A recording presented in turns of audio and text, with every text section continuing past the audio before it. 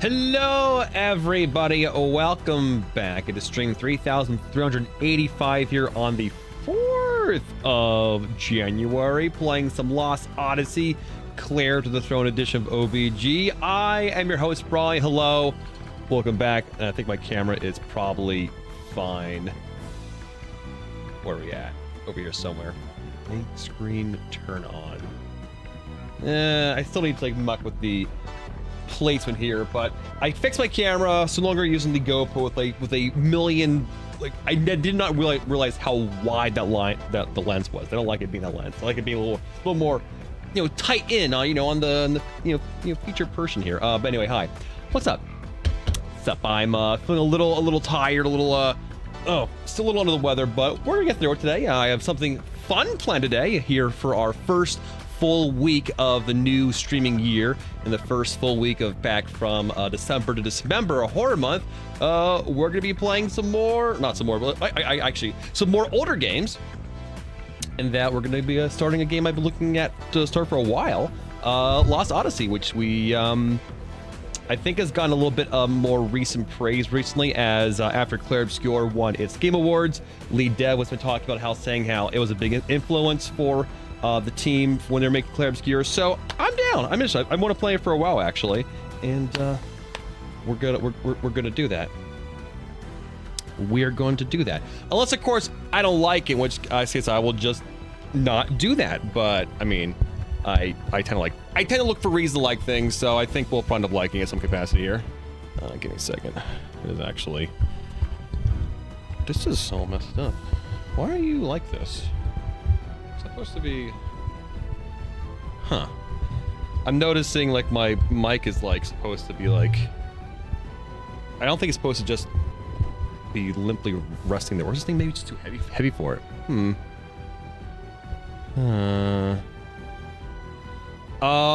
This game has 4 discs. Actually 4 discs, which is wild. For the 360 era. Weird. Sorry, I'm just looking at my mic here. I realize this. I don't know how I'm supposed to like be on here. Like, I don't know if I'm like, if I mess this thing up. Like, what do you do? I don't know. Oh, maybe. Wait.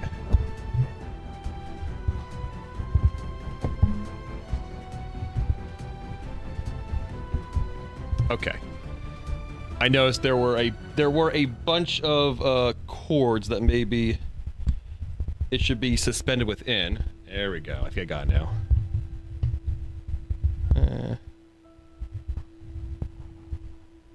Alright, I get it. No, there's still more. Maybe. I don't know. Maybe that's better. Sorry. Random. I got random fixation there. Anyway, hi. How are y'all doing? Okay. No, I'm playing it on an Xbox One. We'll not be playing on the 360. So we'll get some enhancements. I don't know, we'll get many enhancements versus playing this on a Series X, but maybe a tad better versus playing it on a 360. I don't own anything higher than an Xbox One. So, speaking of Xbox One, I'm so sorry. Whenever Sin gets their Xbox box giveaway, I will not have an Xbox box, an actual Xbox to give him. I'm so sorry. My friend, she unfortunately already gave it away. So I predicated saying that it was a thought that maybe I could give the Xbox box, could come along with an Xbox this year, but unfortunately I couldn't make a lie out of myself. So no extra Xbox. So sorry. But I probably can still have an extra controller. But anyway. Oh, there you are, Sin, speaking of. You have not messaged me on Discord yet, right? I was looking at my... So sometimes I kind of miss the message requests, and I don't see any. Unless you got them labeled as spam. Deal with a minor crisis. Oh! Alright, then don't worry. On your own time. On your own time, then.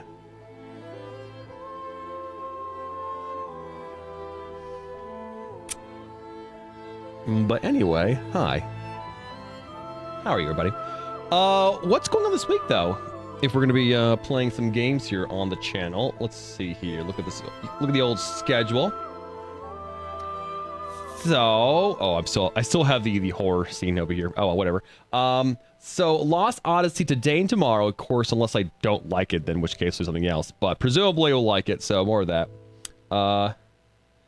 Let's see here. And then on Tuesday, more Look Outside. I'm thinking we're going to be finishing it, probably. Maybe. I have no idea. I feel like I should have had done by now, but whatever. We'll see. Wednesday, a note will be starting an hour later. I apologize. I'm going to trivia with friends. Anyway, those both Wednesday and Thursday will be dedicated to more Infamous 2, which was really effing good. We started it last Thursday, and I was actually extremely surprised at how... I cannot believe it's a PS3 game. It's crazy. It's absolutely insane. But looking forward to more of that. So, yeah, a bunch of stuff to do this week. Looking forward to all of it. Basically, trying to get in some older games here before we get, like, start getting a absolute avalanche of more dope-ass games coming out, probably, as early as, like this month, really, honestly. There's a lot coming out. But anyway, what's up, Chimera Girl? Hey, Oku. Hey, Sin. Hey, Saltiest. Hey, Soul Murder Burger. Oku, Evan, Chimera Girl, Blaster. Red, how you doing? Liquid! Kevin, hi.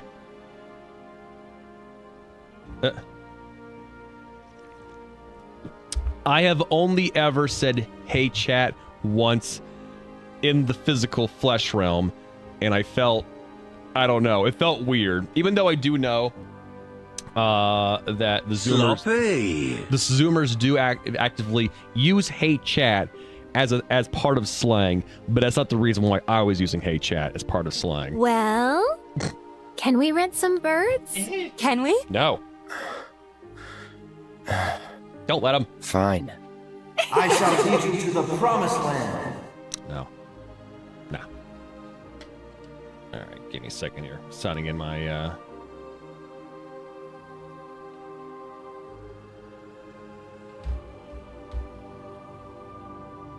Oh no! Yeah. Anyway. You can't remember a single thing with this game? That's funny. Well, I am here to help out remember as I go through my first playthrough. I think I have everything set up here. Like I said, we are playing this off an Xbox One. This 360 game. So I think it should have like some enhanced, maybe slightly better load time, slightly better texture filtering. Yeah, it's only on one Xbox One though, sorry. All right.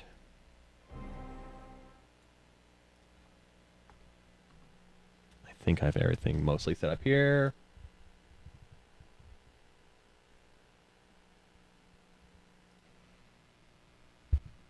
Good old Xbox One UI here. Play.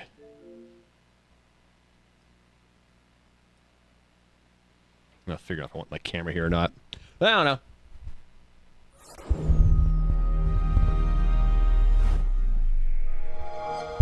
Gameplay best on Xbox One.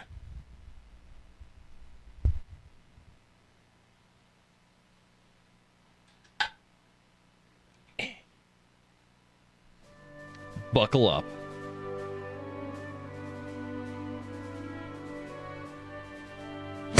Ow.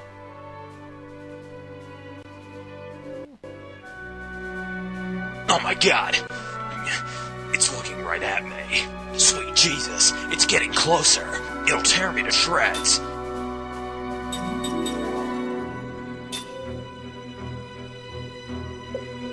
Ooh, 1.9 gigs.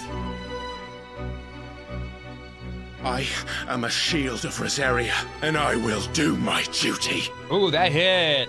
Ooh, that one really hit. You with a woman? You can't even catch a ball! A twin brother. Fancy that. Here we go.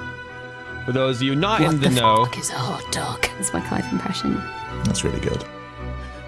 we're A cloud with no will bores me. we're playing Lost Odyssey here, made by the dream team who made What's the matter? Chrono Trigger. Gonna cry again. Cry, cry. That's the only thing you're good von for. Ronsenberg of Dalmasca. So a lot of Final Fantasy lineage in this game right here as well. So text speed, probably fast. Caption on. English. Oh, wow, they have 4 options.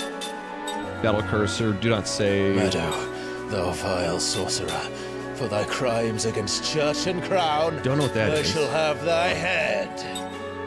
Camera is normal. Button confirm. Oh, hey. Well, that's cool. They actually have... This is an option here.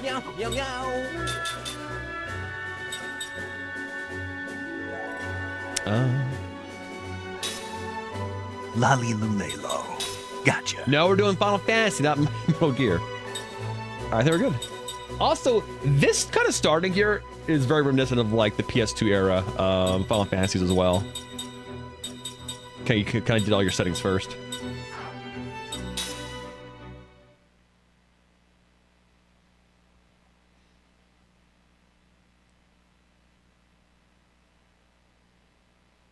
Let us begin.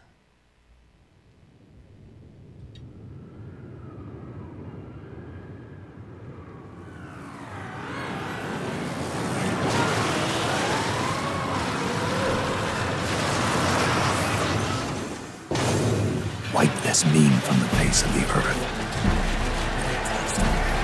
We started with a war? Oh my god.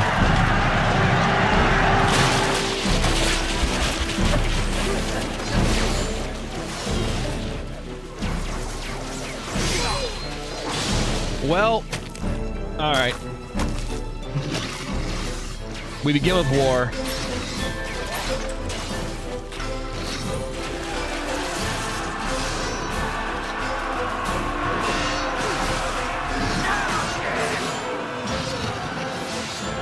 I will heal your monster no more.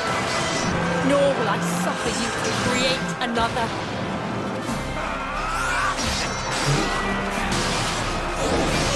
Ooh, damn. All right, couldn't tell before. These are actual people here.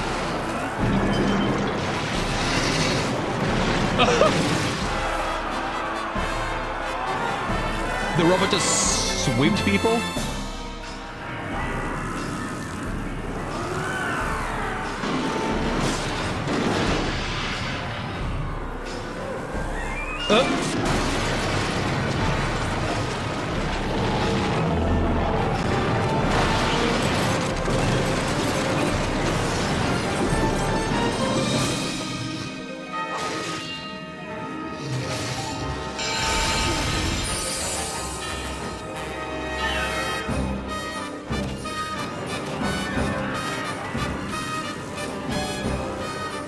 People getting res now?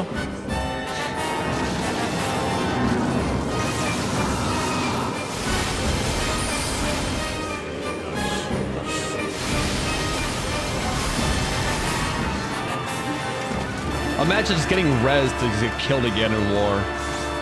Good God.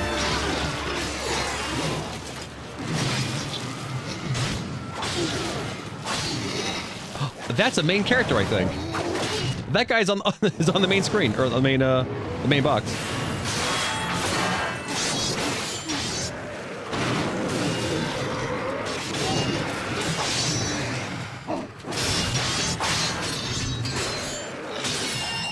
Oh, hey, what's up, Zor over there? This is on the TikTok vertical here. This is Lost Odyssey.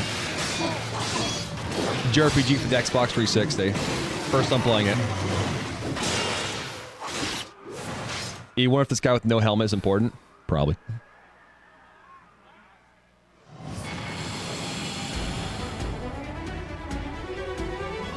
Did I say TikTok? I didn't mean TikTok. I meant YouTube. All right, we have our first controller. Attack with your weapon to damage the enemy.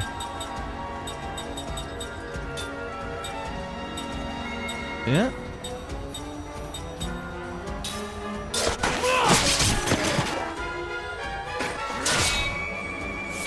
So we smack people.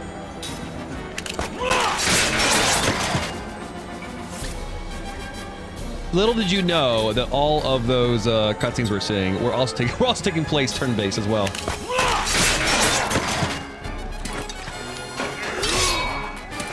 So he's automatically guarding here.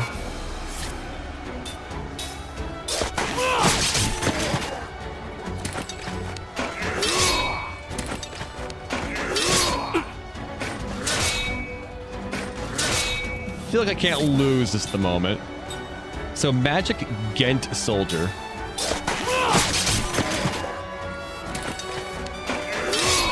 Yeah, I've no. So my health is the bottom right, I think. I have no idea what's upper right. Bottom left is turn timeline, yeah.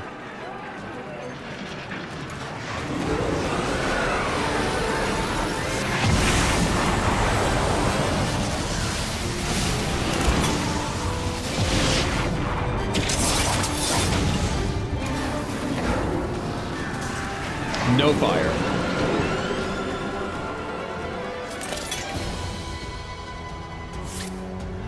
So now we have defend as well. Flee formation, equip, attack. All right. You want something? All right. I think I've mentioned before, I played in my life a lot of World of Warcraft, like a metric crap ton of it, right? And at some point during my World of Warcraft career, I took to using a mod called Soundtrack, where you could essentially just like play, like replace the music in World of Warcraft with whatever you wanted, right? And you can make it very granular down to like basically with the sub-zones of zones. And I remember I definitely use a lot of music from Lost Odyssey for that music overall for myself. So like a lot of these songs for me, I'd be like, this. I remember this is a song that was on Ashenvale. This is a song that was for the Barons. There's many songs that will be now here to me. Are gonna be like, this is a World of Warcraft song. This isn't a song from this. Anyway.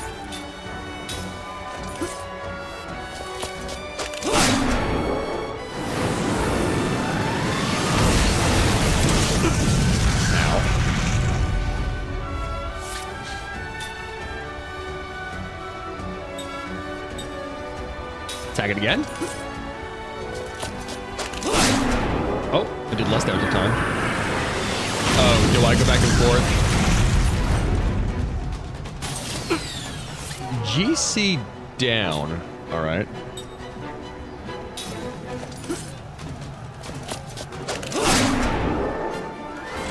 Oh, activate the... Okay. So I'm guessing I go back and forth on these two different sides here.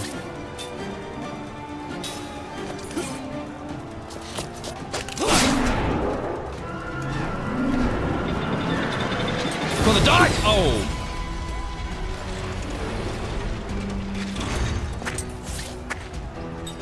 I feel like he could have avoided that easily. Healing medicine.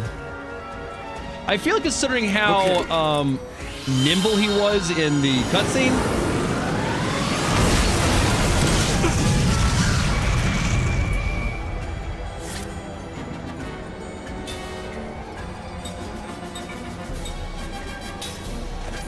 I know he just stood there and took it.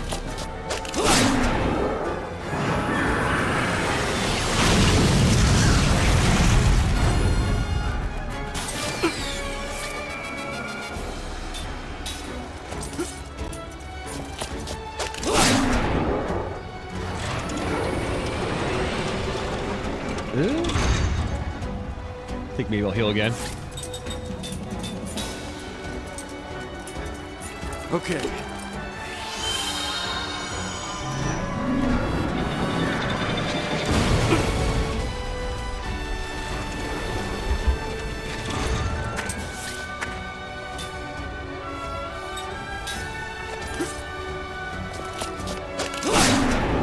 All right.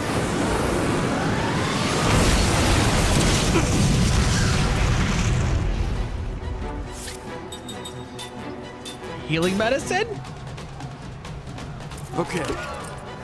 He speaks.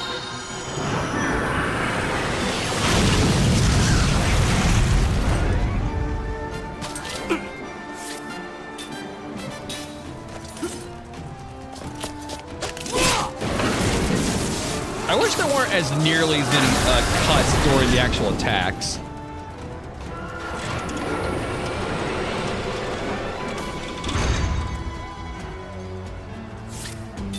It feels like when I do some of these attacks here, it feels like they're being... You ever see that one really bad cut from like one of the Taken movies? Where like, Neil Neeson's like jumping over a fence and it's like done for like 20 cuts. I have a vague recollection of what last round was. I know it's played before.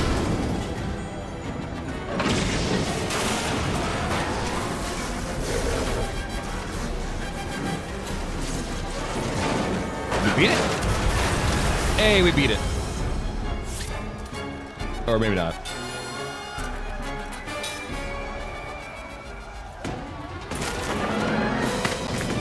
Oh, cool. Oh. So in Claire Obscure,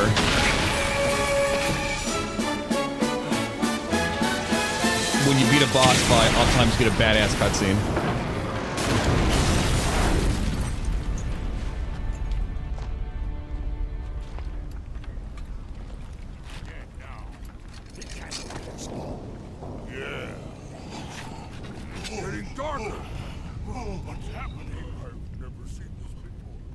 I've never seen this before.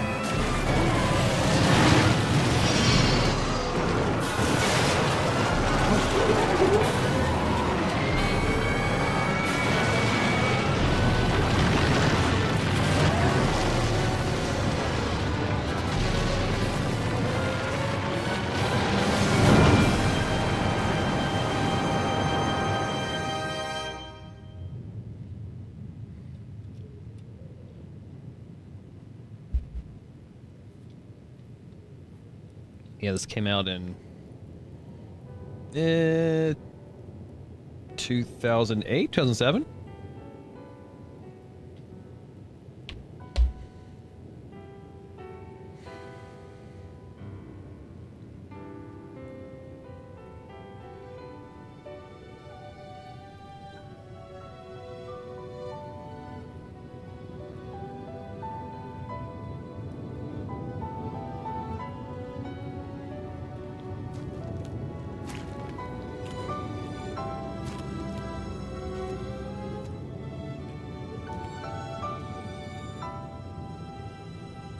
So whatever war is going on here, we're fighting on the side of the guys with the kind of golden armor.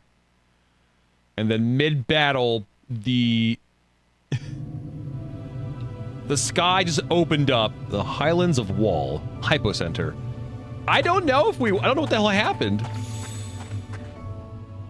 Yes.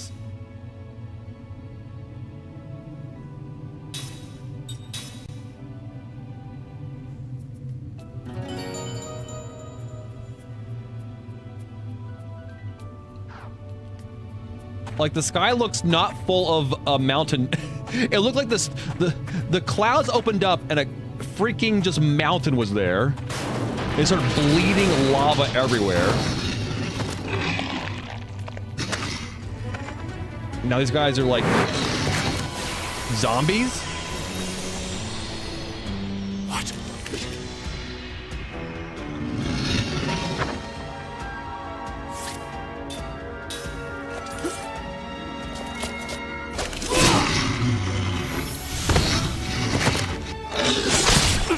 Ouch.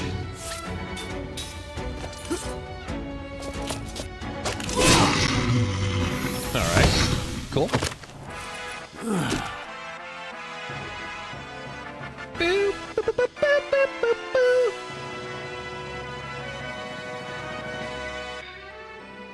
Alright, for winning the battle fanfare, not too bad. I'm definitely feeling the this is Final Fantasy in all but name. Certainly, I didn't know that it was black magic, but I did it anyway, because the dark arts are hot. Just ask Lulu. Well, that hurts me, I think.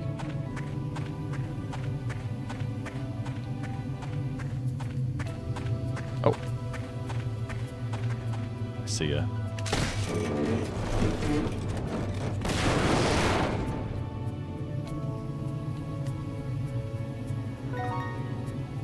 Bruiser ring obtained.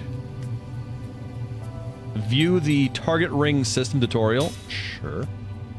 Trigger the target ring system. You need rings. Okay. After you equip the character with rings, the attack command will bring up the target ring automatically. The target ring battle system adds assorted abilities to your normal attack with weapons. While the targeting ring is activated, the target ring and time count will be displayed when you choose the attack command. When the time count starts, hold down right trigger and release it when the outer ring is directly over the target ring. Okay. If your timing is right, your attack will completely be effective. Perfect is the best result. If time runs out, if your timing is poor, the result will be bad and you will not achieve any additional effect. You can achieve additional effects with the target ring system depending on the ring you equip. You can choose your ring according to your situation. Alrighty then.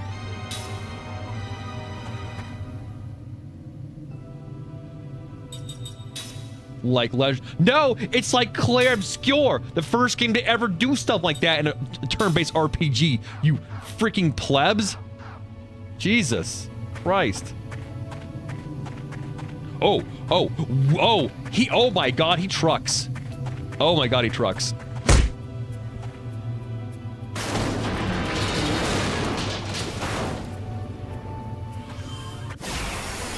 Oh, and we have random battles. Let's take him down. We have random battles here.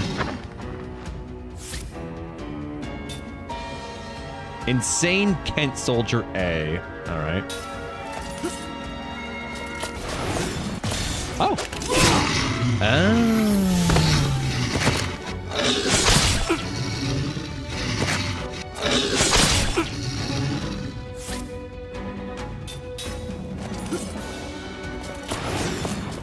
Oh.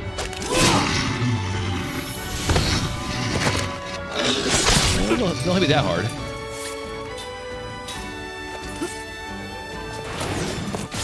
Ooh. Perfect. All right. Only the strong survive.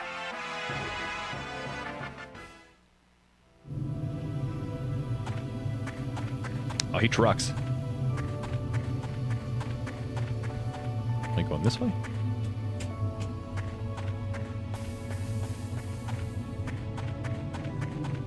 Can I ram more of these things here? Angel's Plume obtained. What do these items do for us? Medicine, Tail Feather Tail Feather revives a KO'd ally and slightly restores hit points. Okay.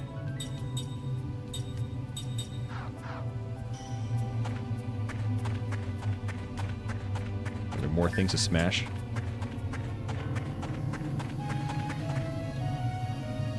Don't think so. Not here anyway.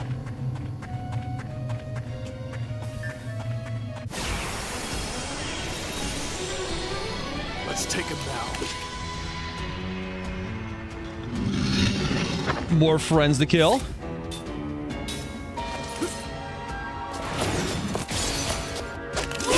All right.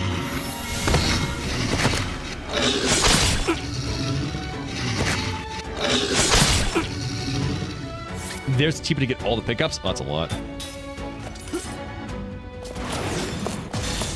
Oh, only good. So we're definitely seeing there's like attack commands. I wonder if they'll be defensive ones. Only the strong survive. Alright. Can I smash this thing? Yes.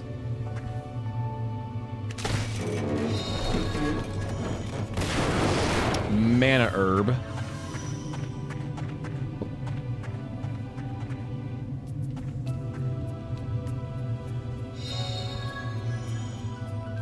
Nameplate obtained. What? Oops.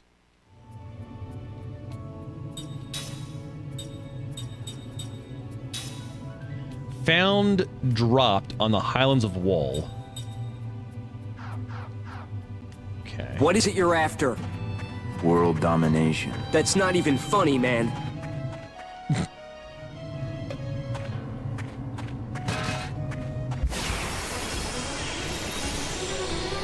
Let's take him now. Oh, what's the matter? Gonna cry again? Cry, cry. That's the only thing you're good for. Perfect.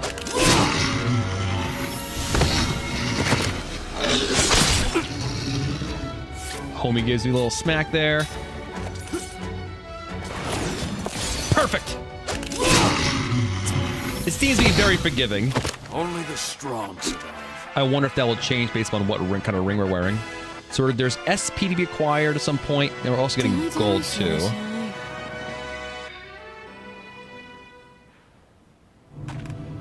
Dilly dally, shilly shally. Shut up, Tifa.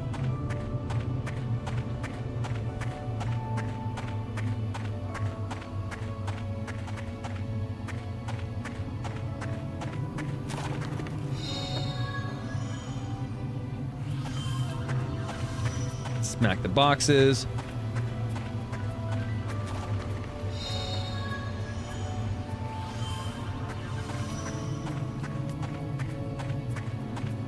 Alright, so for the most part, the camera angles are kind of fixed. I can move the camera a little bit. Right trigger can wow, can really zoom in. That seems to be all the buttons can do.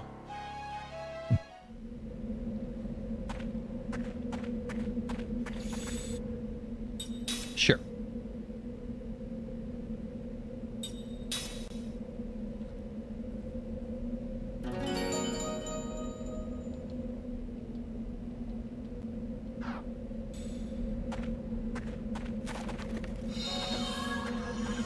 Knock open some more boxes here.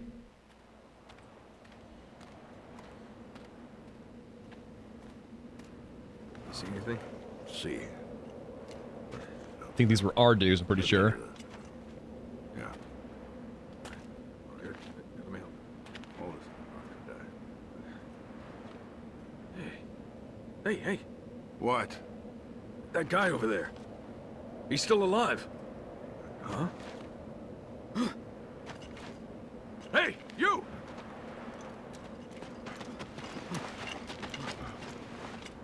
What about the others? You alone? What's your name? Your unit? Second Lieutenant Kai Marganar, Commander, 17th Platoon, Armored Magic Troopers. Kaim. It's a miracle you made it. Come with me. This way. Unbelievable. One survivor. Yeah. Amazing he made it out safe. Especially in that outfit.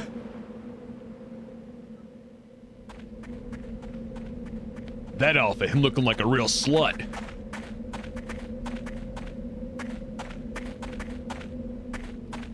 Oh. Alright, so you can't talk to people. No prompts, though. I'm here in orders from HQ to investigate the area, but it's far too dangerous to go anywhere near the meteor strike. I'm just not sure what I should do.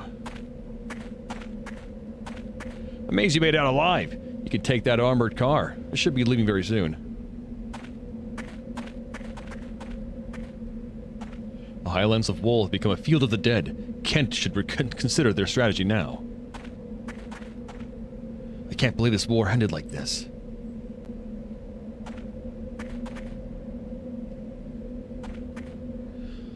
I hear that a meteor fell on the battlefield. Is it true? How did such a thing happen? It's not so much a meteor fell on the battlefield, more so a meteor kind of like appeared overhead and started bleeding lava everywhere. Busy medic Talmia. Please excuse me for a moment. This patient needs all my attention. Ura would never yield to the barbaric Kent, beastmen. This should have been the last battle. But what does it all mean? Did we win or lose? Ha, that showed them. Sure showed them. Trembling soldier Zax. We wipe those Kent scum out. That's what happens to those who go up against Ura. So, we are of the kingdom of Ura? Or Ura? Sorry, Lieutenant. Can you please hang on for a moment? If you're able, how'd you like to collect some? Sorry. If you're able, how'd you like to collect some supplies we have here? None of it's of any use to us anymore, so take whatever you like.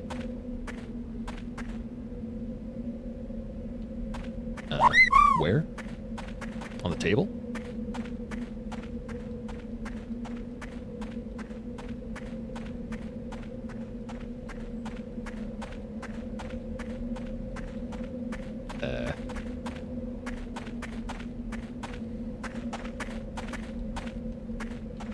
This stuff? Oh. This stuff. I found an angel's plume. I found 4 whetstones. The ring assembly tutorial. Sure. You can assemble the rings you need for the target ring system using ring assembly. Remember that you need components for ring assembly. There are many different kinds of components. These components can be earned in battle or found in treasure chests or at stores. The ring itself can be used as a component too. On the ring assembly screen, you will find the ring formula list. If you have the required components, you can assemble the rings right away. Discover what's possible on the ring assembly screen when you find new components. You'll find new ring formulas as you obtain new components. You can filter the ring's formulas by pressing the X button. Search your formulas as you obtain new components. Okay. Cool. Rings are important. Got it.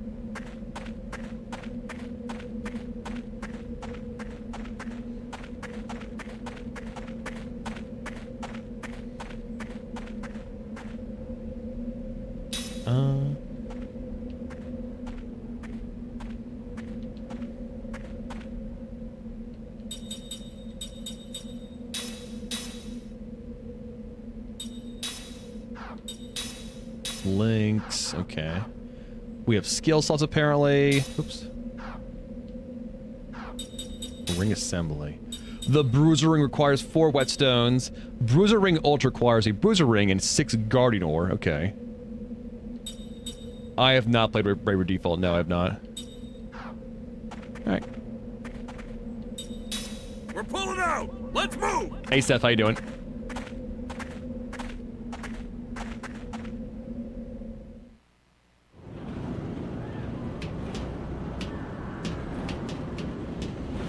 I'm alright since I was on the edge of the battlefield, but the rest of my unit... You see that bust-up magic weapon? I can't believe even magic energy couldn't protect it. Meow, meow, meow, meow, meow, meow, meow, meow, meow. Don't worry, you'll be alright. I'm almost done with the treatment. The painkiller should kick in any moment now.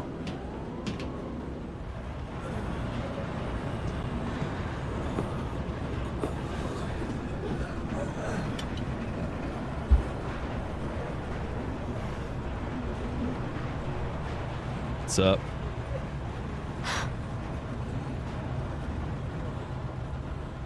That's Officer Seth Balmore with the 43rd Magic Division. She's like you. She got out in one piece. Really? You two are walking miracles. Party member? Hey, I...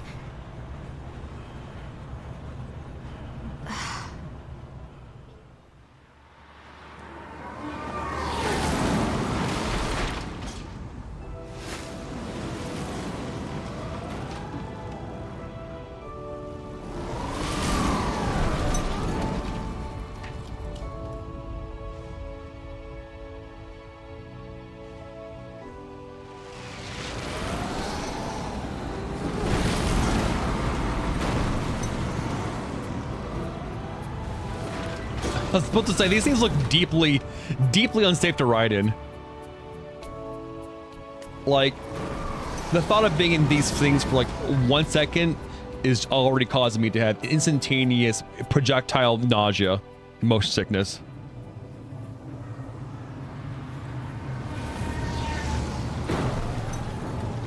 Well, Arcananes, technically speaking, you could play on PC. Technically. Here's where you get off, Lieutenant. The Council wishes to hear from a survivor, sir. Sorry, not you, Officer Balmore. Hey, I'm a survivor too. The Council has only summoned Lieutenant Argonar. Sit down and shut up. Well, that's just weird. This way, Lieutenant.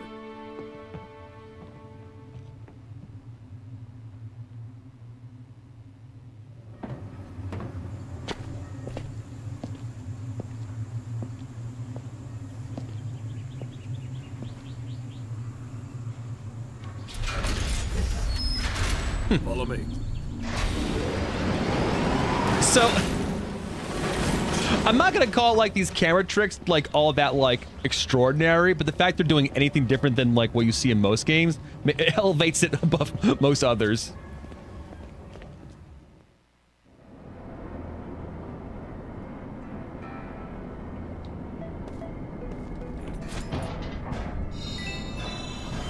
Well, I can kick trash cans. Is it gonna be a trash can man?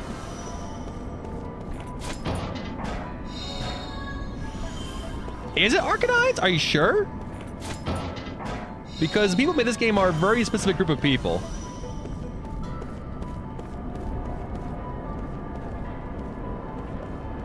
The gate is for vehicles only, but people on foot will have to take the monorail through the station up above.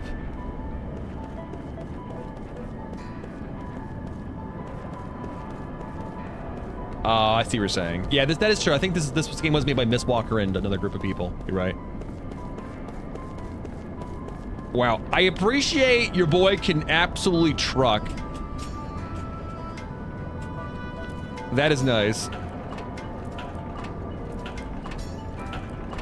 Though he can't go up out ladders quickly though.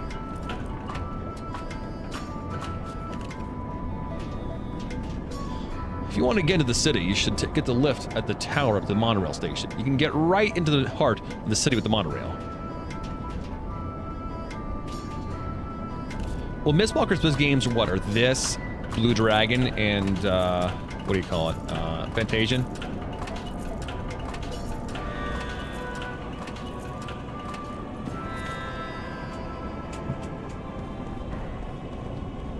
Where are you going? The battlefield is completely shut down. Completely empty now. Not a thing or a soul in sight. I'm gathering all the stuff.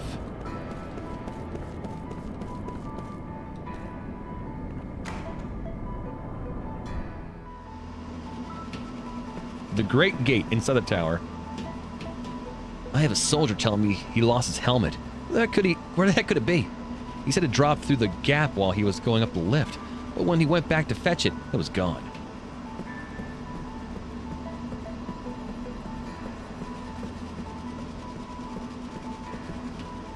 Oh, that's a lift.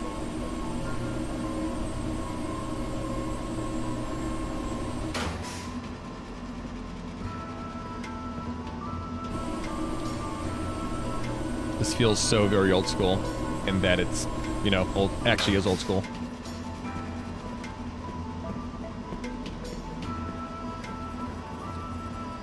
How do I do this again? This cargo lift doesn't work the same way as the others.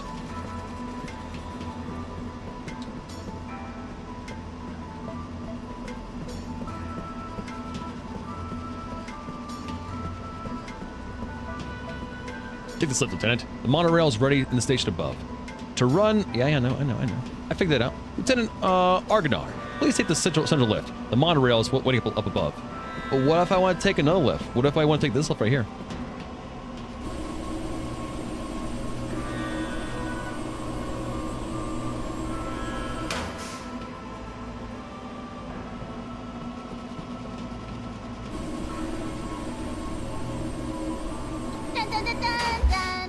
Hey, Scan. Oh no. As far as I go.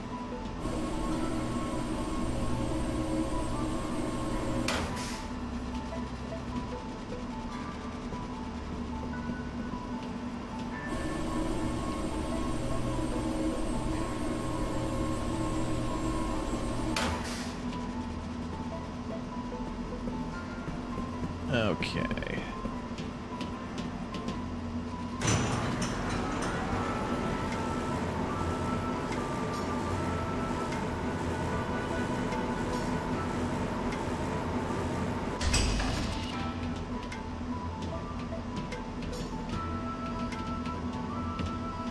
Yeah, when it comes to the depth of field stuff here, an attempt was made.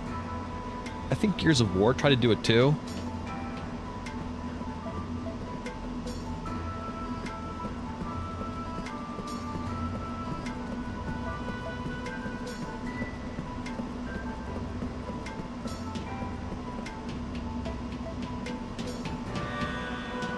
Move, Lieutenant. Stop goofing around. Station is just up ahead. Let us proceed, Lieutenant.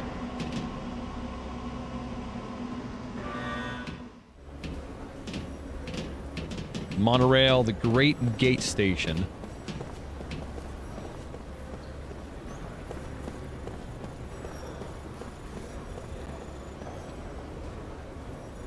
All aboard! I'll be departing shortly.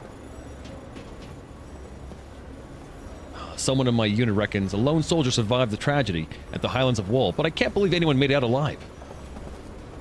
That battle's turned into our worst nightmare. Everyone was killed regardless of which side they were on.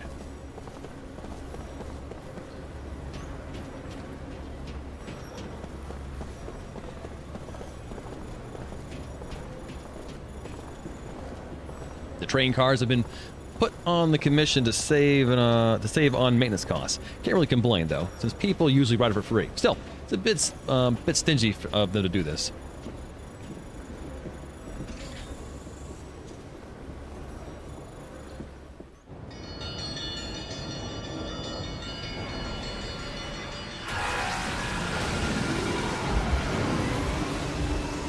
Oh wow, it's actually huge. Inside the monorail car. Why don't you take a break for a moment? Once we get out of the station, we'll have to walk the rest of the way to the council hall.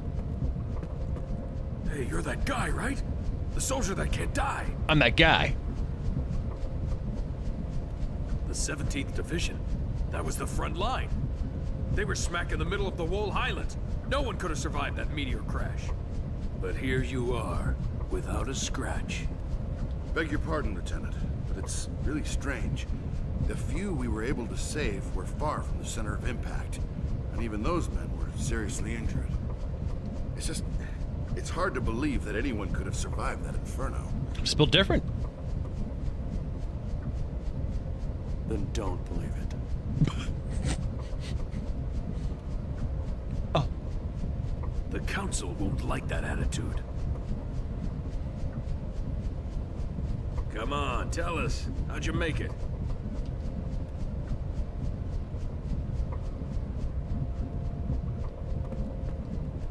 Hey, look, I was just asking, okay?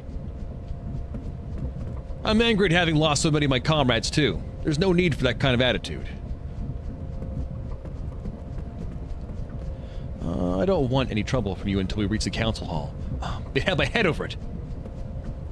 The magic industrial revolution is a real problem.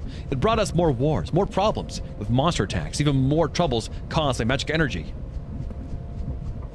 There's mass panic in the capital and fear they'll be the target of the next meteor. Some people have already started to flee.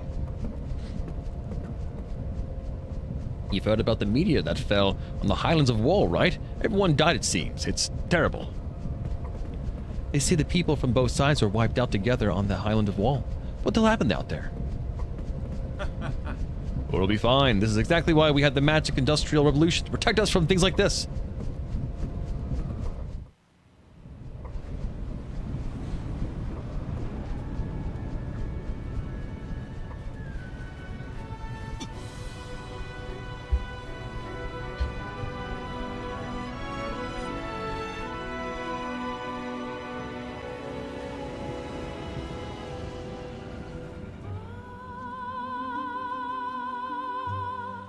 Microsoft Game Studios presents a Mistwalker production. Developed by Feel Plus.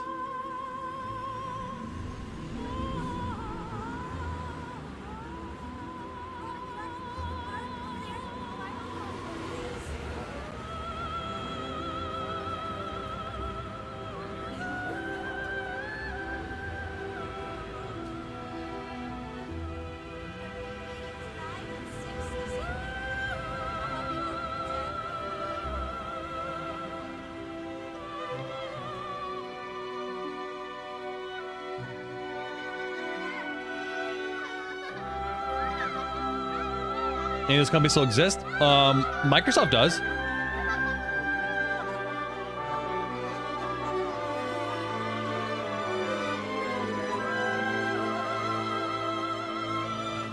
And I think Miss Walker still does, I'm pretty sure. At least with some capacity.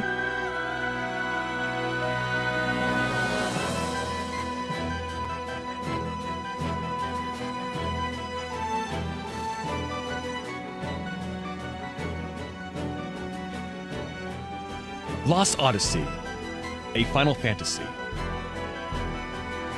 Not a Final Fantasy game.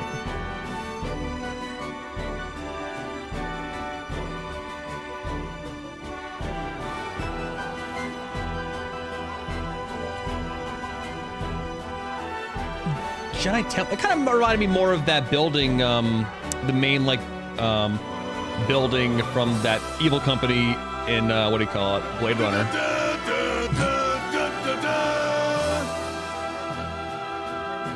It fit.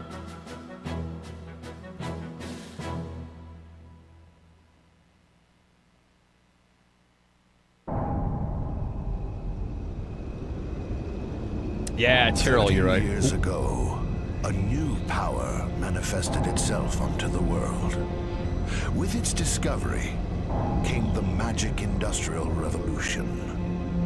This power came to be called magic energy. Even now, there are none who can explain why this power, a power that merely lay buried within all living creatures, suddenly flourished as it did. Today, this magic energy permeates every corner of the world. It has changed the way people live, transformed the shape of industry, and has even altered the nature of war. So war has changed.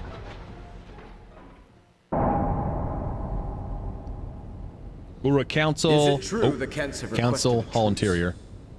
Indeed. We heard that enough I used to be an anime to cover the otaku. Wall Highlands and that most of the Kent force were eliminated. This war was started by them. It's only right they withdraw. We've also lost a tremendous number of troops. After suffering such a devastating loss, if the Gozo were to strike now, there would be no way we could defend our country. And there are also whispers that Gozo was pulling strings behind the invasion. What makes you think that the Gozo were involved? We have confirmed that a large amount of military hardware has been moved from Gozo to Kent. Politics. We assume Gozo plans to use Kent to keep things stirred up and destabilize Ura. Ura. Are you saying that even the meteor crash was a Gotsan plot? My lord, I have some disturbing information on that subject. We suspect that a situation at Grand Staff may have caused the meteor crash. Grand Staff? This is not the first time that stories about them reached my ears. This is not confirmed, but magic energy may have leaked out of Grand Staff, interfered with something in outer space, and precipitated this disaster. Okay. Gongora! Yes, my lord. The Grand Staff falls under your jurisdiction. Do you have anything to say? Nothing for the moment. Where did you get this information?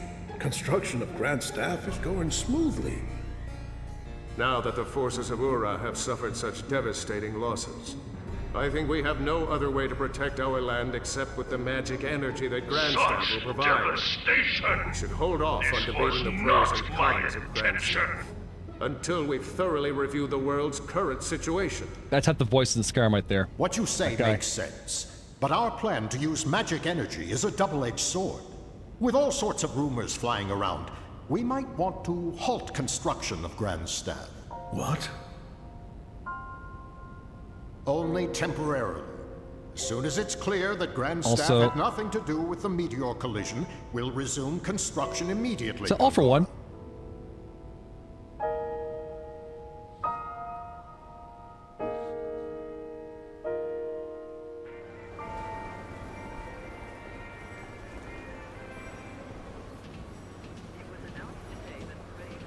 Monorail, the central station.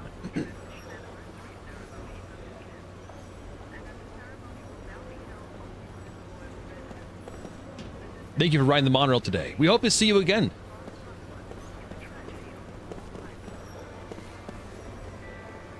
did you hear? Everyone who went to the Highlands of Wool was annihilated.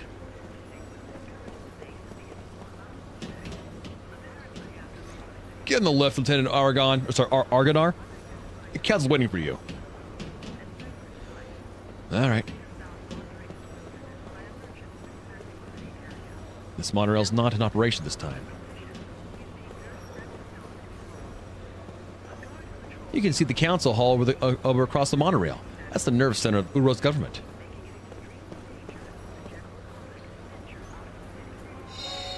Engraved ring.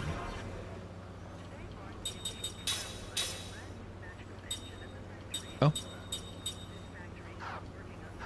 Different kind of ring, apparently. If you have a question, go ask the station crew. I'm just here on patrol.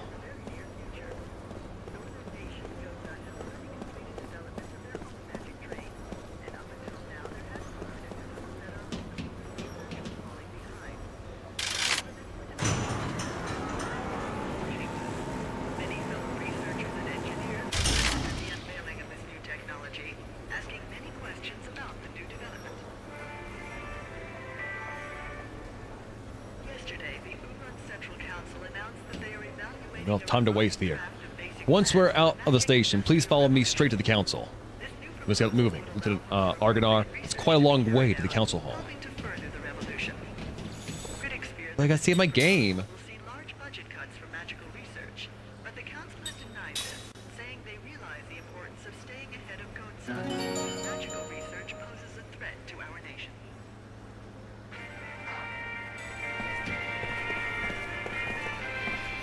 A meteor fell in Highlands of Wool. A meteor? How insane is that? What happens if another one falls here? Well, you guess you'll die? I don't know who it is, but someone keeps throwing trash into the vase. It'd be nice if there was someone else who could pick it out, too. Vase, you say? If you want to ride the monorail, go to the second floor, assuming the monorail is even working, that is.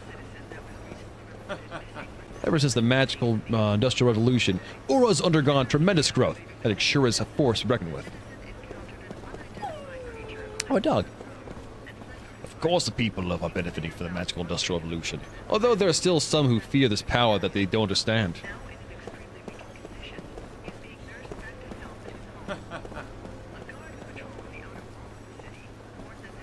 Welcome! This is where you go if you need directions to how or have any questions asked how to use the monorail system. We also handle the PA system announcements, monorail status reports, and lost and found services here. Let me know if you need anything. Drop off lost item. I believe we just had someone inquire about this earlier. This ring was a gift from their owner's fiancé. He was a young soldier, and he was quite distraught. I'm sure this will make him very happy. I was asked to present a certain item to whomever brought the ring here, so please take this. Oh, a Carol. Oh, that was nice. Can't believe how laid back the civilians are. We're at war here. Same as ever was. We're at war, so I understand why the soldiers here are all so tense, but I'm starting to dislike the atmosphere in the station now.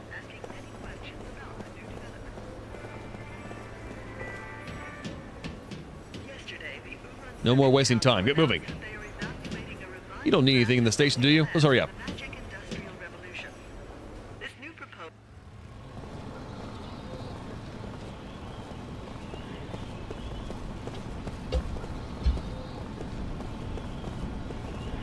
The battle at the Highlands of Wool took a nasty turn. All the soldiers in the city are on edge and stern looking.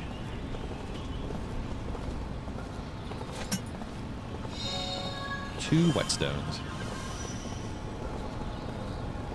All the soldiers have been acting so hostile lately. They could at least loosen up a little while they're shopping.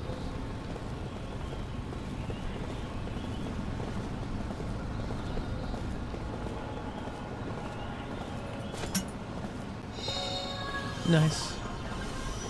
This war has cut drastically into our clientele. Hopefully we'll have our old bustling city back before long.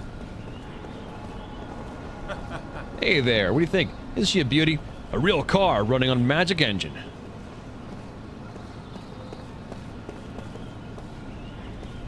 The war will undoubtedly end after such a horrible tragedy. The council is apparently convened for emergency talks.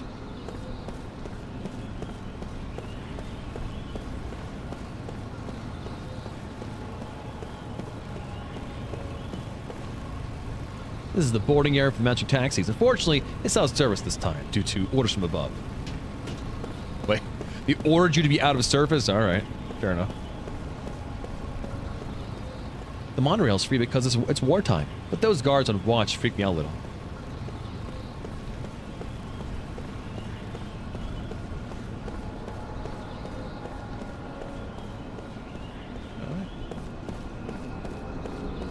Pretty. I was at the station, but the monorail and taxis are all stopped. How am I supposed to get to the Great Gate? Let's get on Main Street. The council hall is getting close. It's only a short walk to the council hall once we get to the main street. Let's move.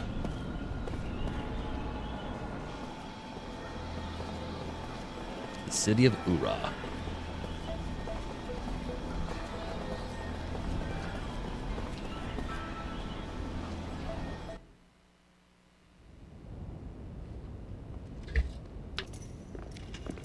Well done. You may leave. Bye. Goodbye forever. Lieutenant Kaya Marganar, we thank you for a job well done. I am Roxian, chairman of the Central Council of Ura. Well, Lieutenant, it seems people are calling you the Immortal. We've heard there were almost no survivors from Ura or Kent after the meteor crashed on the Highlands. And yet, you appear to be unharmed, even though you were presumably at the precise point of impact. Precise point? How did you survive? Yo, can we back that up right now? Can we back up just a little bit, maybe? My lord, please allow me to explain. Fine. Speak. Thank you, my lord. Actually, this man is immortal thanks to my magic energy. He is under a spell of immortality that I conjured. What? I wish to know more.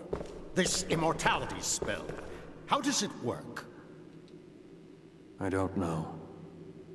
What? Are you saying that you don't know about the spell cast on you? I don't remember. I recall nothing. My lord, this man has lost his memory. However, he is skilled in magic energy. So I have been studying his abilities. Then what can you tell us, Gongora? With all due respect, my lord, the spell is a curse. It is said that merely hearing it brings death near. For the safety of everyone, it is better that the spell be kept secret. Wow, this guy is making everything awfully convenient for himself. He never has to explain shit. Very well. Since I trust your studied opinion, I shall take your word that we should not know the spell. Death is determined by fate, and one cannot fight it. Yeah, I'm guessing if we were to press this guy thoroughly about his magic career, we'll probably unravel the entire plot of the game, so let's not do that.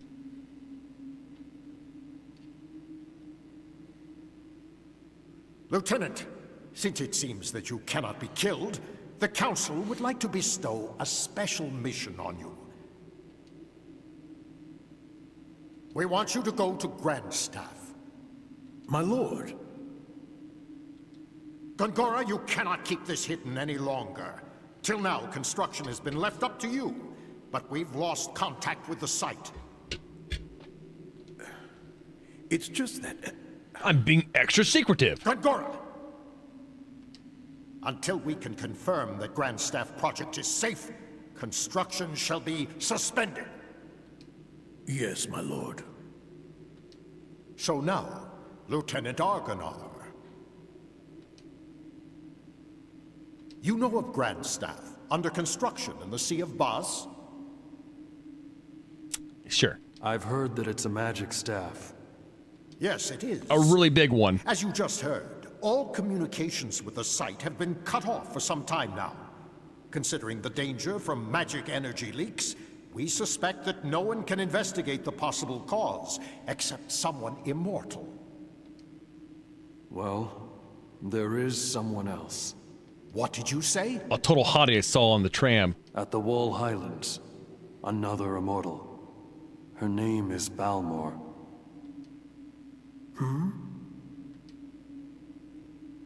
Well then, this other one shall accompany you. I shall summon her. Woohoo! Party member! Quickly, make the arrangements! Right away, my lord. Kaima's Bosch? Huh. My lord, pardon me for saying this, but I'm building Grand Staff for the sake of our nation and its people. Enough! We will await Kayam's return and report. Who does Roxy in here? Does he voice all for one from My Hero Academia in the American dub? Of course, my lord.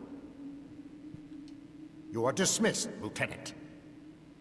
I'm pretty sure it's him.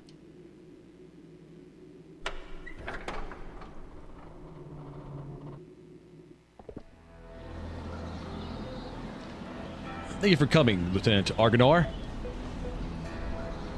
I have word from Chairman Roxy that you are off duty until further official orders come from the council.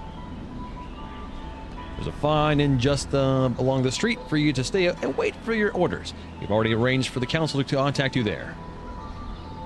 You can check the location of inns and shops with a navigation map on the top right corner of the screen. You can also zoom in and out by pressing that button. Oh.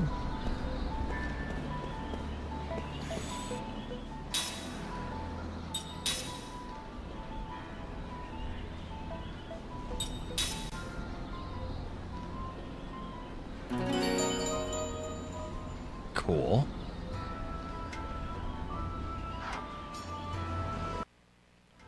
I did notice that I was getting some tips there, like while I was opening things up. I saw something mentioned what the GC was, but missed it though. You can examine. Okay, I can't really. It takes long to read that. All right. Richard Green, not many credits. All right. The street is closed. Use the other street over there. Council Chairman Roxy's one sharp man. He's holding the reins of ever since Ura became a republic 12 years ago. It's been a while since we changed from a monarchy to a republic, and I think it's made a big difference. Things are easier now.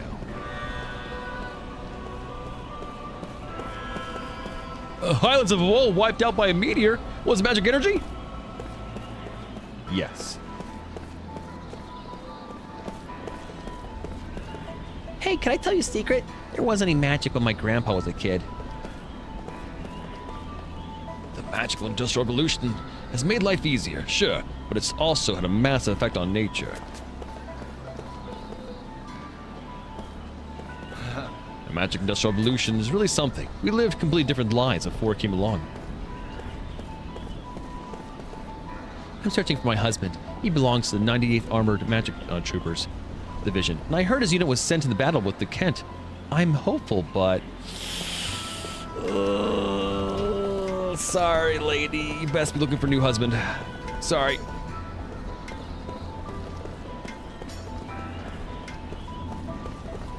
Councilman Gungora is the greatest wizard of all of Ura. They say his political enemies far fear to move against him because of the power he wields.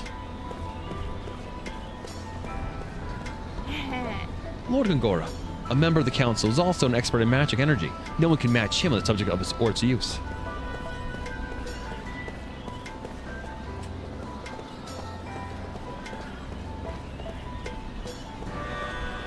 Magic energy is frightening stuff, but it's also very powerful. The movement responsible for the research and the applied magic is what created the magical industrial revolution. Everyone was scared of magic power at the beginning. Look at all the things it has done. Turning wild animals and monsters, the least of it. Head old gem. They say magic energy brought about the tragedy of the Highlands. That really worries me. The Sea of Baus has always been dangerous, but now it's infested with monsters thanks to the increase in magical energy. Magic has drastically altered the ecosystem. Docile beasts turn into raging monsters practically overnight. These council types only say things that make them look good. Listen to the talk of a few of the bars, and you'll quickly find out the truth behind the scene. Oops. Weak magic has existed naturally for a long time, but it's only been 30 years since strong magic energy appeared. This is the main entrance to the city of Ura. You can take care of your shopping along with anything else you might need here. Things were good when old King Zypha... Sorry, old Zypha was king. There's been something wrong with the country ever since it became a republic. Oh my, you look worn out. There's an inn just over there. Go rest. Go get yourself some rest and a proper bed. King Zypha ruled Ura until 12 years ago. After the queen's death, he just couldn't bring himself to care about the politics anymore. King Zypha, well, was loved and respected by the people even after the monarchy came to an end, but dying in such a fashion, it's bound to create some nasty rumors. The husband of the young woman next door hasn't come back from the battlefield. What a shame. They were such a lovely couple. I wonder what Lord Tolton, son of King Zypha, is doing now. It can't have been easy for him, always being compared to his magnificent father. With Ura now a republic, Tolton isn't nobility any longer. He's just a citizen like you and me. You think his upbringing prepared him for that? Over under on Tolton becoming a party member? Also, crap. They have multiple things to say to me sometimes. Sometimes. Doctor said that magic power has made life easier for everyone. I'd like to know what caused this power to suddenly appear. Only some of them. Oh my god, game, don't do that. Magic energy has made life easier. Everything you see here in Ura is thanks to the blessings of the magic industrial revolution.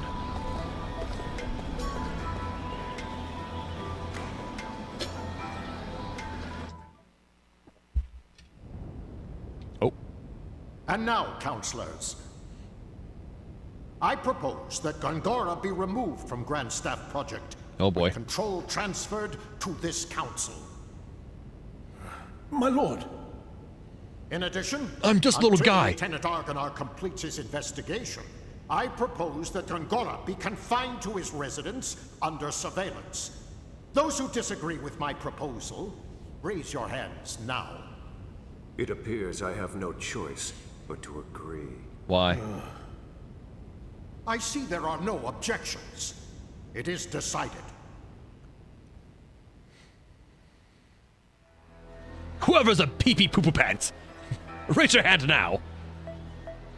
Ho ho ho ho ho!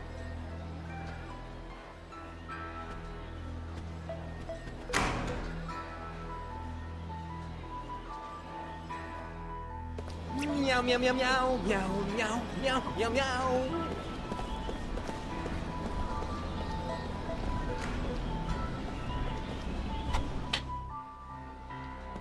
What do we have here?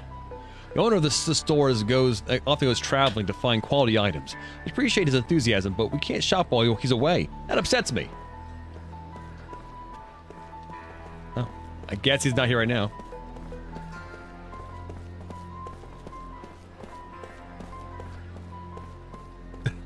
It seems it appears I have no choice, for you have depicted yourself as the soy jack, and me as a soy jack, and yourself as the Chad.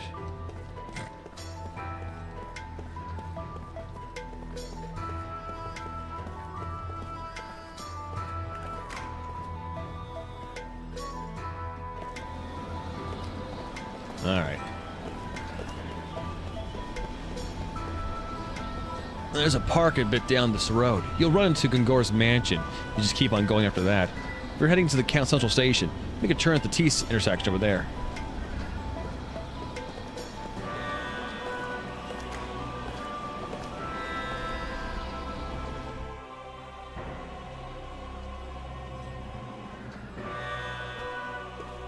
Alright. I expected no less from the captain of Ura. Everything's so big in capital. And check out all the magic engines. I haven't been back to the city for many years. Magic engines are new, but these stone buildings and roads haven't changed at all. Welcome to welcome. The council has told me about you. Please enjoy your stay. As Kaim slips into deep sleep, his dream unfolds. Excuse me? A dream or his past. At this moment, there is no way he could know. you walk away, you don't hear me say, please, oh baby, don't go. Simple and clean is the way that you're making me feel tonight. Hard to let it go.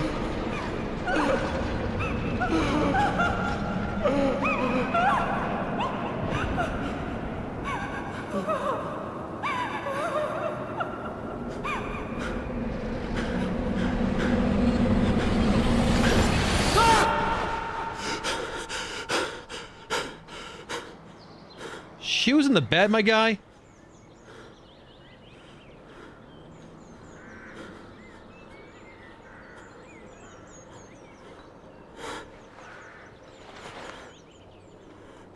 So, dream of a girl falling off a cliff.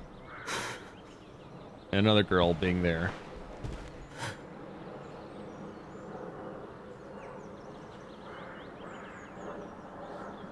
I have no idea.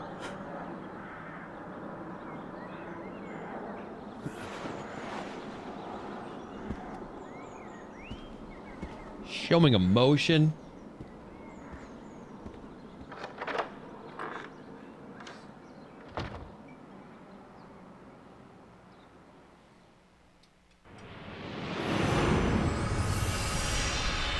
Kime recalls a memory that was locked deep within his heart. A dream has been revealed.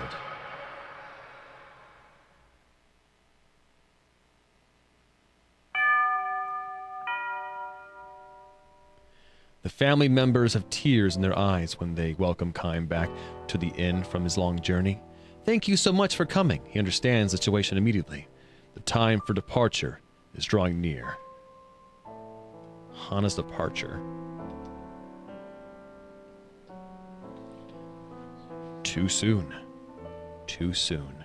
But still he knows. This day would have come sometime. Not in the distant future. I might never see you again, she said to him with a sad smile. When he left on his journey, her smiling face almost transparent in its whiteness. So fragile, and therefore indescribably beautiful, as she lay in bed. May I see Hannah now? He asks. Innkeeper gives him a tiny nod and says, I don't think she'll know who you are, though. She hasn't opened her eyes since last night, he warns Kime. You can tell from the slight movement of her chest that she's clinging to a frail thread of life. But it could snap at any moment. It's a shame. I know you made such a special point to come here for her. Another tear glides down the wife's cheek. Never mind, it's fine, Kime says. He has been present at innumerable deaths, and his experience has taught him too much. Death takes away the power of speech, first of all, then the ability to see. What remains alive to the very end, however, is the power to hear.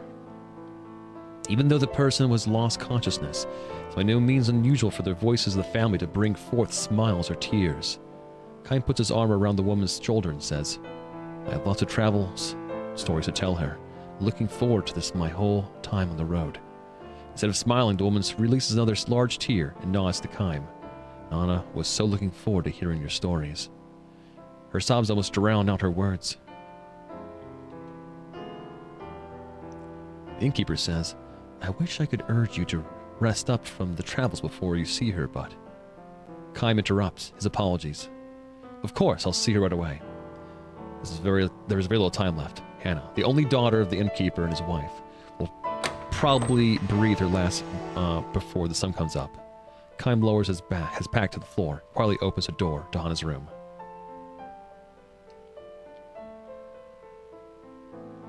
Hannah was frail from birth.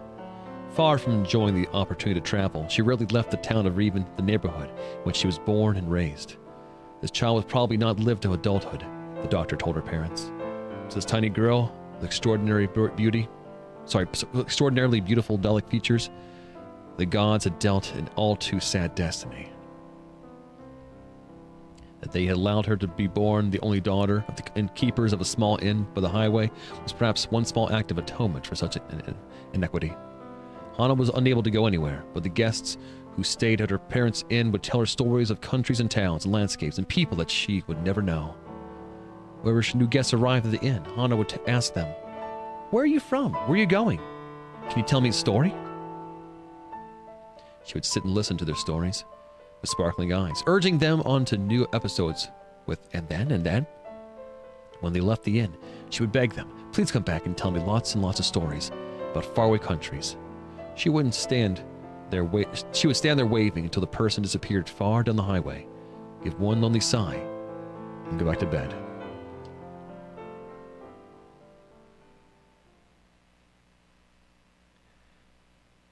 Hana is sound asleep. No one else is in the room, perhaps an indication that she has long since passed the stage when the doctors can do anything for her. Kaim sits down in a chair next to the bed and says with a smile, "Hello, Hana. I'm back." She does not respond. Her little chest, still without the swelling of a grown woman, rises and falls almost imperceptibly.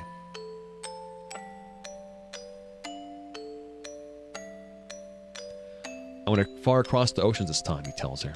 "The ocean on the side where the sun comes up. I took a boat from the harbor, way, way far beyond the mountains you could see from this window. I was on the sea from the time the moon was perfectly round till it got smaller and smaller, and bigger until it was full again. There's nothing but ocean as far as I could see, just the sea and the sky. Can you imagine it, Hana? You've never seen the ocean, but I'm sure people have told you about it. It's like a huge, big, endless puddle."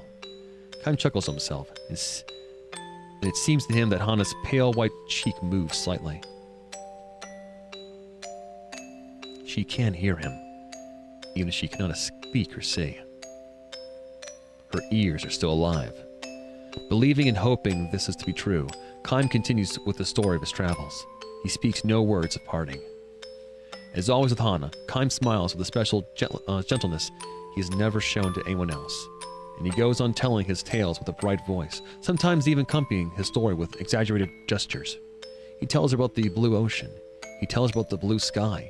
He says nothing about the violent sea battle that stained the ocean red. He never tells her about those things.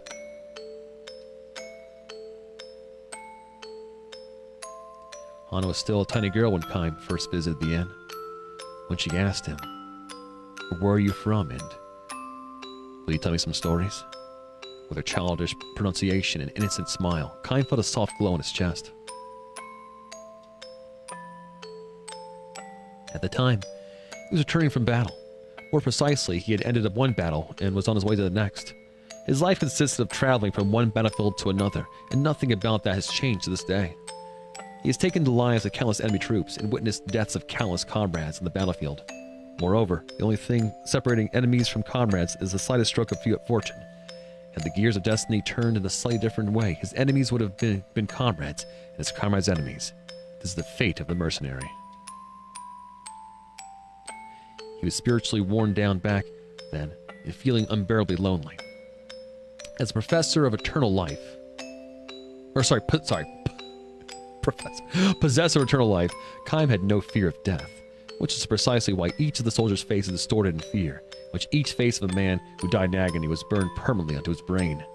Ordinarily, he would spend nights on the road drinking, immersing himself in an alcoholic stupor, pretending he was trying to make himself forget the unforgettable. When, however, he saw Hana's smiles as she begged him for stories about his long journey, he felt a warmer and deeper comfort than he could ever obtain from liquor. He told her many things. About a beautiful flower he discovered in the battlefield. About the bewitching beauty of the mist filling the forest of the night before that final battle. About the marvelous taste of the spring water in a ravine where he and his men had fled after losing battle. About a vast bottomless blue sky he saw after a battle. He never told her anything sad. He kept his mouth shut about the human ugliness and stupidity he witnessed endlessly in the battlefield. He concealed his position as a mercenary from her, kept silent regarding his reasons for traveling constantly, and spoke only of things that were beautiful and sweet and lovely. He sees now that he told Hana only beautiful stories on the road like this, not so much out of concern for her purity, but for his own sake.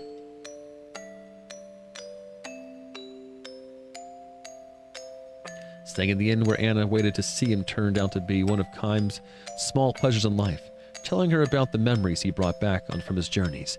He felt some degree of salvation, however slight. 5 years, 10 years, his friendship with the girl continued. Little by little, she neared adulthood, which meant that, as the doctors had predicted, each day brought her that much closer to death. And now, Kaim ends the last travel story he will ever share with her. He can never see her again. He can never tell her stories again. Before dawn, when the darkness of night is at its deepest, long pauses enter into Hana's breathing. The frail thread of her life is about to snap as Kaim and her parents watch over her. The tiny light that's lodged in Kaim's breast will be extinguished. His lonely travels will begin again tomorrow. His long, long travels without end. You'll be leaving on the travels of your own soon, Kana, Kaim tells her gently. You'll be leaving for a world that no one knows, a world that has never entered into any of the stories you have heard so far. Finally, you'll be able to leave your bed and walk anywhere you want to go. You'll be free. He wants her to know that death is not sorrow, but a joy mixed with tears. It's your turn now. Be sure to tell everyone about the memories on your journey. Her parents will make that same journey someday, and someday Hana will be able to meet all the guests she's known at the inn, far beyond the sky. I, however... Hear me out, and you will see how Eorzea's Delulu is caught in 4K. I, however, can never go Your there. means end here. Guys, it's story time. Don't make me go to clean scene. I can never escape this world. I can never see you again. This is not goodbye. It's just the start of your journey. He speaks his final words to her. We'll meet again. His final lie to her. Certainly, I didn't know that it was black magic, but I did it anyway, because the dark arts are hot. Just ask Lulu. His final lie to her.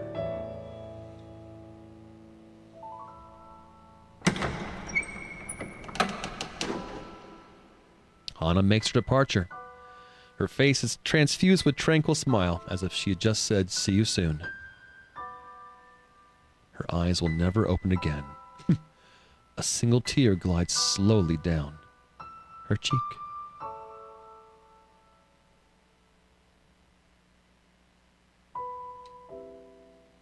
There's something like this in what do you call it? Nice fun. Near Replicant. Surprisingly rude.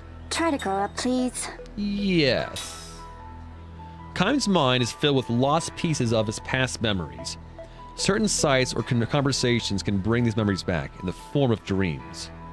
To view episodes of 1,000 Years of Dreams again, rest at any in her bed and select them from the start menu. You can view these episodes a number of times. Okay. In viewing an episode from 1,000 Years of Dreams, you can pause it by pressing the start button or cancel by pressing the back button. Okay. Okay.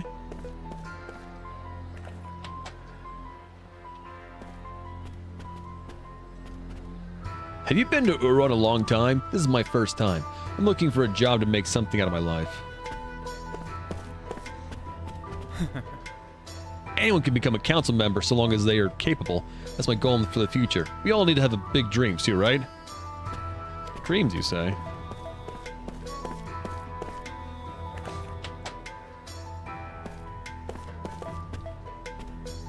I found an item.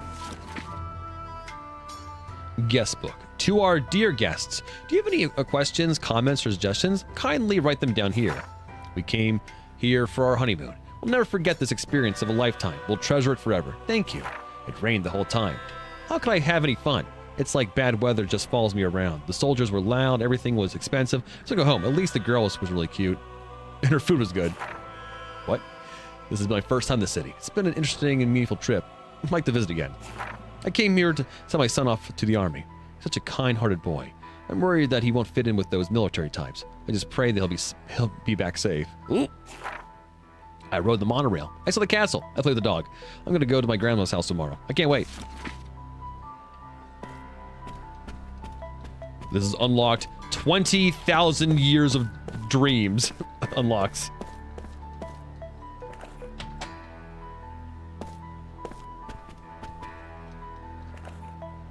Oh.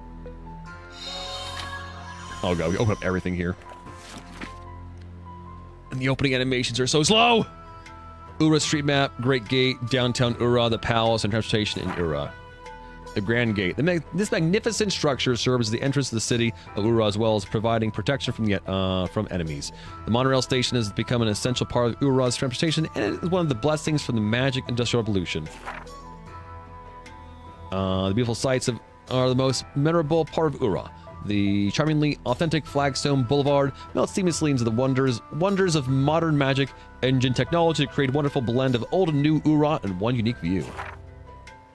Palace. Even under Ura's modern Republican government, the palace's majestic exterior continues to be the loom over Ura. Rebuilt as part of the magical industrial revolution, the symbolic structure continues to serve as one of the city's most recognizable buildings. Transportation of Ura. The monorail system is inexpensive and runs frequently, so it's your best choice for visiting downtown or the palace area. For those who prefer a more personal touch, magic taxis offer a high level of privacy. Some merchants even conduct their most important meetings inside.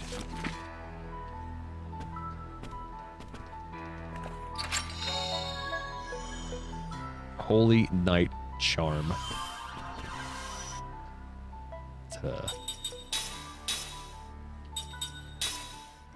Increase magical and physical defense during critical hit point status.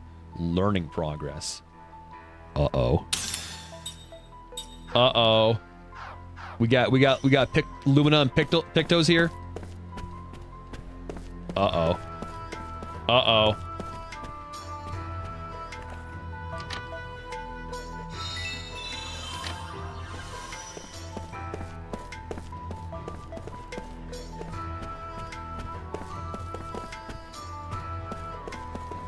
We learned stuff from items here. Probe. I like I said probe. I probed it and I found seed. Probe. You can just write search, game. My grandma lived in the city when she was younger. She moved to our village after she married my grandfather. I haven't been back to the city in many years. Magic engines are new, but these stone buildings and roads haven't changed at all. Also, how you doing, Goat? How you doing?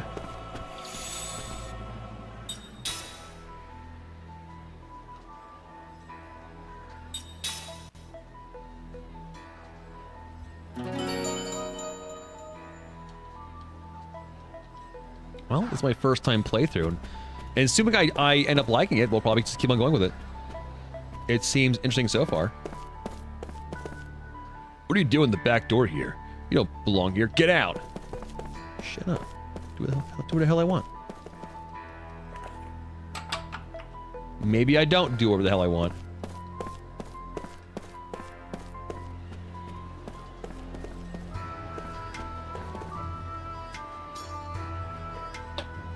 Did you sleep well? No message for you yet, I'm afraid.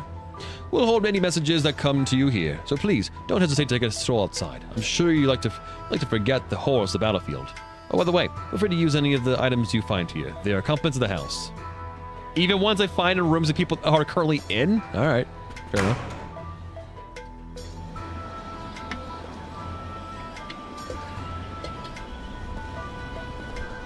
The war is finally over, but it's such a cost to our fellow countrymen.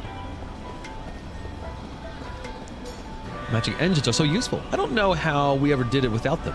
They were incredibly rare just 30 years ago. Doggo.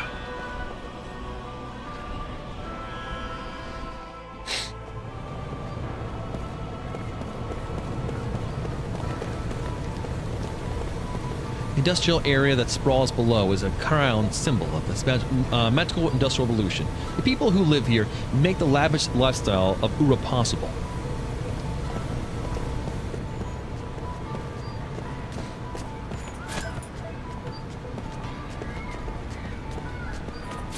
Kick. My God. Oh.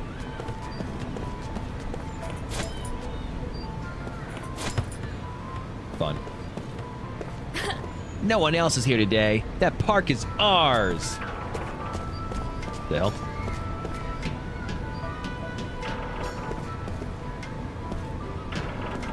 Heh.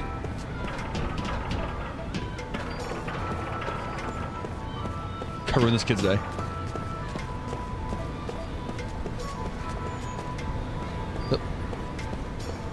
Grandma's no fun to play with. I'll just have to wait for Dad to get home. I was supposed to go shopping with my mom today, but she suddenly changed her mind. He's such a lovely boy. Or lively young boy. I cannot keep up with him at my age. Hand her the soldier's effects. What? Oh, I set this charm off with my son. It could only mean one thing. I knew it. I was kidding myself before, but I really knew it. This was my grandfather's nameplate. Oh, a souvenir from a war long ago that he miraculously survived. He told me that a fellow soldier saved his life in that war, but I suppose his nameplate was enough to do the same for my son. Thank you for taking the trouble to bring this to me. There's so many families in this war, nothing to remember they're parted by. May not be much, but I want you to have this. Hope you make it to retirement, soldier. Okay. And before I saved this guy 1,000 years ago, or like 100 years ago, I just don't remember I did it.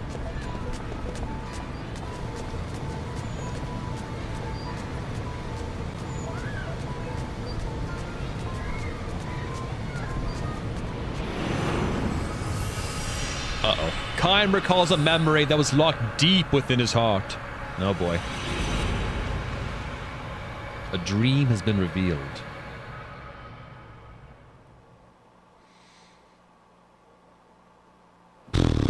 White flowers. Lovely white flowers mark the town. They bloom on every street corner. Not in beds or fields set aside for their cultivation, but blending naturally in a profusion with every row of houses, as though the buildings and blossoms have grown up together.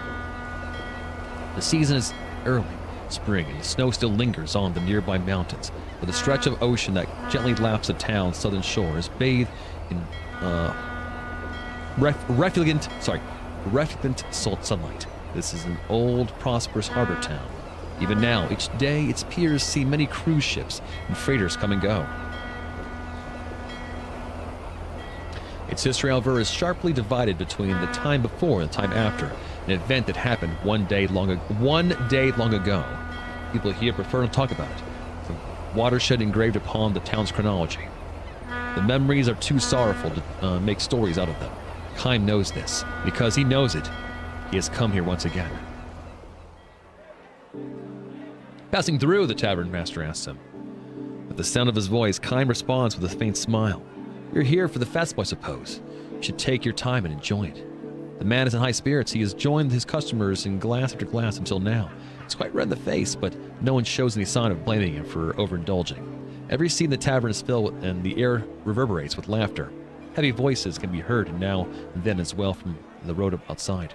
The entire town is celebrating. Once every year, the festival has people making merry all night long until the sun comes up. I hope you've got a room for the night, sir. Too late to find one now. Every inn is full to overflowing. So it seems. Not that everyone would be foolish enough to spend the night like this quietly tucked away under the covers in this room. Tavern Master winks at Kime as if to say, not you, sir, I'm sure. Tonight's where we're going to have the biggest, wildest party you've ever seen, and everyone's invited, locals or not. Drink, food, gambling, women, let's just let me know what you want. I'll make sure you have it. Kime sets his drink and says nothing. Because he is planning to stay awake all night, he has not taken a room. Though he has no plans to enjoy the festival either. Kime will be offering up a prayer to the hour before dawn when the night is at its darkest and deepest. He will leave the town, set off by the morning sun as it pokes its face up between the mountains and the sea, just as he did at the time of his last visit. Back then, the tavern master, who a few minutes ago was telling one of his regular customers that his first grandchild was about to be born, was himself just an infant. This one's on me, drink up, says the tavern master, filling Kime's shot glass. He peers at Kime suspiciously and says, you did come for the festival, didn't you? No, not really, says Kime. Don't tell me you didn't know about it. You mean you came here by pure chance? Afraid so. Well, if you can game here for on business, forget it. You'll never get serious talk out of anyone on a special night like this. Terra Master goes on to explain what is so special about this night.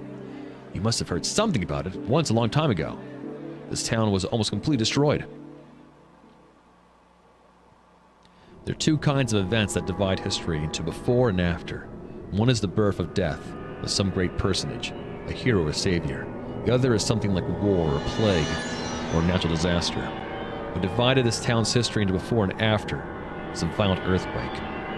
It happened without warning. It gave the soundly sleeping people of the town no chance to flee. A crack opened up in the earth with a roar, and roads and buildings just fell to pieces. Fire started, and they spread like in the twinkling of an eye. Almost everyone was killed. You probably can't imagine it. All I know is that what they taught me in school. And what does Resurrection Festival mean to a kid? It was just something that happened once upon a time. I live here, and that's all that means to me. So a traveler like you probably can't even begin to imagine what it was like. Is that what they call this holiday? Resurrection Festival? Uh-huh. The town was resurrected from a total ruin to this. That's what the celebration is all about. Khan gives the man a grim smile and sips his liquor. What's so funny, the Tavern Master asks. Last time I was here, they were calling it Earthquake Memorial Day. It wasn't a festival for this kind of, wild celebrating. What are you talking about? It's been Resurrection Festival ever since I was a kid. That was before you were old enough to remember anything. Huh? Before that, they called it Consolation of the Spirits. They'd burn a candle for each person who died and pray for them to rest in peace. It was a sad festival. Lots of crying. You sound as though you saw it happen yourself. I did. The Tavern Master laughs with a loud snort. You look sober, but you must be plastered out of your mind. Now listen, it's festival night, so I'm going to let you off the hook for pulling my leg. But don't say stuff like that in front of the other townsfolk. All of our ancestors, mine included, are the ones who barely escaped with their lives. Kime knows full well what he's doing. He never expected the man to believe him. He just wanted to find out for himself whether the townspeople were still handing down the memories of the tragedy, whether deep down behind their laughing faces that there still lingered the sorrow that had been passed down from their forefathers' time. Called away by one of his other customers, the Tavern Master leaves Kime's side, but not without first delivering a warning. Be careful what you say, sir. The kind of nonsense can get you into trouble, really. Think about it. Earthquake happened all but 200 years ago. Kime does not answer him. Instead, he sips his liquor in silence. Among the ones who died in this tragedy 200 years ago was his wife and daughter. Of all the dozens of wives and hundreds of children that Kime has had in his eternal life, the wife and child he had here were especially unforgettable. In those days, Kime had a job at the arbor. There were just 3 of them. He, his wife, and their little girl. They lived simply and happily. The same kind of days that had preceded today continue into endless tomorrows. Everyone in the town believed that, including Kime's wife and daughter, of course. But Kime knew differently, precisely because his own life was long, without end, and he had consistently tasted the pain of countless paintings. Kime knew all too well that in the daily life of humans there was no forever. This life his family was leading on would have to end sometime. Could not go on unchanged. This was by no means a cause for sorrow, however. Denied a grasp upon forever, human beings know how to love and cherish the here and the now.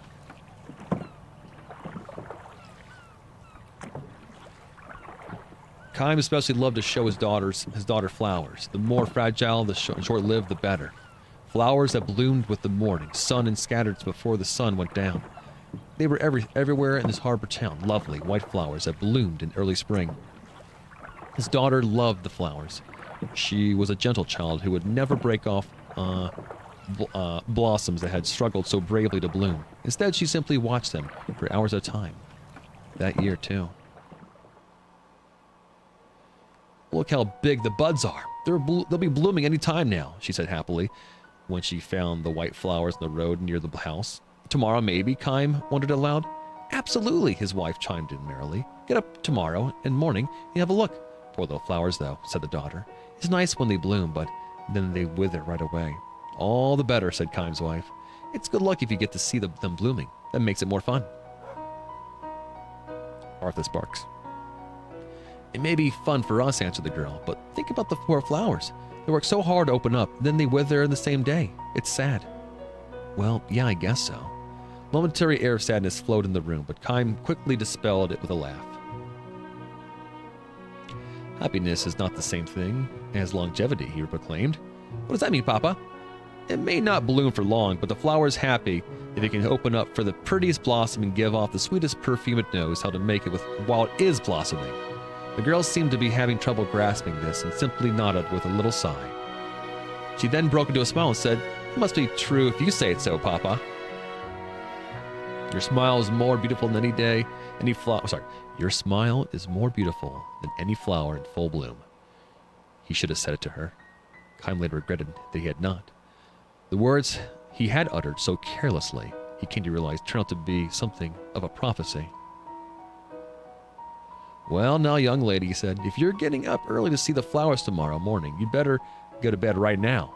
All right, Papa, if I really have to. I'm going to bed too now, said Kime's wife. Okay then, good night, Papa. His wife said to Kime, good night, dear. I'm really going to bed now. Good night, Kime replied, enjoying one last cup to ease the day's fatigue. These turned out to be the last words the family shared. A violent earthquake struck the town before dawn. Kime's house collapsed into a heap of rubble. Kime's two loved ones departed for the distant other world before they could awaken from their deep sleep without even having had a chance to say good morning to him. The morning sun rose on a town that had been destroyed in an instant. Amidst the rubble, the flowers were blooming.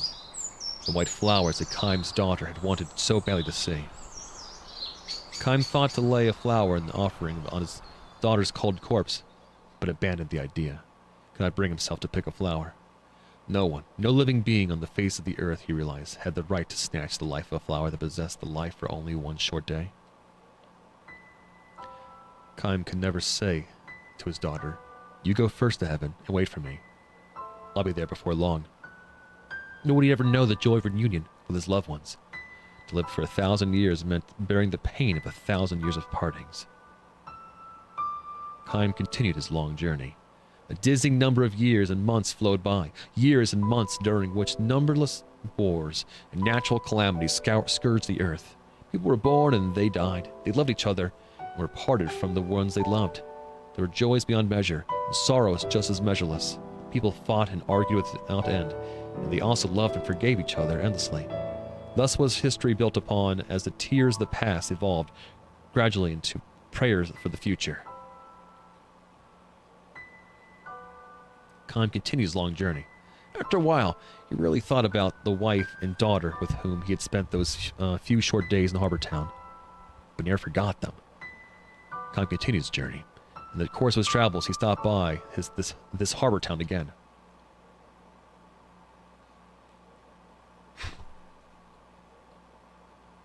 As the night deepened, the din of the crowds only increased, but now, as a hint of light comes into the eastern sky, without a signal from anyone, the noise gives way to silence.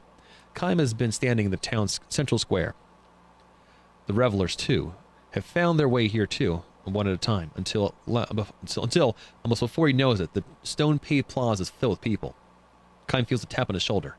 I didn't expect to find you here, says the tavern master. When Kime gives him a silent smile, the tavern master looks somewhat embarrassed and says, there is something I forgot to tell you before. Oh? Well, you know, the earthquake happened a long time ago, before my father and mother's time, even before my grandparents' generation. It might sound funny to me to say this, but I can't imagine this town in ruins. I know what you mean. I do think, though, that there are probably things in this world that you can remember, even if you haven't actually experienced them, like the earthquake. I haven't forgotten it, and I'm not the only one. It may have happened 200 years ago, but nobody in this town has ever forgotten it. We can't imagine it, but we can't forget it either. Just as Kime nods again to signal his understanding of the tavern keeper's words, a somber melody echoes throughout the square. This is the hour when the earthquake destroyed the town. All the people assembled here close their eyes, clasp their hands together, and offer up a prayer. the tavern master and Kime among them. To Kime's closed eyes come the smiling faces of his dead wife and daughter. Why are they so beautiful and so sad? These faces that believe with all their hearts that tomorrow is sure to come. The music ends. The morning sun climbs above the horizon, and everywhere throughout the town blooms countless white flowers. In 200 years, the white flowers have changed. The scientists have hypothesized that the earthquake may have changed the nature of the soil itself, but no one knows the cause for sure. The lives of flowers have lengthened. Where before they would bloom and wither in the space of a single day, now they hold their blooms for 3 and 4 days at a time. Moistened by the dew of a night, bathed in the light of the sun, the white flowers strive to live with their lives to the fullest, beautifying the town as if striving to live out the portion of the life denied of those tomorrows were snatched away from them forever.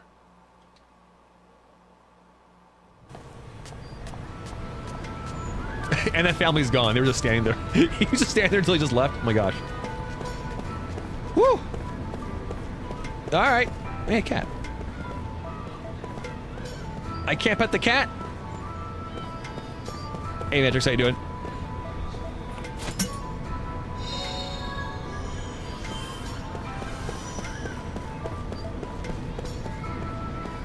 Alright.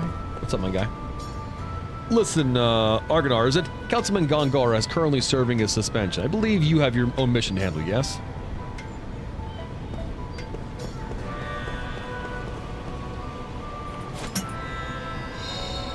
I've obtained a seed.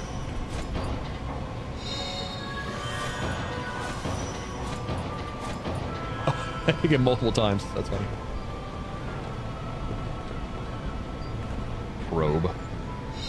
I like the word, use the word probe.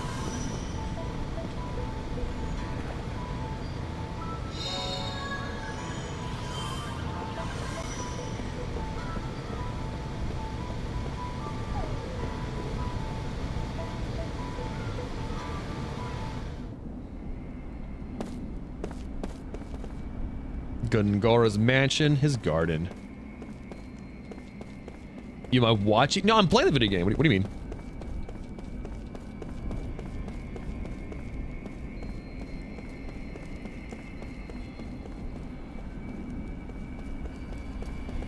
Do I have like a...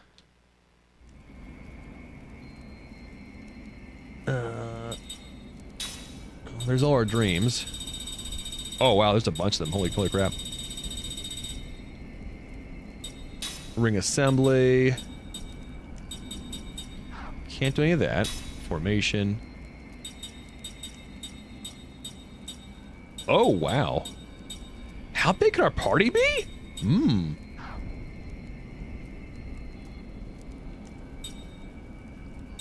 Spellbook. Oh wow. White magic, black magic, spirit magic. Okay. Oh.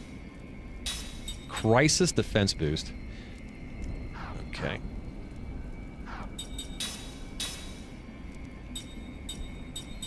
Fun. Okay.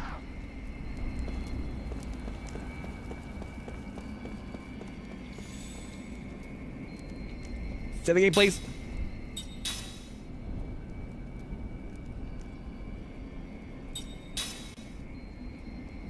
Yeah, no, like, honestly, like, I have not met anyone in my physical life that plays this game, but, like, you know, talking about it online, and having, starting now, a lot of people in chat be like, oh, yeah, this game's great. I'm like, it just feels like it just feels like it was such a game that was just a hidden dark horse, you know?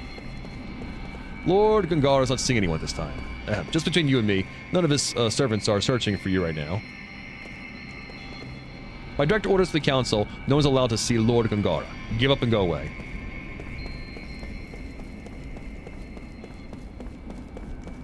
I didn't meet you, Saltius, okay? You're a vision, alright? I beheld you.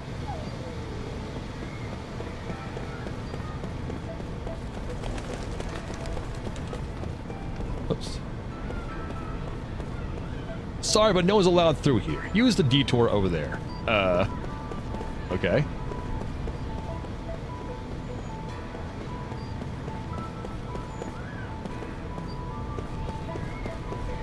Like right here?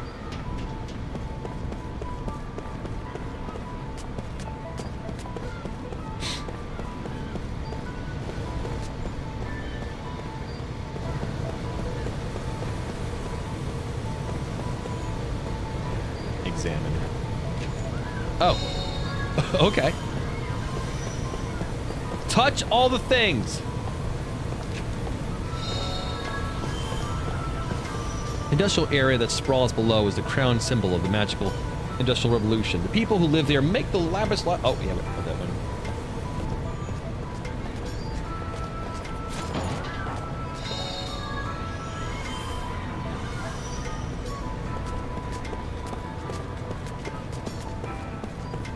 Where am I going, game?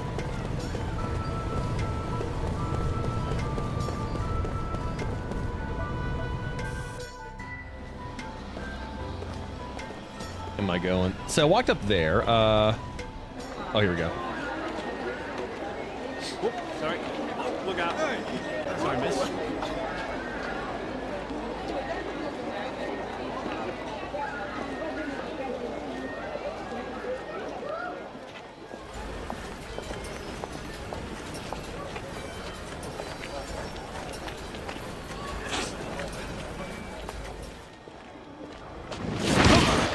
Oh. Wait, let go! My throat! Damn!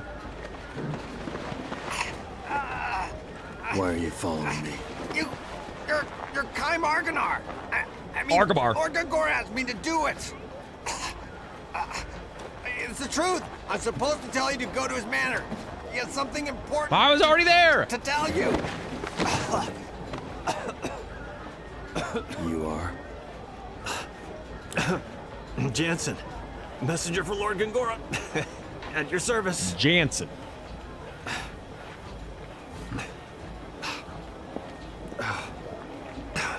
Man, what an attitude.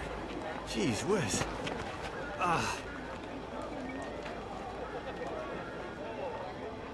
We don't know. All I know is this guy is immortal. Or supposedly he's immortal.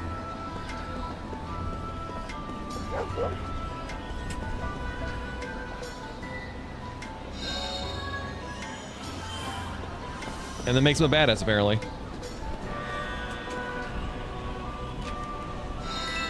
$10G.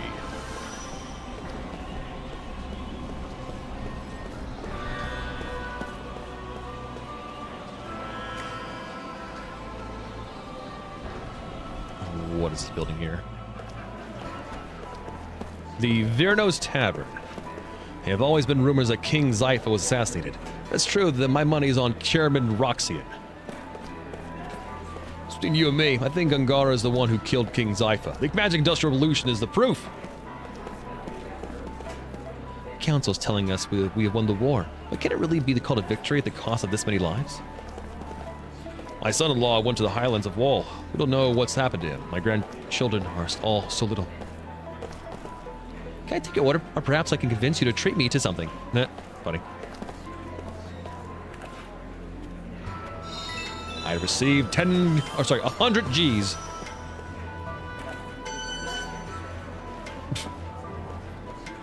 Touch all the things. Hold on, you're fresh from the battlefield too, aren't you? Guess we both owe someone upstairs big time, huh? I kind of feel like a heel thinking of all the dead buddies, but having another chance to see your family, well, that's a great feeling. I don't think you'd actually make it out this alive after all. I have no idea what I'm gonna do when it's time to knock my family's front door. I have unlocked a memory deep within my heart.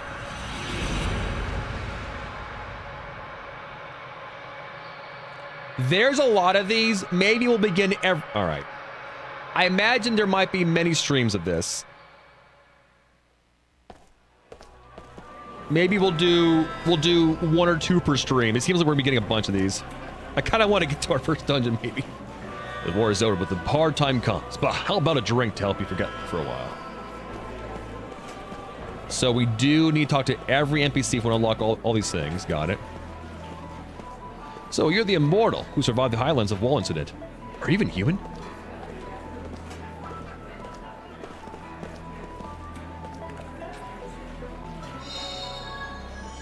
aqua bomb.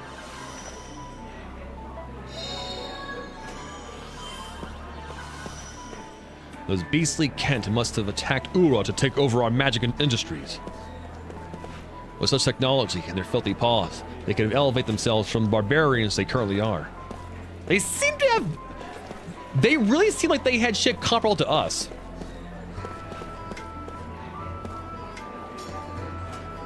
Apparently, Gotza in the north is pulling the strings behind the Kent attack. I guess eventually they'll attack Gurlit directly. Thankfully, I don't know. It feels like they'll go a long way towards characterizing Kaima here as a character. I'm interested in them. We now know that he had a daughter and a wife that, you know, he still fondly remembers occasionally.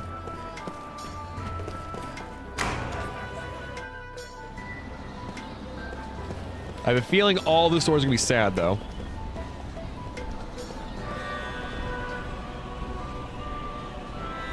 They say magic energy brought about the tragedy of the Highlands. That really worries me. Alright. Was I already here? Oh no, we're going back to that guy's mansion now, or manor.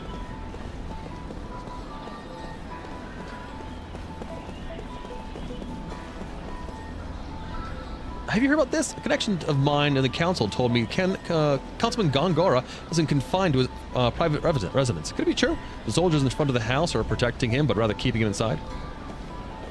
Yes. That is true.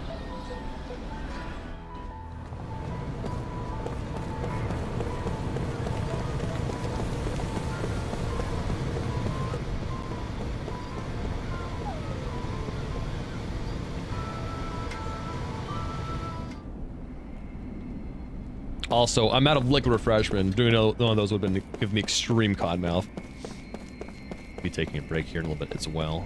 Maybe after this cutscene.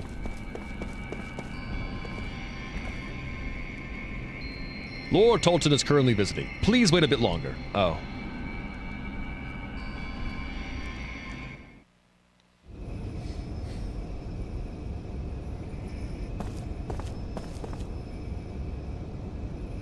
House arrest is going too far.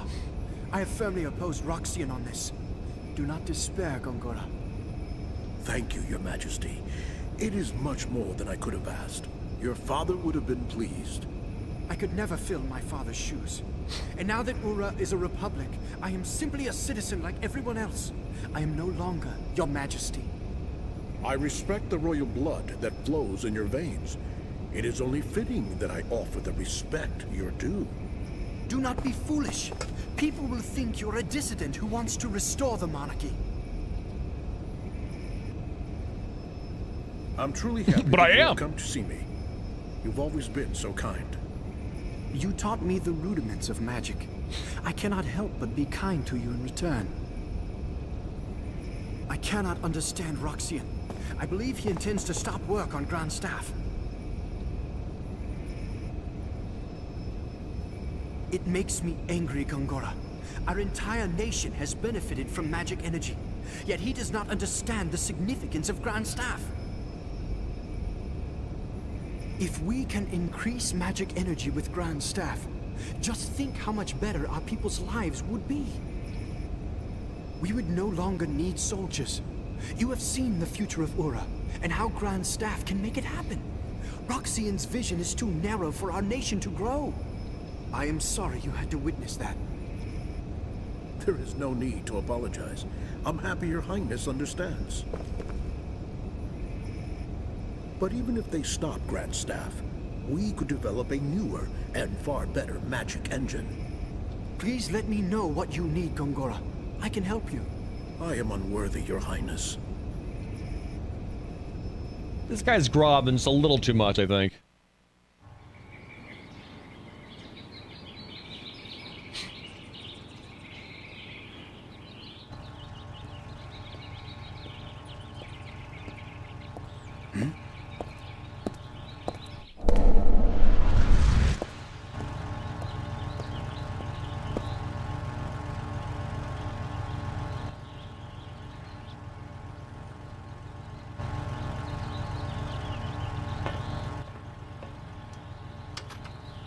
Please, go in.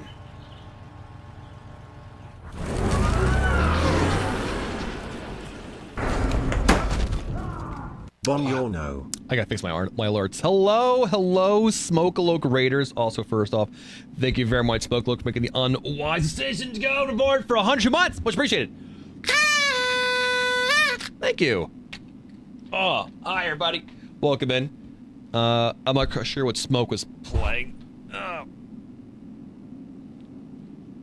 Sorry, cordial mess up here. Hi. Welcome in though. If you guys are new to the broadcast with Overboard Gaming, my name is Brawley, and we're checking out some Lost Odyssey today. It's a game I've wanted to play for a while now. And coming out of my horror month, I'm like, you know what? It's time. Let's do it. And so here we are. Are we lost yet? I mean, I have a mini map. That's helpful. Do I have a map? Ooh, I can move. Ooh, I have different levels of mini mapping. I like it. That's fun. Yes, welcome in. If you guys are hanging out our chat, we're right by Smokaloke here. Another streamer on Twitch, Variety, and a very not so secret, but also not so secret RPG lover. So I can only imagine the call of Lost Odyssey, called him. So that's why he's here. Anyway, hi. We're just getting started though. We're like 2 hours in. We've read like 2 books, so we read 2 books so far. It's a lot. Anyway, Compose Sorcerer Gorath. Yeah, it's my first time playing it. Like I said, it's been on my radar for a while, and I think after the Clair Obscur won it's award and all that, the lead devs were talking about how this game was a big inspiration for them in making Clair Obscur, and I am what combat we've seen so far, I think I see it. We have not had a chance to mess with any of the game's character building mechanics, but I think we have. I think this and Final Fantasy IX definitely what I've seen inspired the Picto and Lumina system in Clair Obscur, and this also feels deeply emotional and a lot about grief. So yay, looking forward to that. Lord Gungar is waiting in the study, 2nd floor. You can take the lift up from the central laboratory. All right.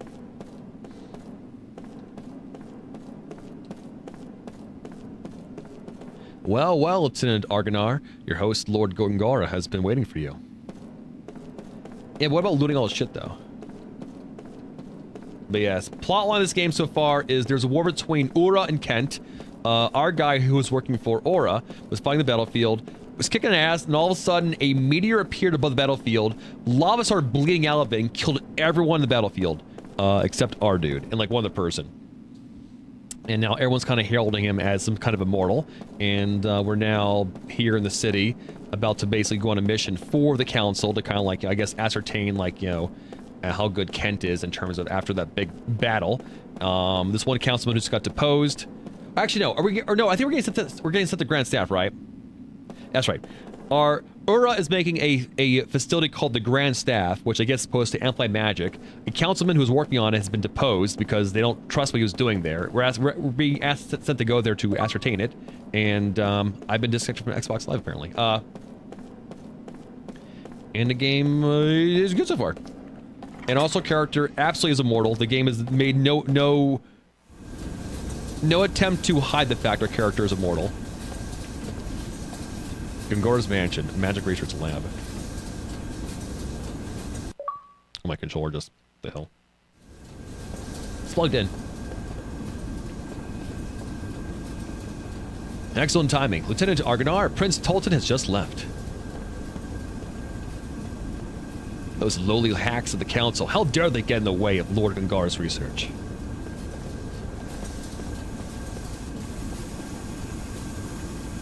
The likes of Lord Roxine would never understand the true merits of the great Lord Gungara. Holding him accountable for such a minor error. Laughable. Truly laughable. The Grand Staff is the brainchild of Lord Gungara's research into magic. Those pigs, the council, have no idea of its true worth.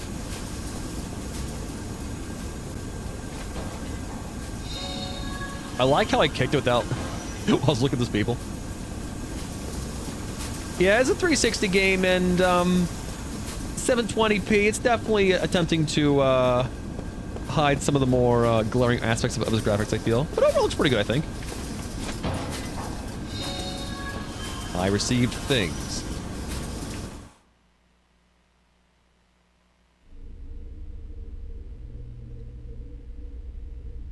That woman. How could she be in Ura without me knowing? What?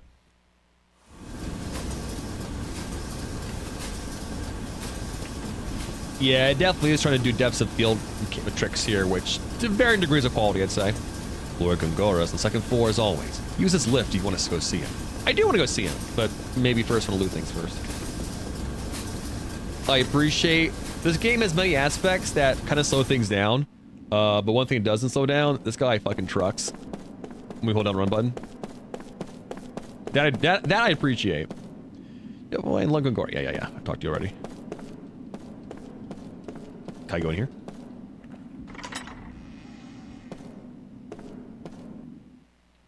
Oh, it's the outside. Well, okay. There's something hidden underneath there. my gamer sense, that's not even tingling, man, alright? That's not even gamer sense. That's just sense.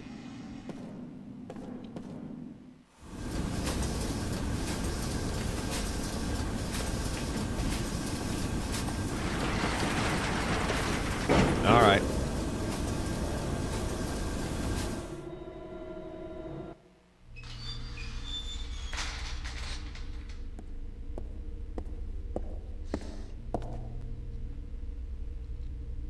Good, you're here.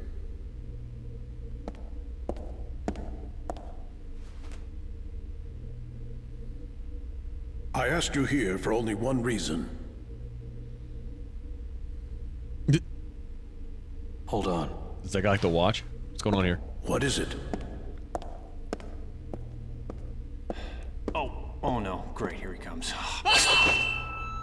Hey, whoa, hey, you are really short-tempered. Hey, I don't have a sword, okay? Easy. Why are you here? I told you I'm just a messenger. I came to see if you really come or not, which you have, so that's good. That's enough, Kaim. He's on our side. Thanks. A little late, though. We can use him. He's cunning and quick, and he has many connections. I want you to take him on your investigation of Grand Party Staff. member! No way, sir. You know, I thought he'd say that, my lord. His shoes, hello? Look, this other immortal joining the investigation, she might be dangerous. Why? The woman was once a pirate. I don't know how it happened, but she's now a soldier for our army. Well, the past is the past, and I know little else about her. Take Jensen with you. He can help keep her in check.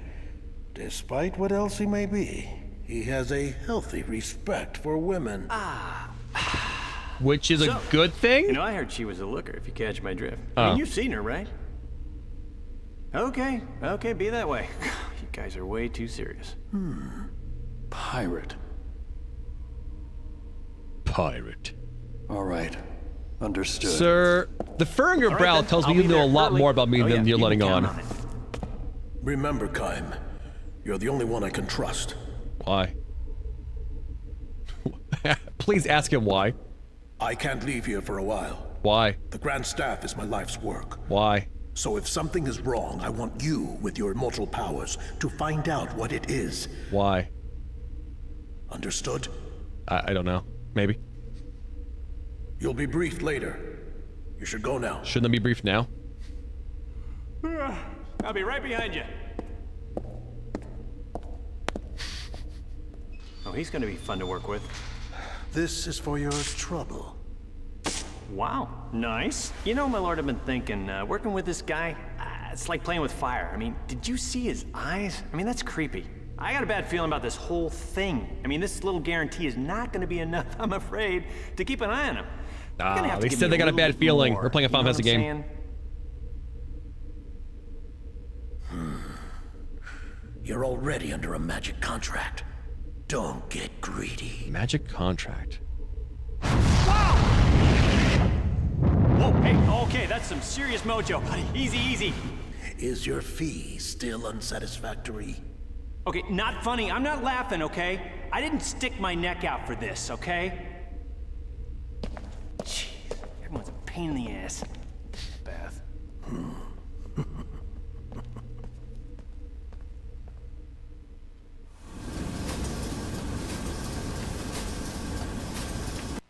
Is in the party net? Not yet. Feel free to take any supplies in the mansion for your own use. Lieutenant Gongara had gave his personal... I was taking that shit anyway. I don't need your permission. I'm the main character. Game, calm down.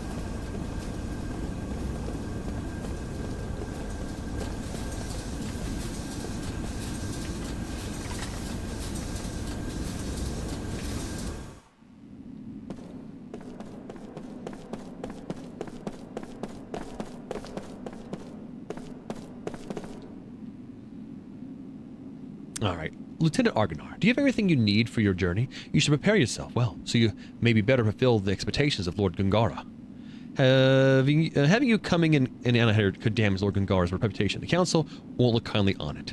You won't be allowed to re-enter the mansion once you leave. Are you sure you want to leave? I think I got everything.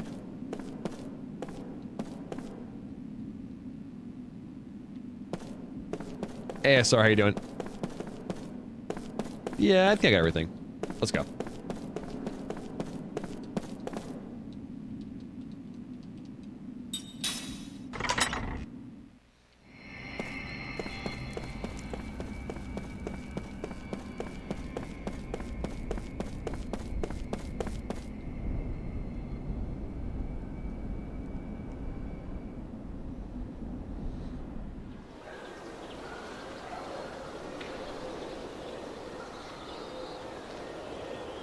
New party member. Let's go.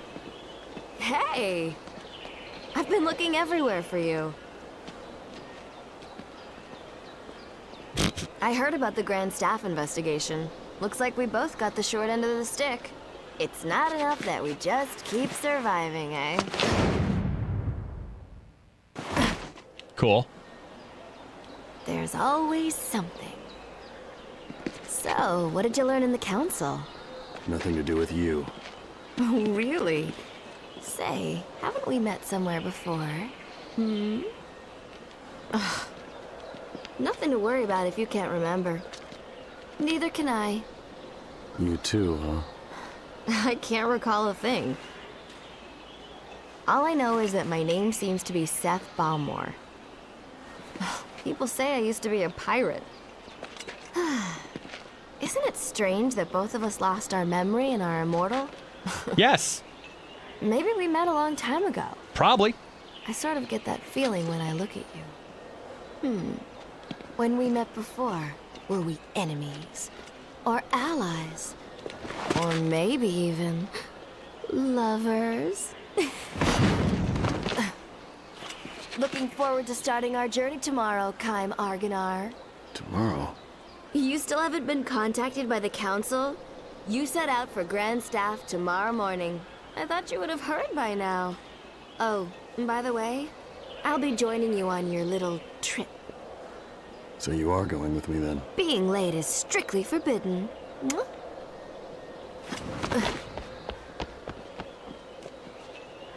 Bye.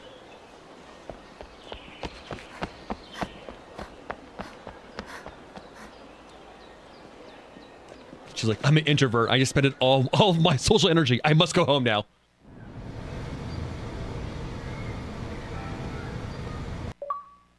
Game, what are you doing?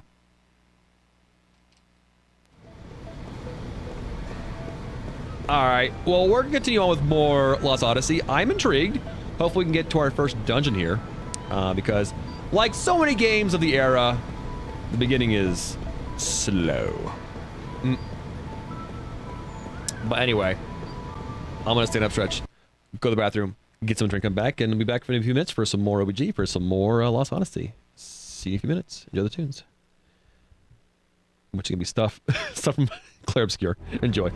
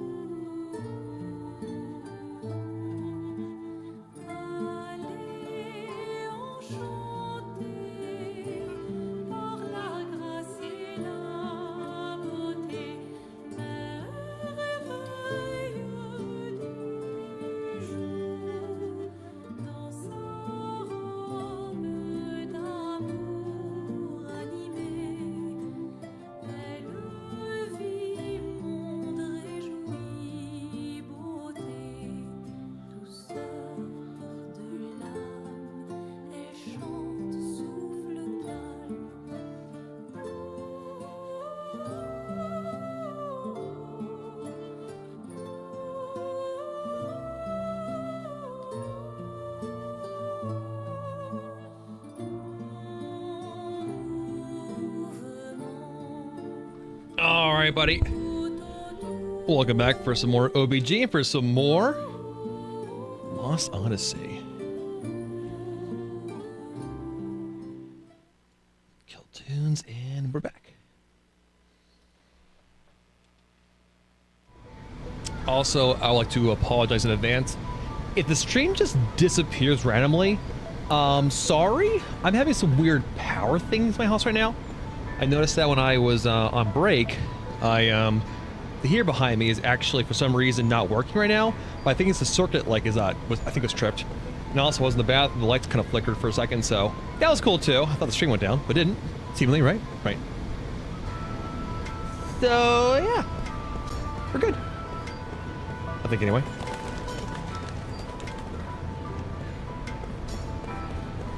Where are we going?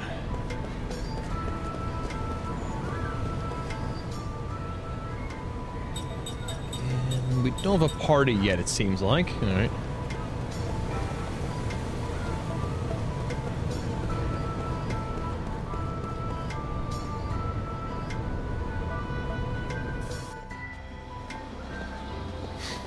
This is, the stream goes down. We know they got you. We should move the package immediately.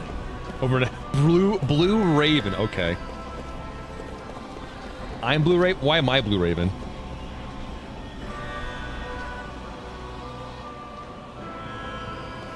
What have I done? He has such a cool designation.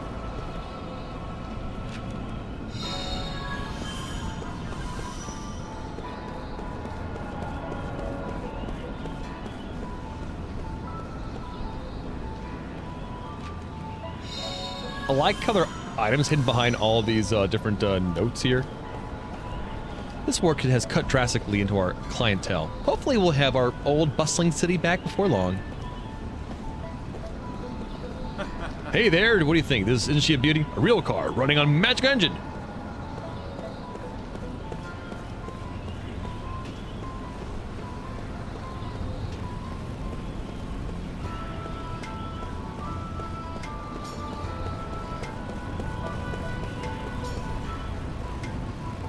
This is a place to catch a magic taxi. Where are you headed? Great Gate, I'm assuming?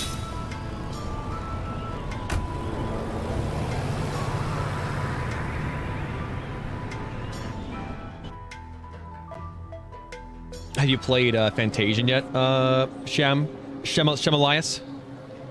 Which I believe is their most recent game. Why aren't we leaving? We should have already been gone by now. I'm waiting for somebody. What? Who? There's somebody else on the team. Huh? I haven't heard about that. I have. Well, now have I put on your radar now?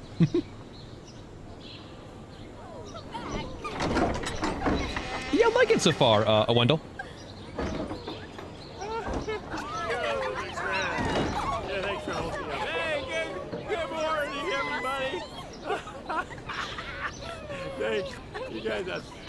What the? This is the other guy? Yeah. Whoa, baby. What a... I can't believe my luck. Reeks of booze. Why are you late? Can't you tell? A man's got to do certain things before leaving on a mission like this, and I knew what I had to do. Jerk. Thank you, my lovely. Do or die Johnson is now off to meet certain death. I miss you. Oh, Jensen, come back to us. We still have that bottle Oh, that is for so you. sweet. I know. Oh, don't say that. That's so nice. Oh, you girls, I'm already missing you. Hey, can I have just 15 more minutes? I need 15 for her, and her. That's 45 minutes. That's all I'm asking. Like we would wait for you, you worthless drunk. That hurt. You poor things. I think I You was know very what? good. You're free to go. Hey, Thanks for bringing him to us. Well, thank you. You're such a doll. You come and play with us next time, honey. Oh. Hey, don't touch me. Get out of here. Shoo! Shoo. That's not very nice. Okay, bye-bye, girls. Don't cry. I'll be back. Don't worry. What did you do wrong, dog? He's literally spending money back in the local community. Great. Just what we need. He's a job maker. More useless baggage. Hey, that's not He's a nice. job That's maker. gonna come in real handy. You know, you can count on it. Oh, hey. Who's counting on what? Ow. Hey. Man, you are so angry. Hold the sack. What is your problem? Hey, you ready? Yes. Mortals like Jansen learn new skills by raising their levels, but immortals don't acquire new skills by leveling up. Immortals can learn skills from mortals using Skill Link. Configure Skill Link from the skill menu. By selecting a mortal, all of the skills learned will be displayed. Select the skill you want to learn and a link will be established. To learn a skill, you must fill the SP gauge. SP can be gained in battle. Alright. An immortal using Skill Link with a mortal can only learn SP towards the link skill via both in the formation. After using the Skill Link, don't forget to set the battle formation. Skills can also be learned from accessories. Some accessories grant the use of the effect of a skill simply by equipping them. The skills learned from mortals will not be effective until you assign them in skill slots. Immortals can use skills assigned in the skill slots. Don't forget to assign the skills you want to use in here.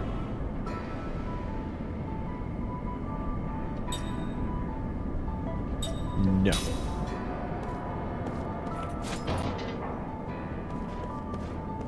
No, the thing!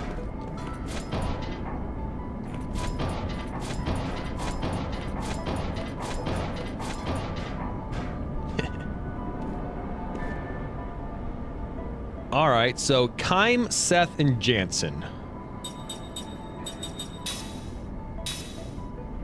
Skill Link.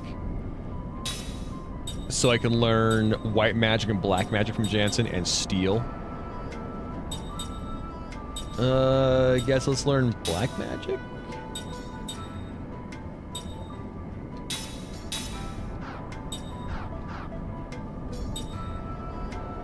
And then Seth. Can she also skill link with Jansen? She can learn white magic? Okay. Spellbook. We have heal, cure point. We already have flare, wind in that. Okay, all right. Oh, what is the formation here?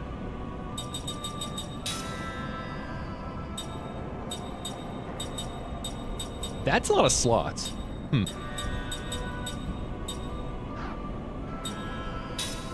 Ring assembly.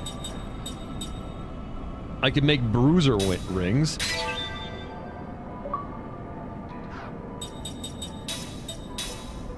Does she have one?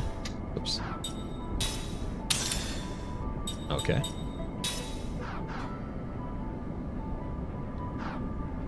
I know, right? Start with flare, very fancy, yeah.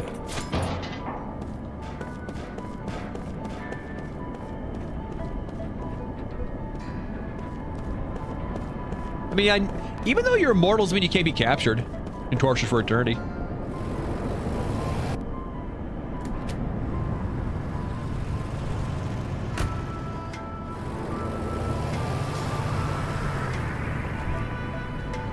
Well, this is quite rare, running into a traveler in a place like this. If you're going on a journey, then you've sure lucked out running into me. I've just got some new wares in stock, and so take a look at what I have to offer. Beyond the Great Gate is dangerous, region infested with monsters. You best be prepared if you're traveling through there. From equipment to medicine, I've got everything you need. Okay. So you have just these items here.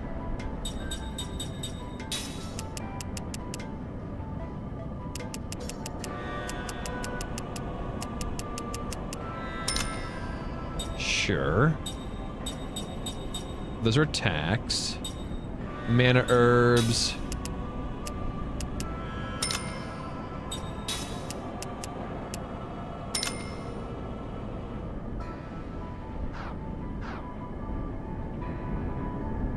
I run a small, humble shop in the city of Ura. If you're in need of medicine of such, pay me a visit. I think you'll be quite happy with what you'll find. This is the most fun place I've been asking music you can imagine at some point. Or right now. Well, I mean, it's the same guy.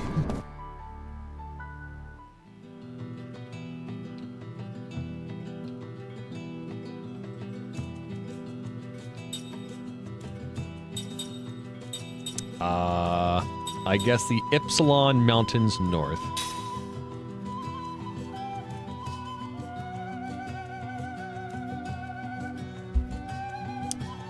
Wow. That's a long way to travel.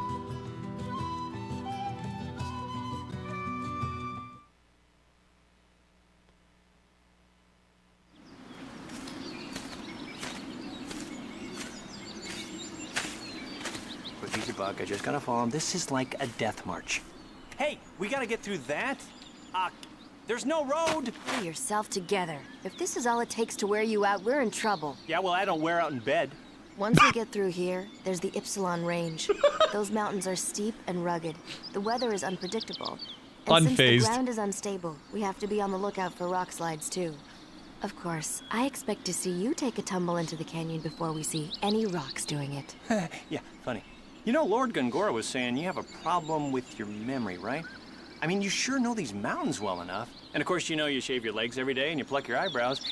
And you owe me money, so I'm confused. You sure you really don't remember? My body remembers. What? There was a time when I used to rush through here. I was a pirate, and supposedly I also went through these mountains. But I just don't know what the truth is. I don't have any answers. Huh. Well, what about you? Did anyone tell you what you once were? Just some fucking guy. No. Nothing? Nothing. Well, since you're so upbeat and happy, I doubt if anyone will remember you. That's fine with me. Oh? My body also remembers. Edzord McGee. How so? Just that it was painful. If I happen to remember, and my past didn't amount to much, then I think it's probably better to have never remembered. Oh yeah, that's smart. Kaim, there's no need to rush it. Your memories will come back gradually. And they're not all bad. What? No breaks? You just had one. Yeah, how about some water? A little fruit? How about a foot massage? My feet don't stink. Kaim, you up for that? Hello? All right. This will be our first real area to explore with a full party. Well, full-ish party.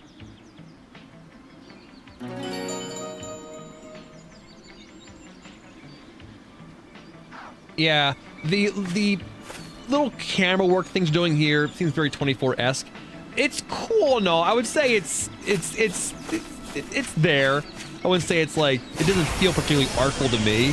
But the fact you're trying to do anything in a video game says a lot, I feel. They're trying something different. Look at these little guys. Hey, look, the enemy's got a little formation going. In formation, the front row provides defensive wall for the back row, so any damage inflicted on the enemy's back row is reduced. All right. They are the Kellalon A. We have just attacks. Okay.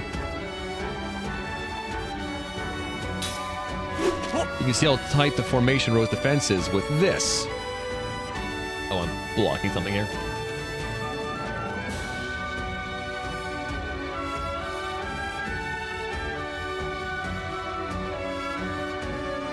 Oh, maybe I need to put my...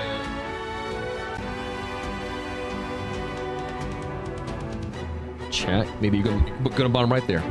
The guard condition, the GC. The gauge on the upper left-hand corner of the screen indicates the enemy's guard condition GC. The gauge in the upper right indicates the allies' guard condition.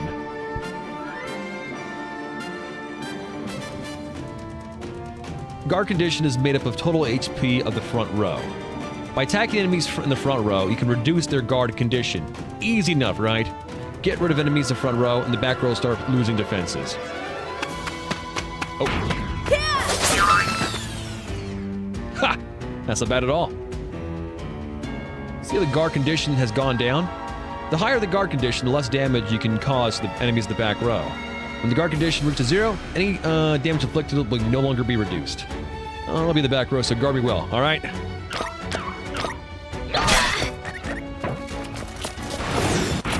Bad.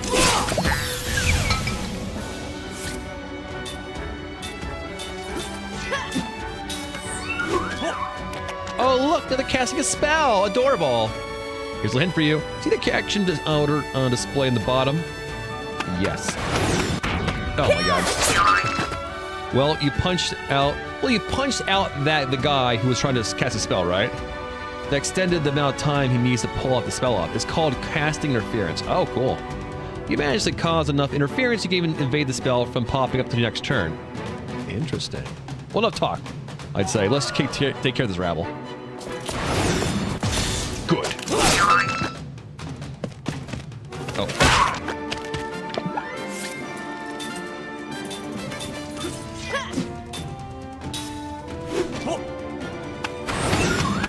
Perfect.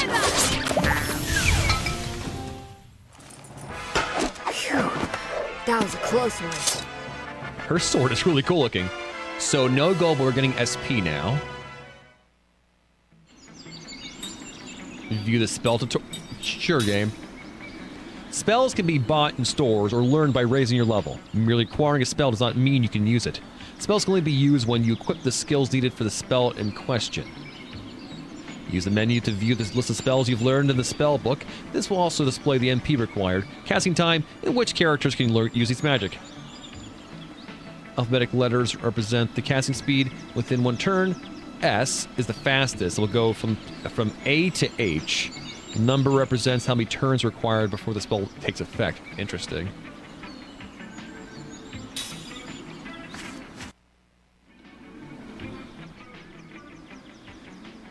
I mean, I guess because you can't see her hair. Her hair seems very distinct. Oh. So we can smack trees for stuff. A seed has been obtained. Am I smacking all the trees?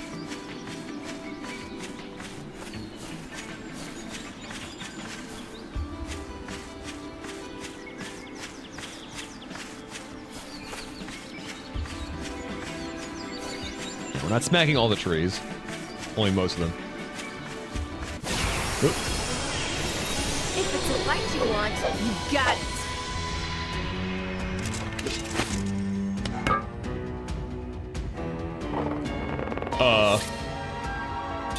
We're fighting a Diacorn, a Cliffhanger, and a Diacorn. Alright. He's in the back. Cliffhanger. Cliffhanger! Alright, now I can do spells now. Black Magic, Flare. We'll do Flare on that guy. Good. Oh, that hurt. Good.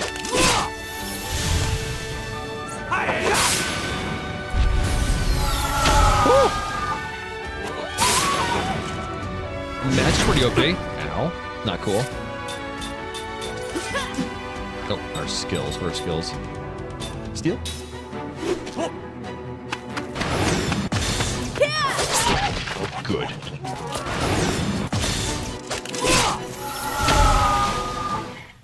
Cool. That was close.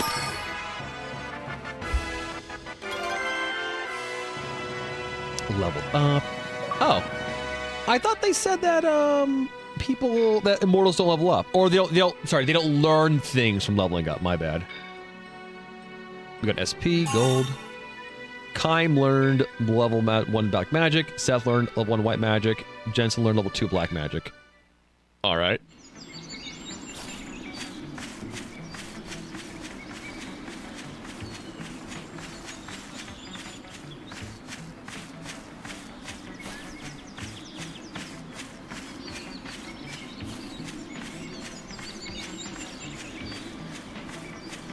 Interesting. What's hidden up here?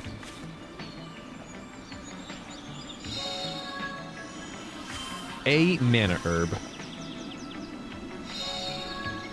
A ground, apparently. Okay.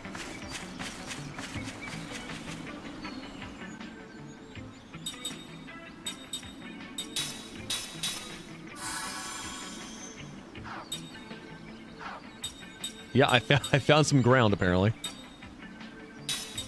And apparently the Black Pearl of Darkness. A Black Pearl presented from Gungaran to Jansen. Huh. And seeds. Components.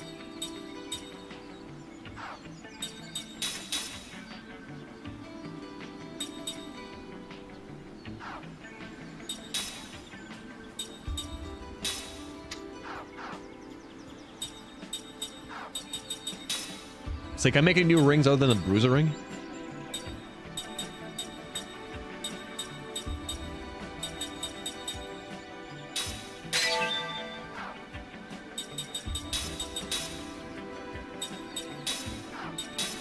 Everybody gets a bruiser ring. Maybe it was a spell? Oh, it was a spell, okay. It was the spell Ground. Okay.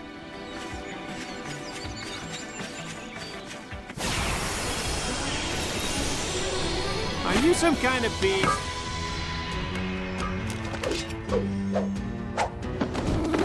It's like, show me what we're fighting, goddamn.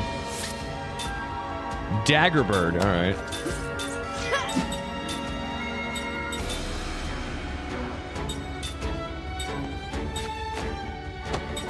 We'll do wind on the second Daggerbird.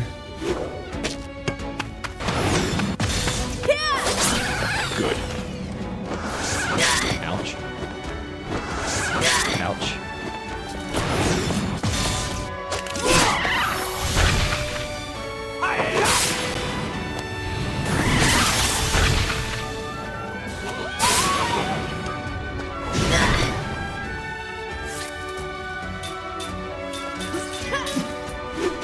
Alright, everyone beat it up. Perfect! Oh. Oh. Didn't even need it.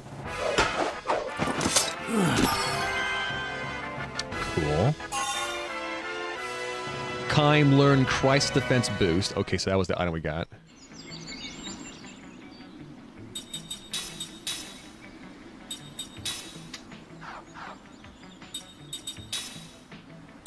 So we learned the Holy Knight Charm thing, so if I take this off, how do I move it? Oh yeah. And then give it to her. Now, do I go to skill? Aha. So Christ defense boost.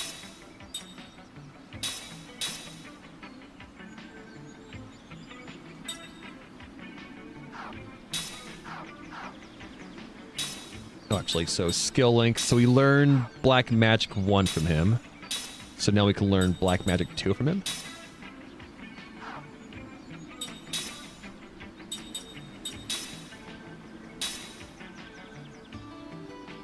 Steal.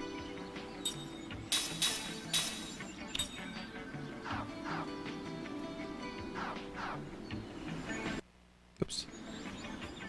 Okay.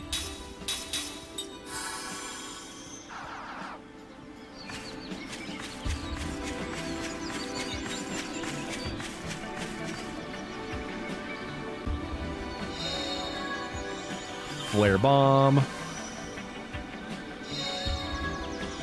Slot seed.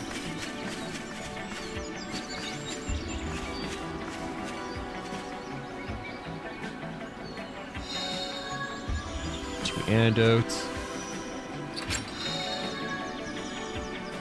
Knight's Code.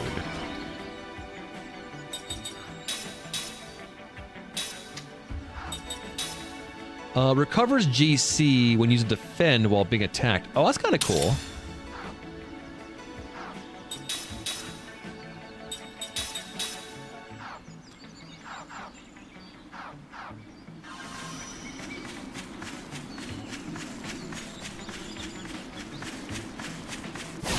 We came. Oh, I think we came to second, didn't we? Oops. All right, so no skipping ahead. We gotta watch the animation every time. I got it.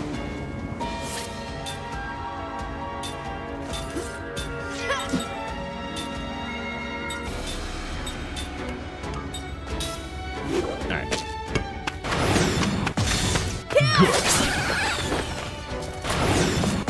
Good. Good.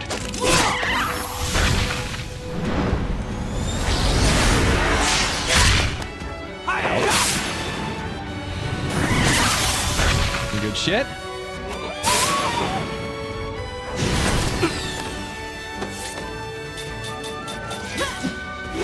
And someone attack. Merely good. Merely good again. The miss. Perfect. He doesn't do that much more damage, unfortunately.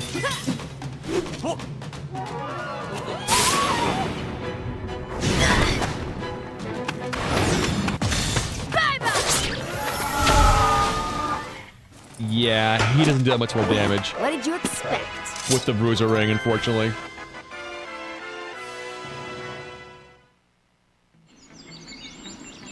We came this way, yeah, we did, yeah.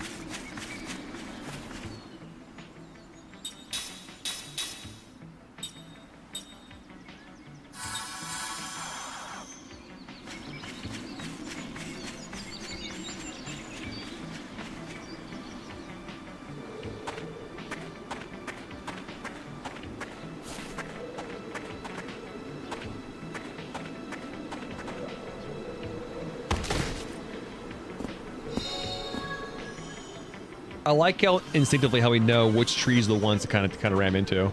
Oh.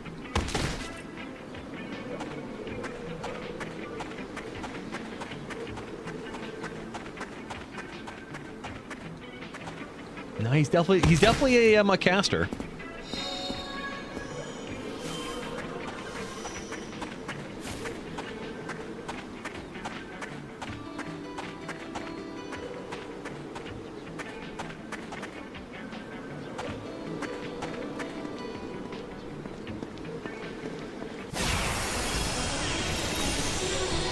Out of my way.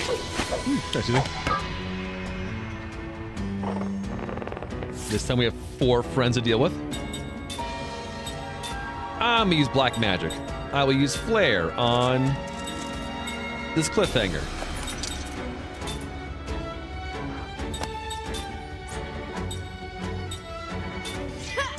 Spell black magic wind on the dagger bird. Good.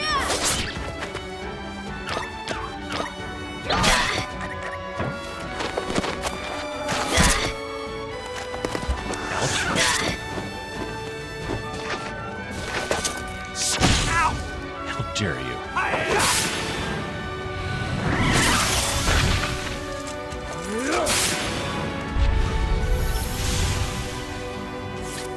Alright. I'm gonna assume even though we gave him black magic, his ability to do damage with magic could be a lot less than Jansen's probably.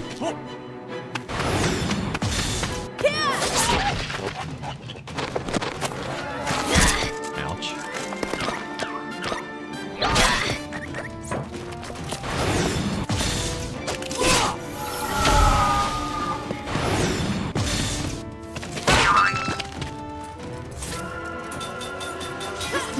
All right. Oh, good. Damn. There's no rhyme or reason to battle. Haven't figured out what the special, oh, Seth learned steel. There we go. What the timing is for the perfects there. Not yet, anyway.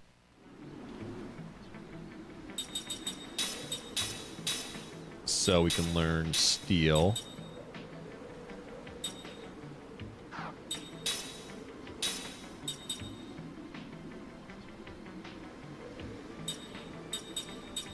I guess black magic, sure. So thankfully, it seems like the game does these things quickly. It feels like it's like 3 battles, it seems like. So it feels like learning these is a bit like Pictos in Claire Obscure as opposed to like it taking multiple like, you know, I'm pretty sure 9 it wasn't so much battles, it was XP based, right?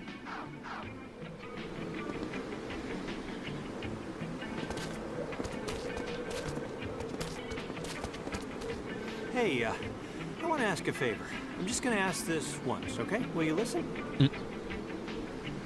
All right already. What do you want?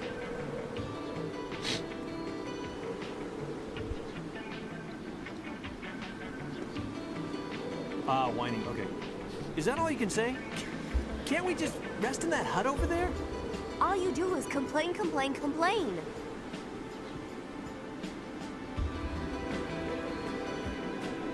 I'm not like you two. I'm a normal human being.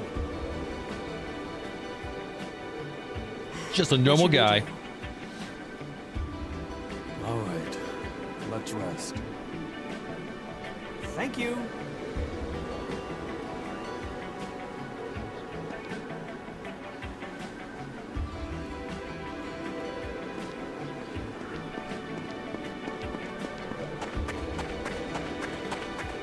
I think there's stuff back here, probably. Or not at all. Or maybe these rambles go away at some point.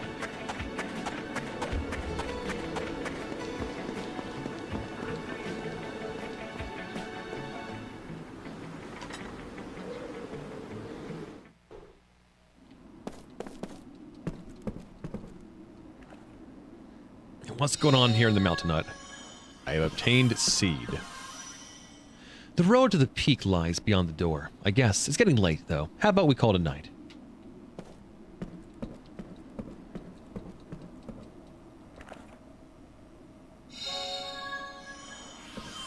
Antidote. Oops. Let's loot the things first before we save here. Power drink. That. Drink that raises an ally's physical attack during battle. Okay, alright. A strange seed that grants... Oh, a strange seed that grants an extra skill slot to an immortal. Okay.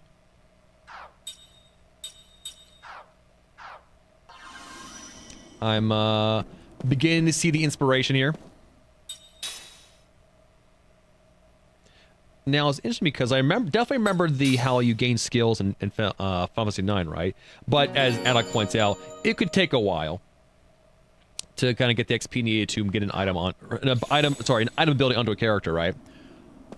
And I honestly thought that maybe like Claire Obscure, which I thought took mostly its inspiration from that one, was the first one to kind of to truly streamline the process. But this seems like it's a similar battle, mechanic that is streamlined, which is nice. Another thing Claire Obscure didn't do first. And that's okay. Hey, there's a bed here. Let's stay here. I will read. We finally reached the mountain hut. Everyone is worn out. I can barely keep my eyes open long enough to leave these few words. We're going to stay in this hut for a while. A giant monster inhabiting the Ypsilon has appeared. We've only glimpsed its shadow near the peak, but it was enough to make us think twice about going on. I got a light fever, probably from the rain during the climb. The weather changes so fast up here. I still have my appetite, and I've taken some medicine too. I should be fine after I'm rested. The keeper of these mountains is still on the prowl near the summit. We hear the beat of his giant wings and roars periodically. We should be safe in this hut, but who knows when we'll be able to leave. I thought the Ypsilon Mountains were a terrifying place, a nest of monsters, but everything is so beautiful up here. We discovered an exquisitely rare flower today. There isn't much else to do right now. The master of the Ypsilon Mountains finally seems to have moved on. At last we can leave this place. We're going to ensure our safety tomorrow and depart. Sure, dude.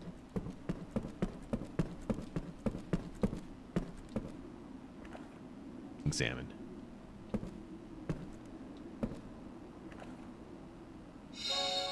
I received shield. Well, that's nice.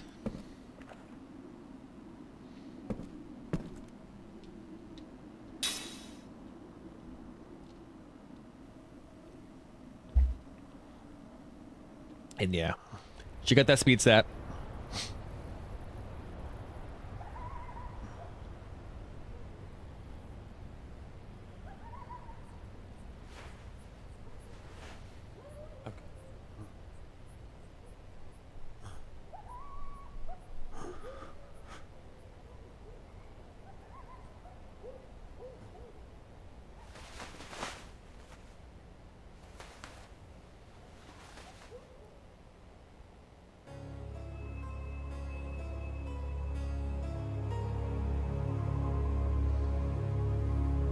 Listen, if either Kime or Seth seem like they're starting to regain even a fragment of their memories, use this.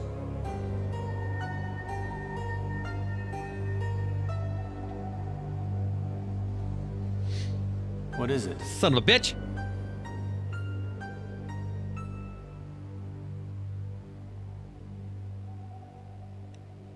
Whatever it is, I'm sure we can trust Gungaran implicitly. Oh, hi. I couldn't sleep. I'm usually exercising, sparring with people, and I work out a lot before I... Was that all? Was what all? About what? You know what I mean. Yeah. Well, no, I don't know what you mean. What do you mean? I was watching your flashbacks, yo. Is that all?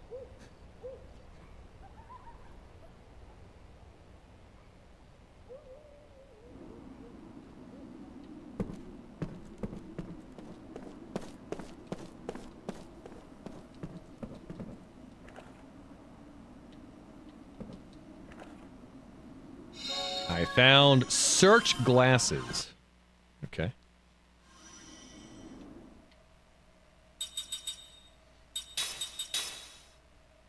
You shall punish reveals the hit points and status of enemies. Ooh, sure.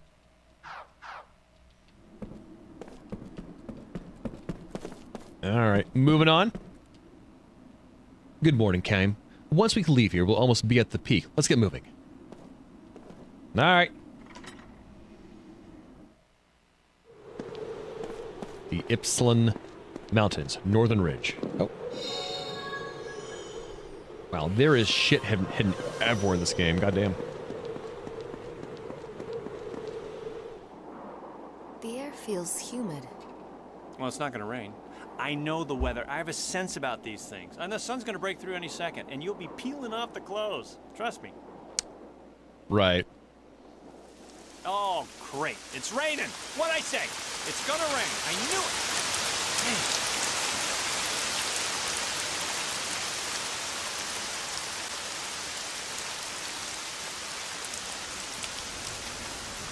See, well, it's a good thing we're siphoning off magical skills from him.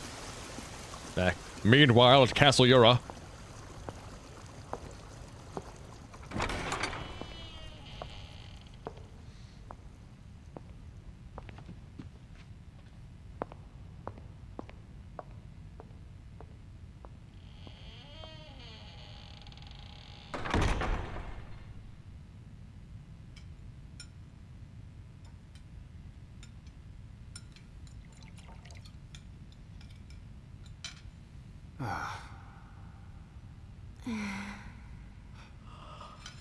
You're dismissed.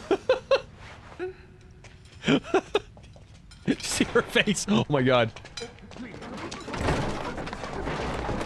Oh, Lord Gongora, please wait. Pardon the intrusion. Oh! Gongora, no! What are you doing? My porridge! A moment, please.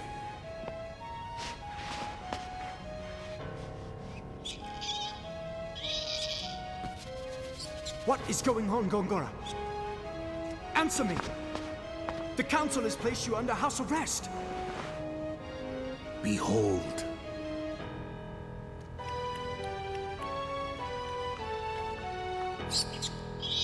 Behold, this rat that I previously poisoned. Jesus!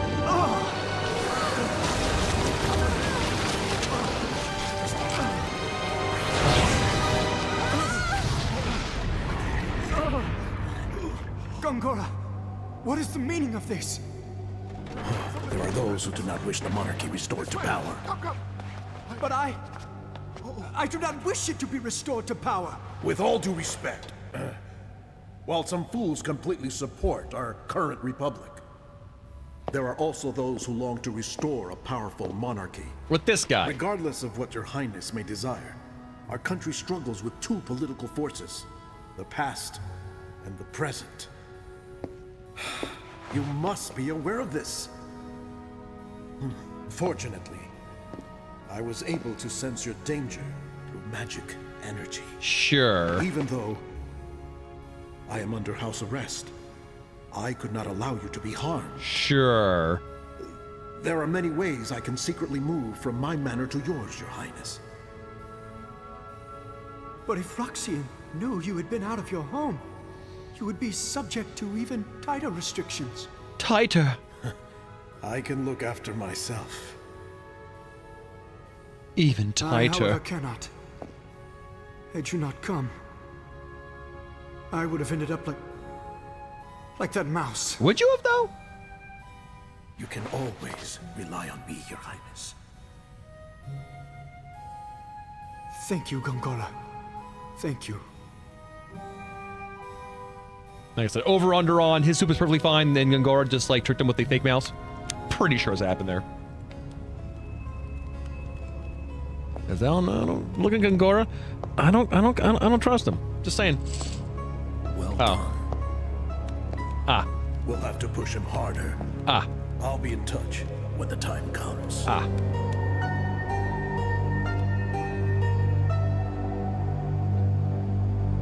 Yeah, or the soup itself was poisoned too. Yep.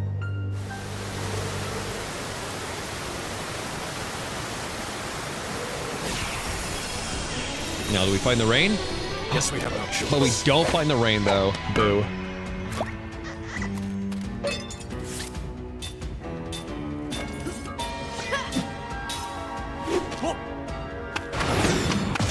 Good.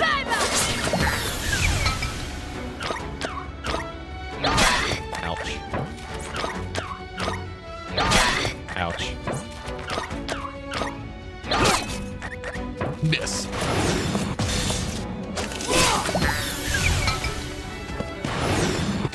Perfect.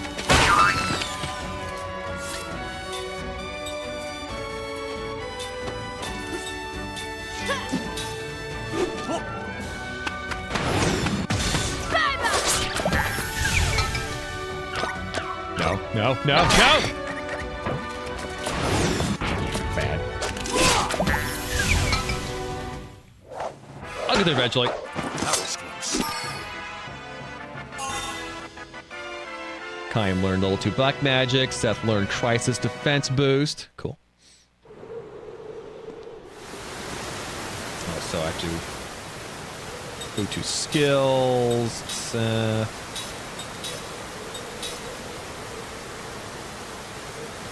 And I guess in one turn she'll learn black magic, right?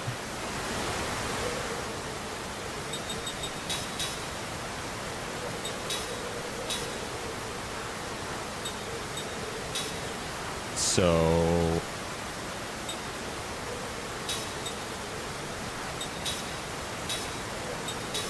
white magic? Okay. And then I have to set this with black magic. Okay.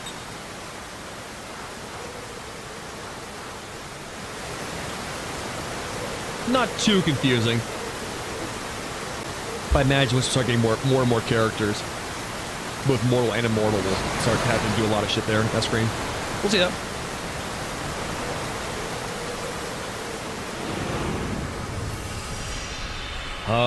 Khan recalls a memory that is locked deep within his heart. This one might be important.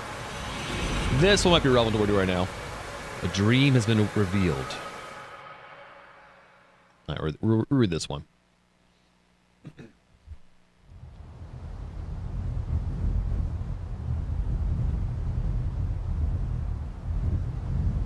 The upstreamers?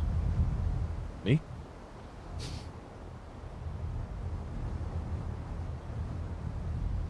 Strong winds have always blown across the vast grassy plain. Perhaps that the area's photography has something to do with it. The direction of the wind remains constant, irresponsive to the time or season. From east to west, from the horizon where the sun rises to the horizon where the sun sets. Swept by the uneasing winds, the misshapen trunks and branches of shrubs all incline to the west. Tall grasses do not grow here, and the grasses that do grow all lie flat on the ground, bending westward. Caravans and herding folk traverse a single road that crosses the plain. They do not come and go, they only go, moving from east to west, using the wind at their backs to gain distance. Travelers heading west to east always use this circuitous route that snakes around the southern mountains. It's much further that way, but much faster than crossing the plain head to head into the wind. The road across the plain is called the wind stream. Just as the flow of a great river never changes direction, the footsteps of those who use the road have not changed direction since the distant past, nor are they likely to change far into the distant future. from east to west. Human shapes that appear from the horizon where the sun rises and disappear with the horizon where the sun sets. They never pass oncoming travelers, with only the rarest exceptions.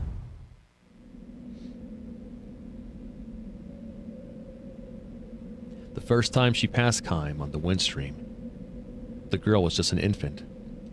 So, was my grandmother alive then? In response to the girl's untroubled question, Kime smiles and answers. She was, and I remember what a nice old lady she was too. Looking back down the road, the girl points toward the line of hills fading off in the distance. My grandmother crossed 7 hills on her journey. Is 7 a lot? Uh-huh. Grandma lived a long time. Most people end their journey after 5 hills. The people who leave behind, they leave behind build a little grave where they ended their journey, and they keep traveling. The girl points down at the ground where she's standing.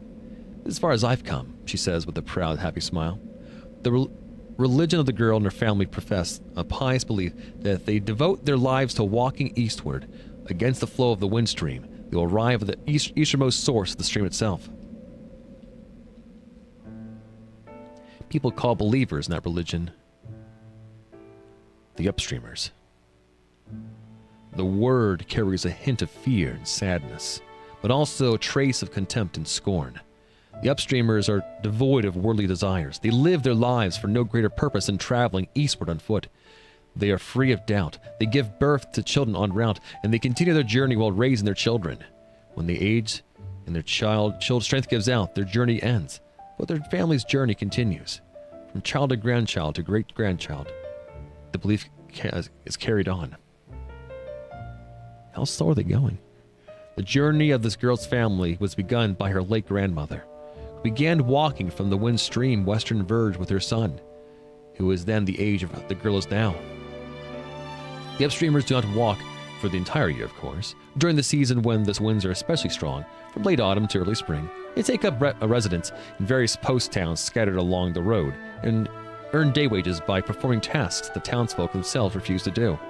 Some upstreamers choose to stay in the towns, while others, conversely, take townspeople with them when they return to the road in the spring. These are people with whom they have fallen in love with during the long winter, or boys who dream of travel, or grown-ups who have tired of town life.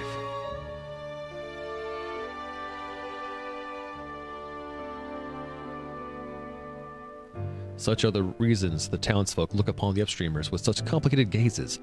The little girl's mother was one of those who joined the journey midway, and the girl herself, some years from now, might fall in love with someone in a post town somewhere. She might choose to live in that town, or she could just as well invite her love to join her on the road. She has no idea at this point what lies in store for her. The girl's father calls out to her, "Time to go!" Their brief rest is over. Oops. She seems sorry to leave and stands up reluctantly. "Too bad," she says. "I wish I could have talked with you more. But we have to get to the next town by the time the snow starts." Constantly exposed to headwinds, her cheeks are red and cracked, her lips chapped, but her smile is wonderful as she wishes Kime a safe journey.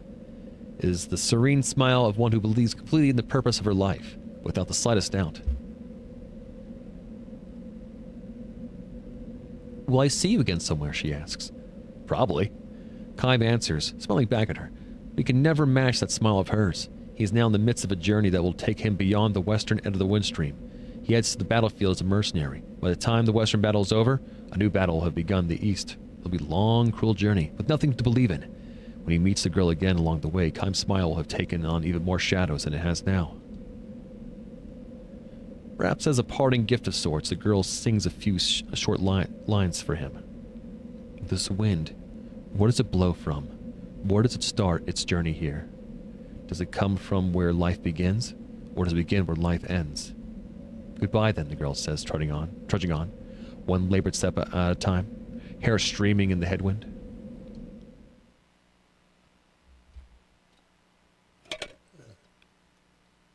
Ten long years have flowed by when Kime next meets the girl. It is spring, when the grassland is dotted with lovely white flowers. She's become the wife of a young man who does tailoring and shoe repair in one of the post towns. "This is my 3rd spring here," she says, patting her swollen belly fondly. "In a few days she'll give birth to a child. She'll become a mother. And And your parents? Kaim asks. She shrugs and glances eastward. They're continuing their journey. I'm the only one who stayed on here.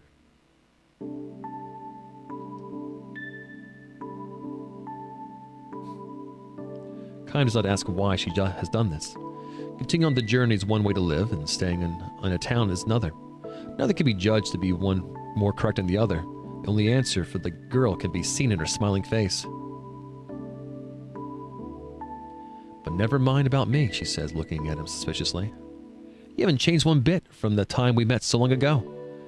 For a 1,000-year-old Kaim, 10 years is nothing but a change in season. Some lives are like that, she says, straining to smile. He looks at the girl, now grown into a woman, and wonders again, living through endless ages of time. Is it a blessing or a curse? Is this the Jack Candy part of the game? And then Kaim walked upon the sand of the beach. Imagined as a smart man would. A single grain of sand, and inside it was infinite possibility, infinite worlds, infinite universes. And beside him walked a man, a stupid man, who picked up seaweed and put it on his head and said, I'm Seaweed Man. End scene. Kaim's remark hardly counts as an explanation, but the girl nods with a look of apparent understanding. If that's the case, she says, you should be the one who goes to the place where the wind begins. You'd be the perfect upstreamer. She could be right, after all. The lifespan given to humans is far too short for anyone to travel against the flow of the wind stream, as far as the starting point of the wind. Still, Kaim responds with a few slow shakes of his head. I'm not qualified to make the journey. No? Anybody can be an upstreamer. Anybody, that is, who wants to see where the wind starts, with his or her own eyes. Having said this, however, the girl adds with a touch of sadness. No one's actually seen it, though, I guess. The place where the wind begins. That place is nowhere at all.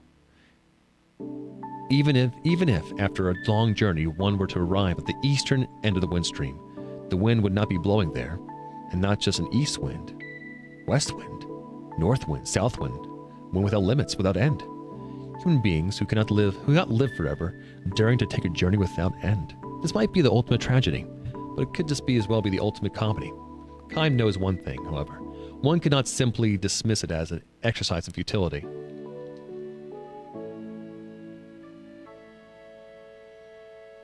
Nothing's up with you, dog. How about you, he asks the girl. Are you going to continue your journey soon? She thinks about this for a space of a breath, and caressing her swollen belly, she cocks her head and says, I wonder. I might have to want to go on living the way I am now forever. Or then again, I may feel that desire to reach the starting point of the wind.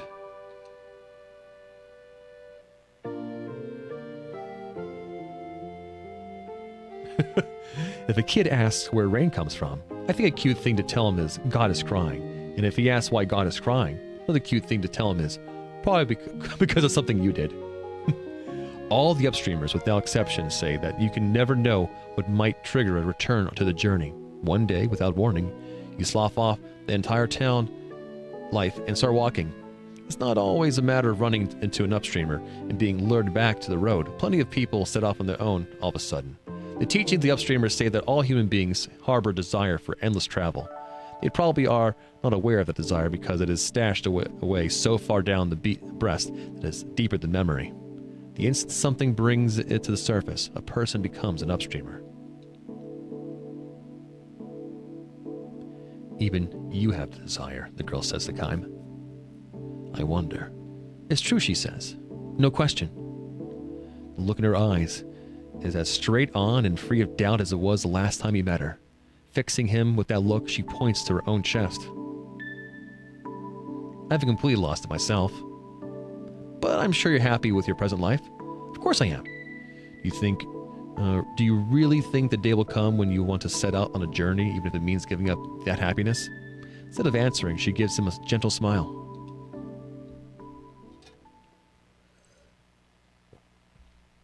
Many years flow by, but every now and then something reminds Kaim of the girl's words, that everyone harbors a desire for endless travel. For Kaim, living itself is a journey without end. In the course of his journey, he's witnessed countless deaths. He has also witnessed countless births. Human life is all too short, too weak, too fleeting. Yet the more he dwells upon its evanescence, the more he feels inexplicably that the words such as eternal and perpetual apply more properly to life, finite as it is, than to anything else.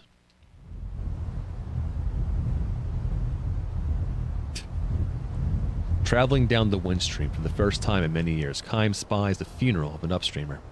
A young boy in the morning dress stands by the road, holding out the wildflowers to passing travelers and urging them to offer up a flower to a noble soul who has made the long journey this far. Kime takes a flower and asks for the boy. Is it a member of your family? Uh-huh. My grandmother. The boy nods, his face the image of one Kime knew so long ago.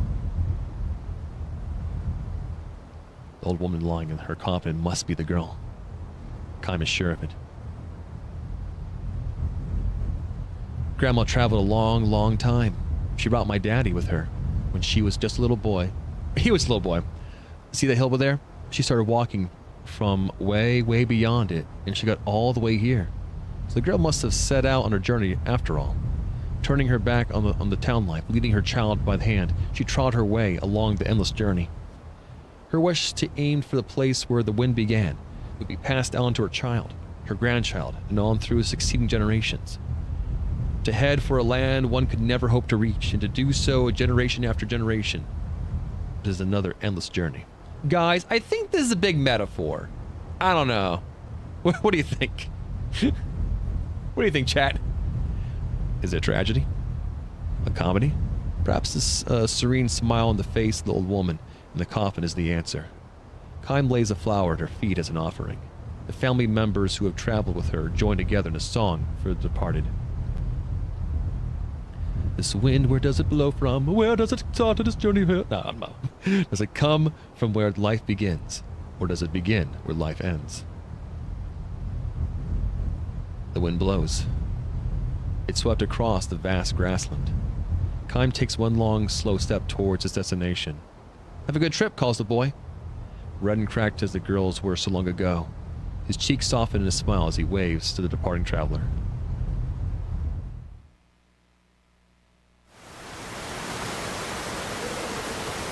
Cool.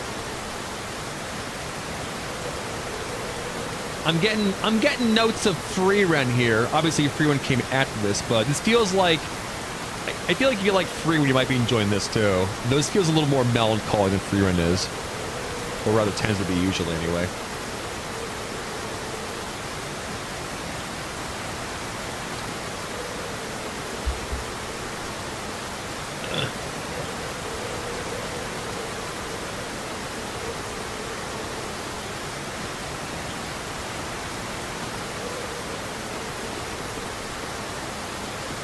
Why is rain so loud? Why the... Rain is sometimes loud! Do you go outside? Dumb question, I know, you don't go outside.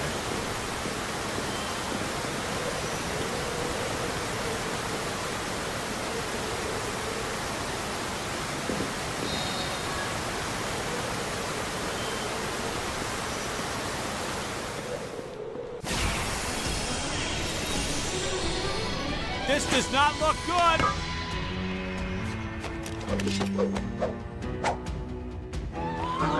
More burbs? Spell, black magic. Inflict a moderate amount of random elemental damage on all enemies. Try that. Perfect.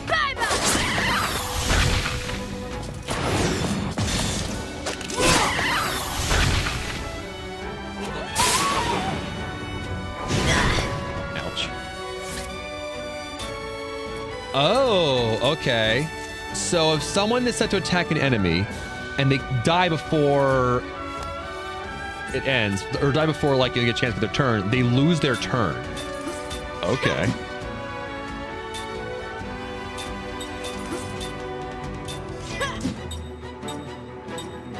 Oh no, I'm being dumb. It's just a multi-turn spell. Okay. Never mind.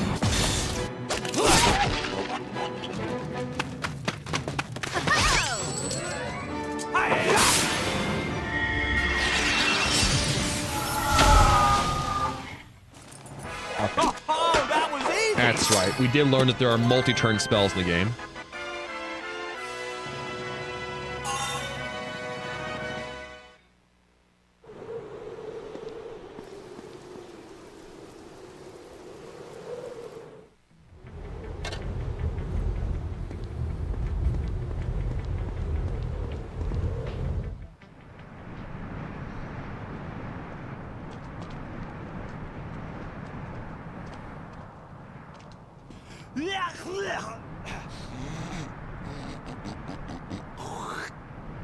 Ugh, that's nasty.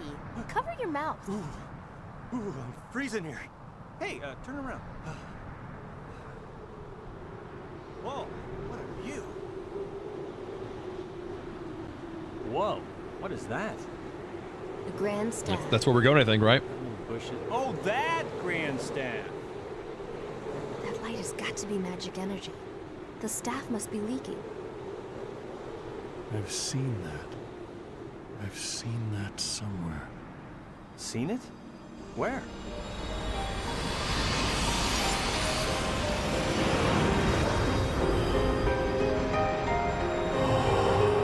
I remember it in a cutscene.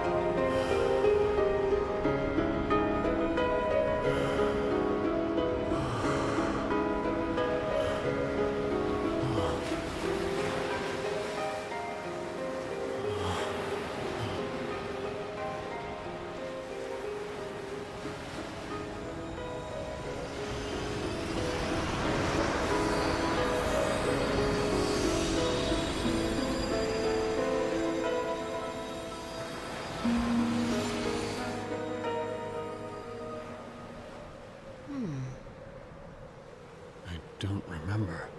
Ooh, deja vu. Or maybe your memory's coming back. No. Maybe what you've forgotten you're remembering. What? Well, excuse me for helping. You are such a pain. Okay, fine. Look at the view. I'm gonna go ahead and fix everything. You just talk amongst yourselves. Are you getting your memories back? Here, eat this ominous black Really pearl. seen this before? What do you mean by that? Just what I said. Do you feel like you've seen this before? What's with you? Just trying to be a friend. Don't look at me like that again. But I thought you... Forget it. Hey. All right, come on, you two. I thought we were gonna rush. Burp! What the heck is that?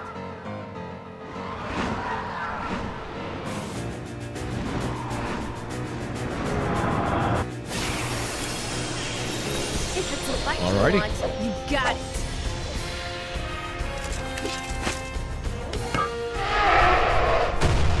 Cool. All right. The Grelgan. We try stealing from him. Spell. So increase physical defense of one party member. You know what? Sure. Let's set. Oh.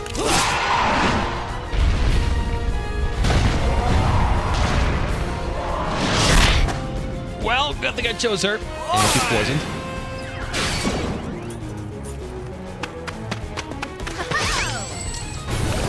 Failed to steal. Oh, that hurts. Spell, white magic. He can cure as well. Let's do a heal first on her. Good. Perfect. There we go.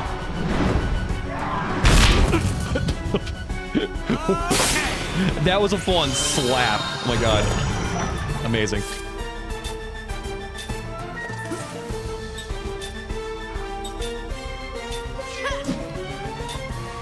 Oh! I can actually see its health. Good. We got a ways to go. This will not be a quick fight.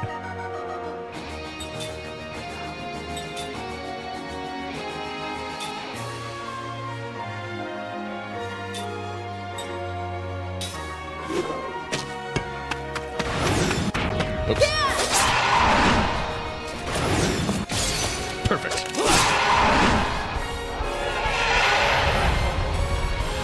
Down first.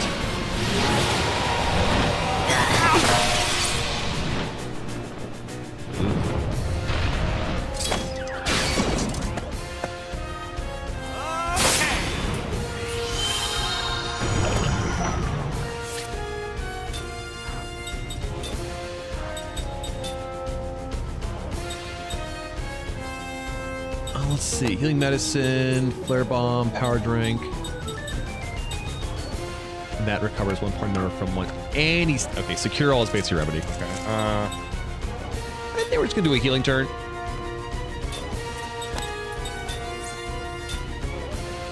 Actually, who's he healing? Shit.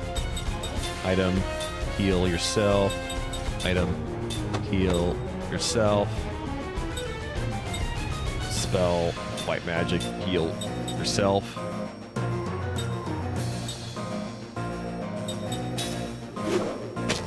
Though I feel like doing a whole healing turn is probably not good for me, we'll see. Yeah, no, the healing medicine is not gonna keep you up though. Huh.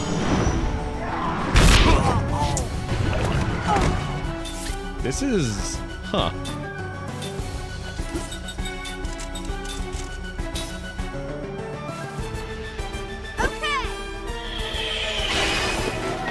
That noise. That was close.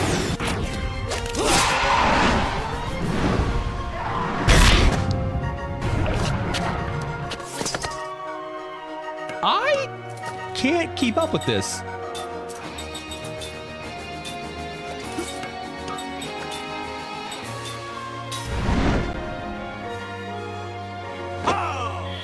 Sorry about that.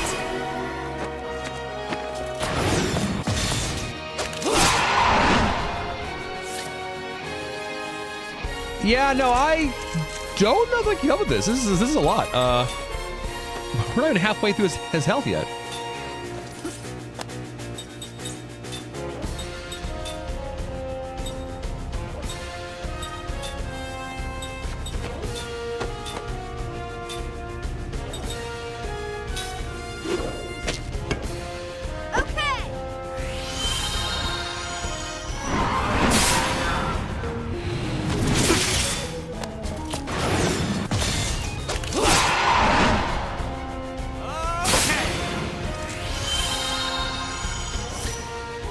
Jeez,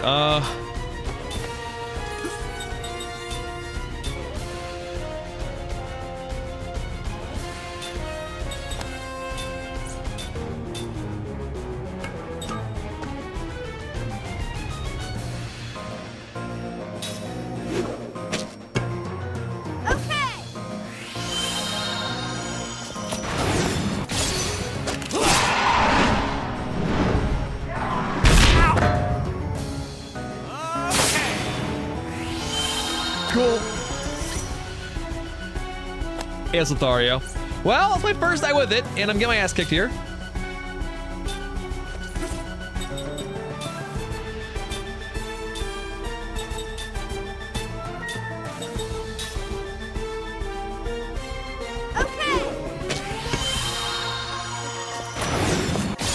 Perfect. Well, okay.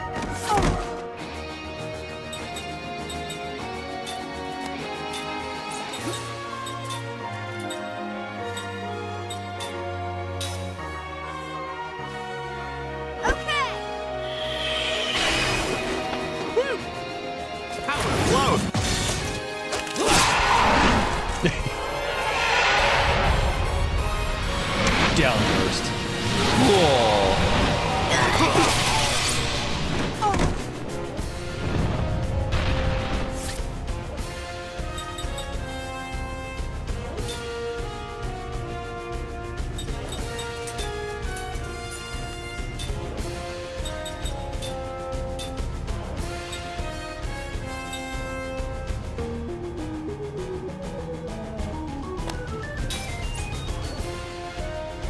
Okay. Hey, Worsty.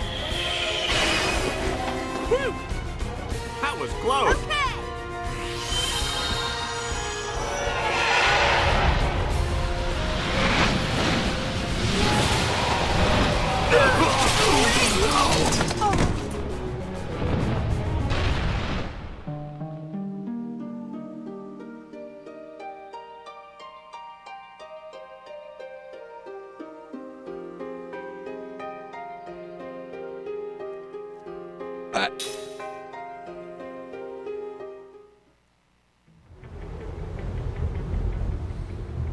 Luckily, we have checkpoints, I suppose. This is ridiculous. worst birthday ever. Okay. Oops.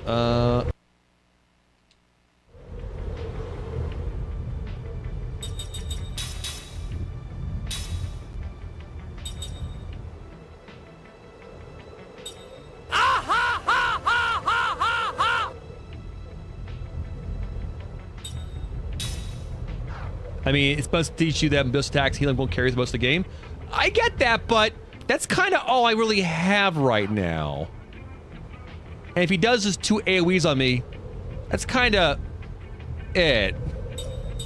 There's not much I can do. Maybe we can try hitting him with some wind magic, I suppose.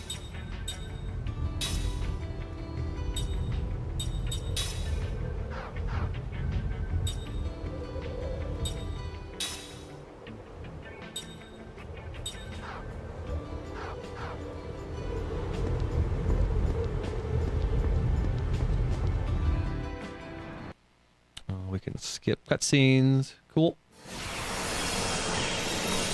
Wants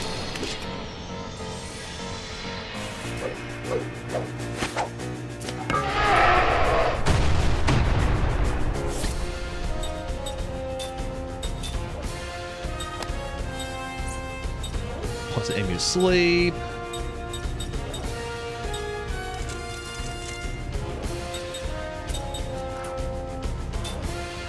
Also, what's composite magic spell? Interesting. Okay. Everyone use... Oh, she can't. Wind on him.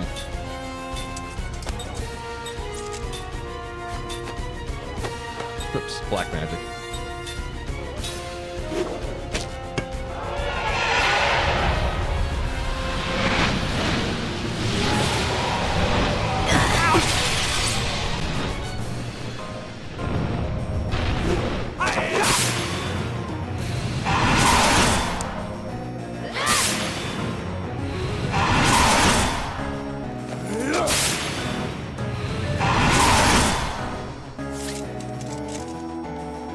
Great start.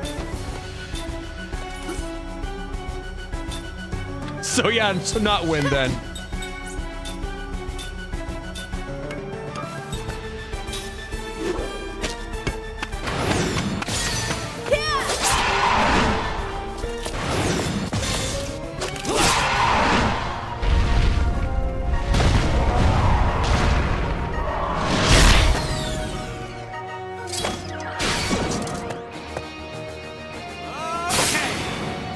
Good thing we're healing her. Wow, the poisoning that first turn is nasty fucking work. Holy shit.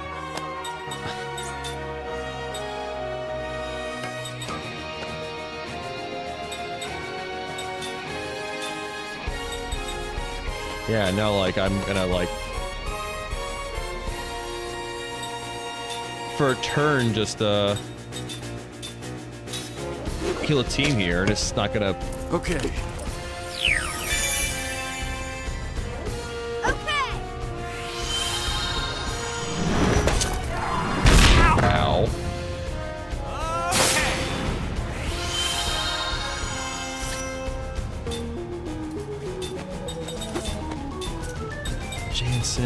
Spell flare, maybe?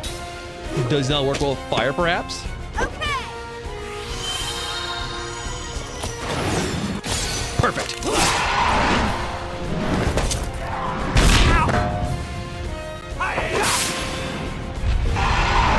There we go. What did damage up mean? Did his damage go up? I hope not.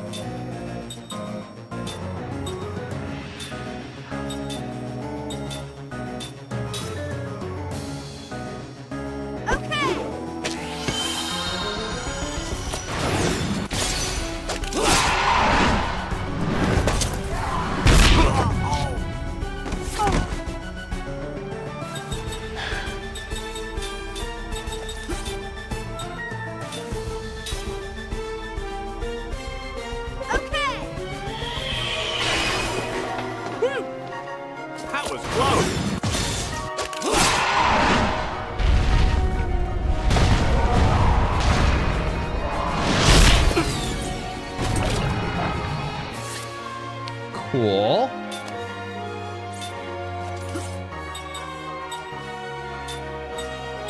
Antidote for him.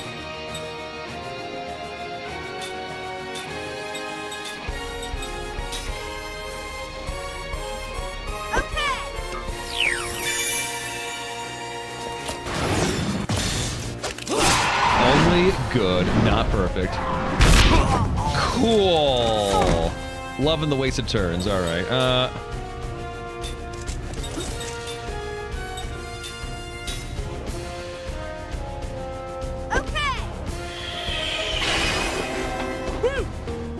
That was close. Good.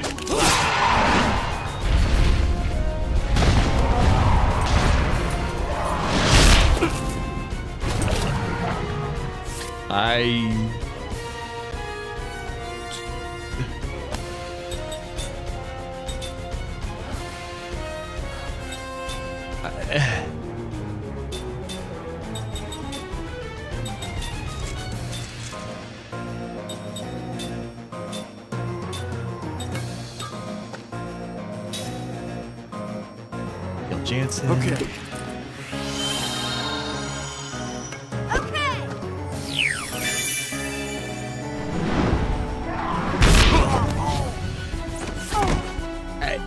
I don't know how to.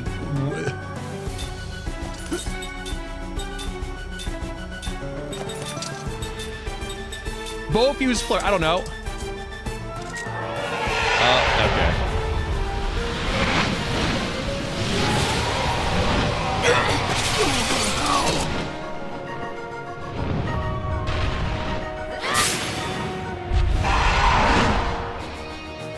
I don't know if that means his damage goes up or my damage goes up.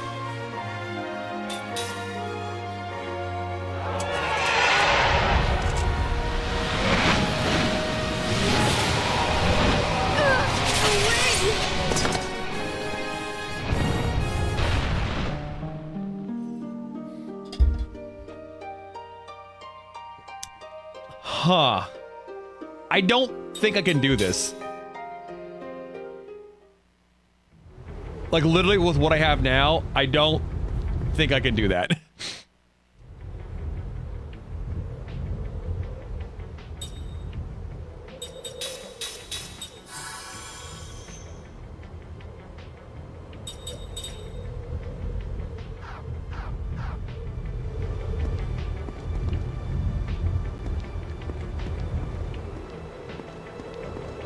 Yeah, I need some levels.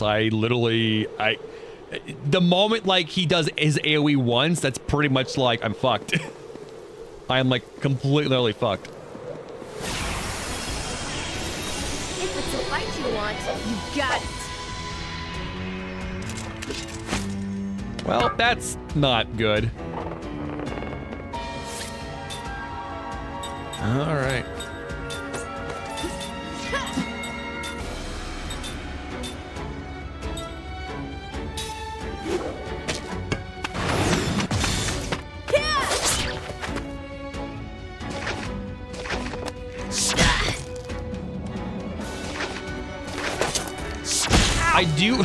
I do love the dichotomy here of how when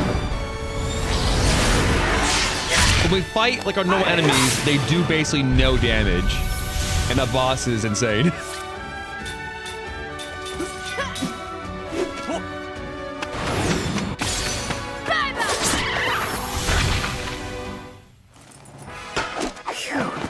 That was a close one.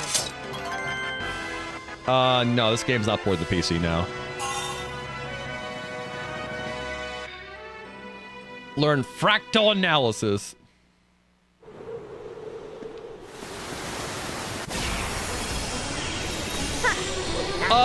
I like what it's throwing down for the most part, Red. But this first like real boss fight is I question their choice of balancing a little bit.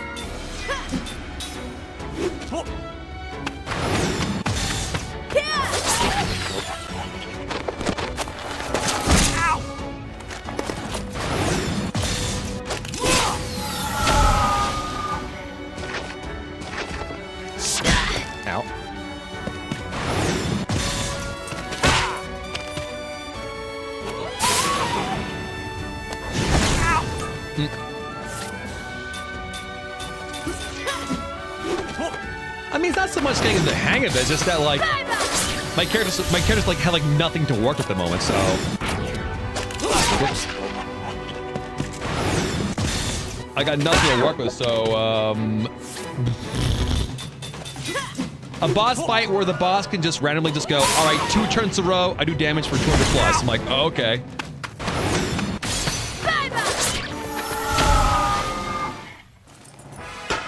It's not in my nature to lose.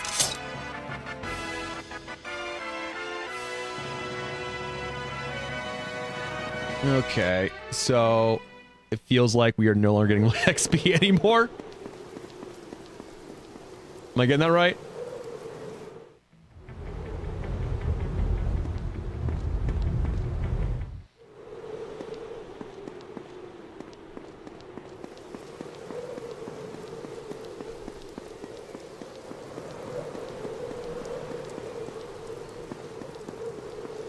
Yeah, we did find his weakness, I suppose. Uh-huh.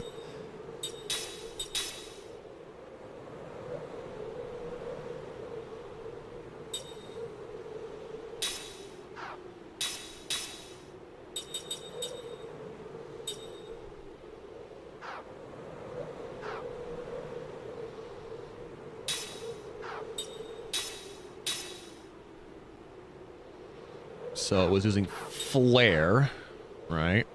Well, him using flare seemed to be helpful in terms of damage, but them using flare is not that much better than them just doing basic attacks, it seems like. Well, I guess it was maybe slightly better. Though they can only do so many, though, it seems like. For white magic. Heal, cure poison, shield.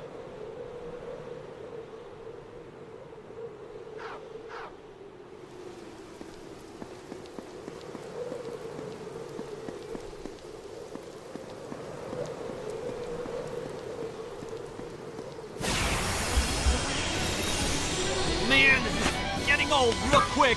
Shield prevents physical damage, but it didn't seem to help that much. I love that.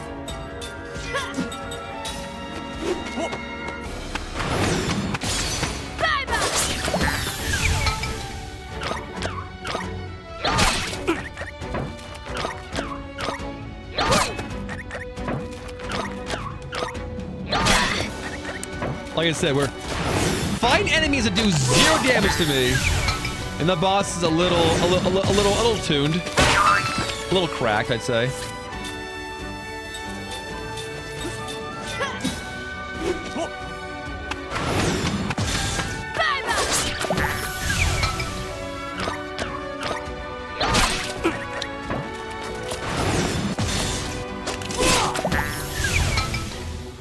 I'll try it again. Yeah, so... it feels like the XP in this game is going to be a little like Suikoden in that, like, you can get... once you kind of hit a point of XP, you kind of can't, like, really level anymore, because they'll just become exponentially more painful to try and do so.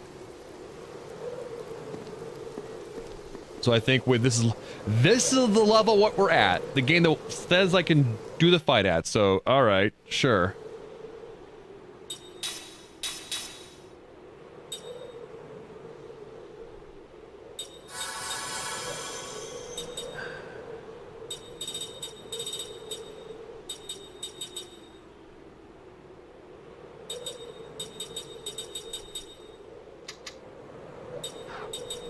Can we make any new rings? Okay, here we go.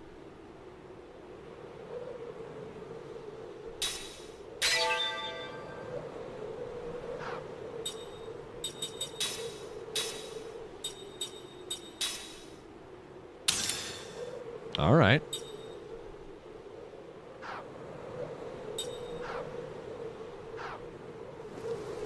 All right. Now we're cooking.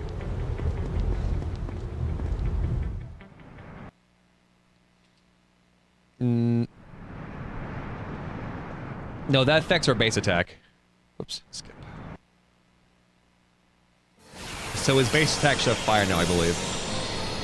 This does not look good! Oh, that's cool. It even shows it. Nice. That's sweet.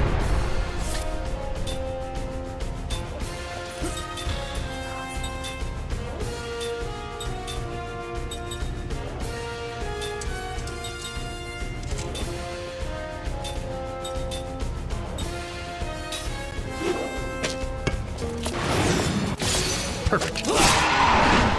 Well, it's not that much more damage up, but cool.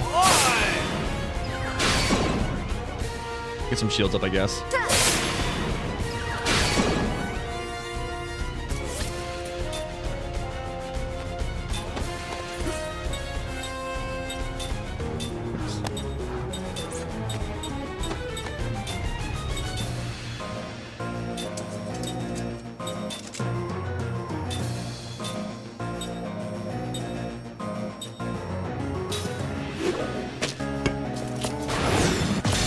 Good. Oof.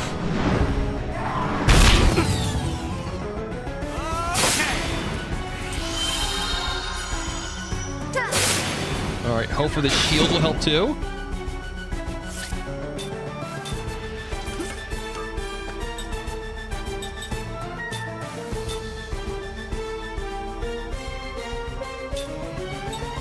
Spell flare.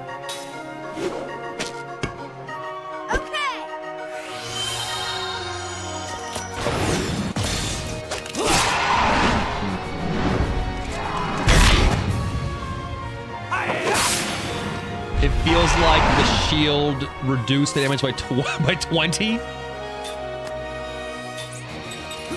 Alright, she's gonna be kind of like a spot healer at this point. Spell black magic flare.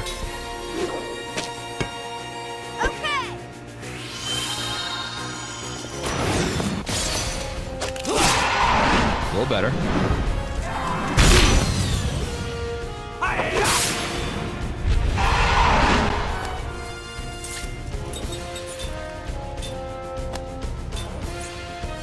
Oops. He attacks. Item, healing medicine, Kime, spell. And we're getting there.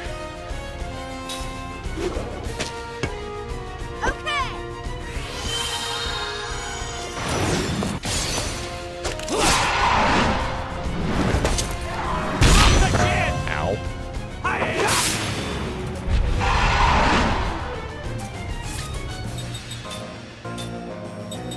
Jansen.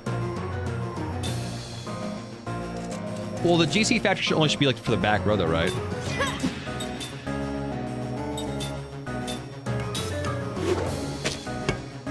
Okay. Oh! I did it backwards. Fuck.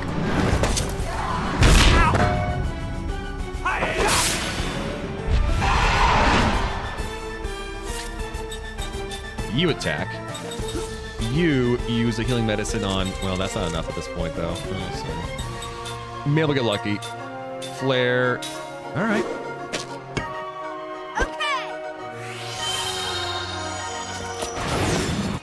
Good.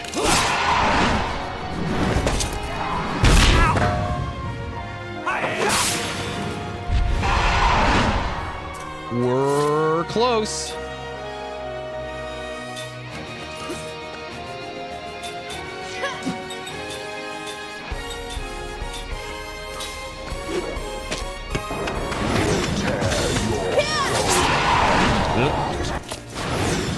Good. There we go.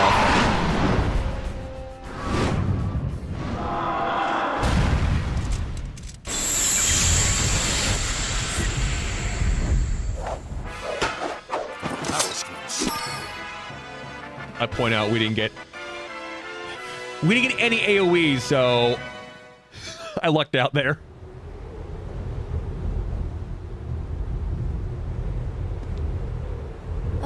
We did it. How can you be so comfortable? I almost got eaten alive. Honestly, beat the fucking shit out of him, so yeah. think it'd be an improvement if you got eaten a little. You'd talk less. Guys, it's fuck already. Hurry up. I thought we were in a hurry.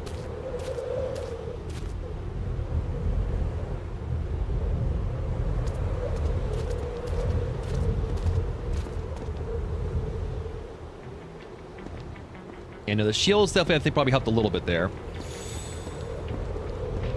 Oops. Oops. Keep on press start.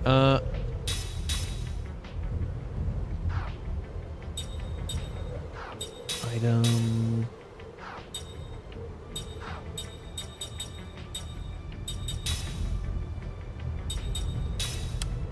Sorry, I keep on meaning to lower or increase the sensitivity of the hype trains there.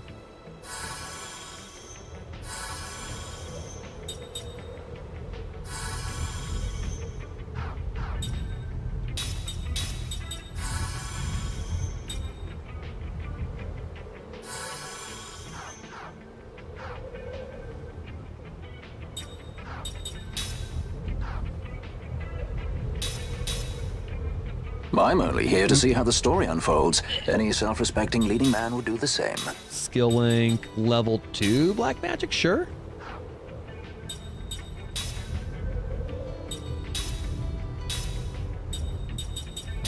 Sure.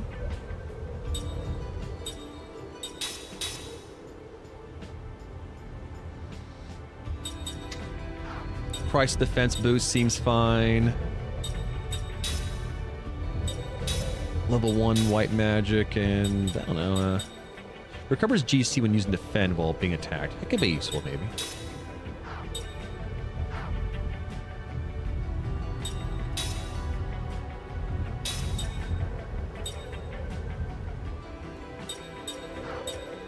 That's probably fine.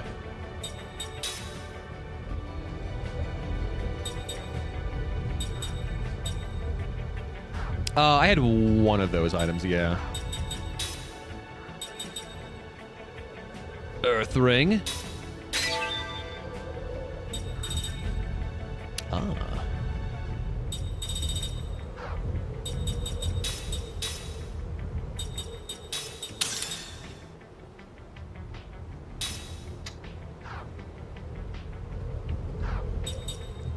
And equip on Jansen.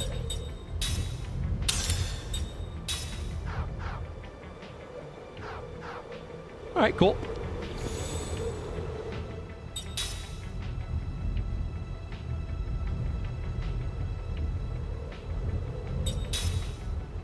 Not too bad, like I said, though. We did luck out in that the monster decided not to AoE the shit out of us, though. Maybe it's a thing where the boss will do it if you get with a certain threshold of weakness, just starts punishing you.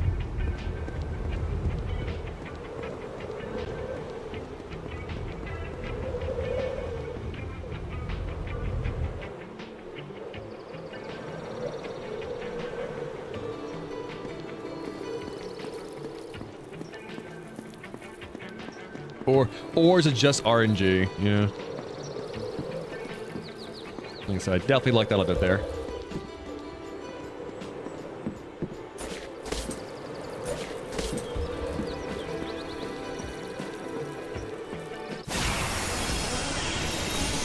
Guess we have no choice.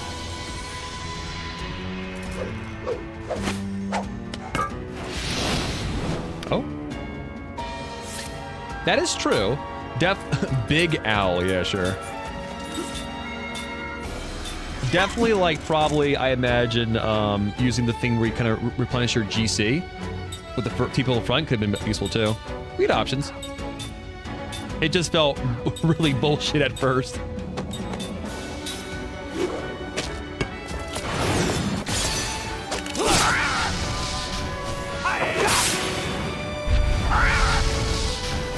Oh.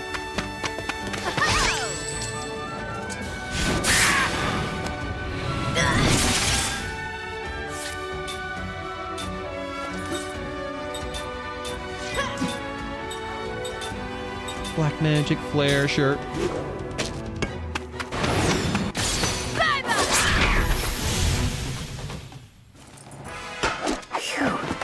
That was a close one. Okay.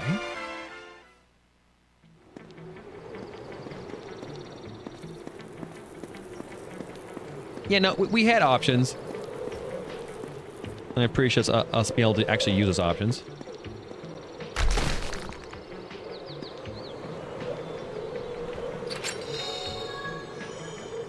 Novice earrings.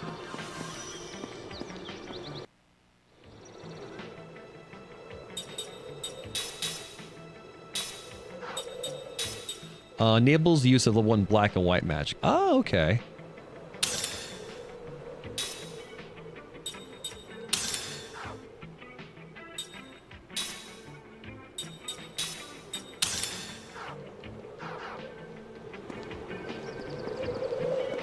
Yeah, no, like I said, it didn't do any AoEs on me, so I definitely lucked out there. It's, can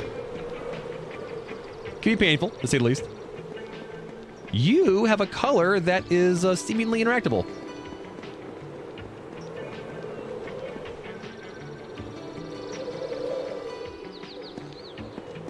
The cart track. Can I mess with these? No, I cannot.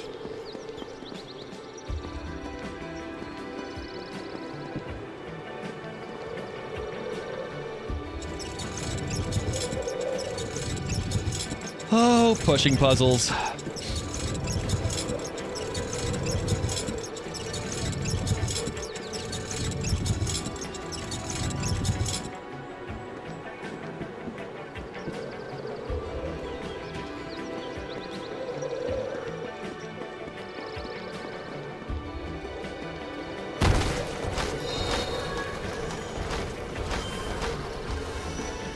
Some kind of cold water stone there.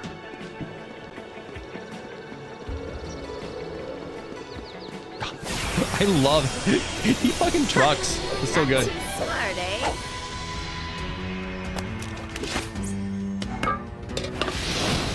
It's like the devs that made this like, all right, remember we made Aya so fucking slow in Parasite Eve. We're gonna overcompensate for that.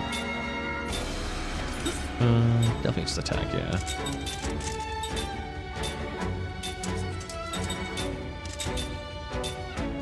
So it seems like in this game,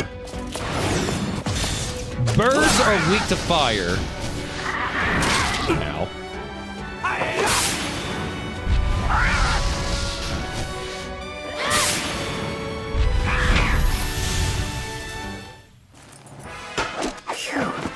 That was a close one. Yep. In this world, birds are weak to fire.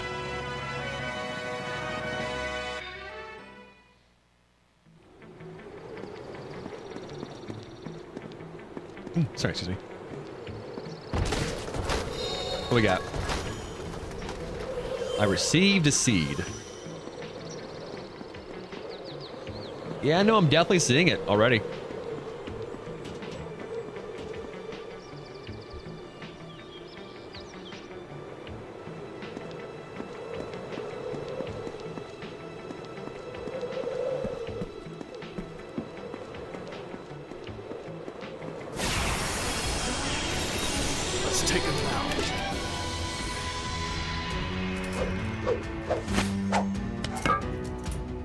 Fighting Mad Sarbella A. All right.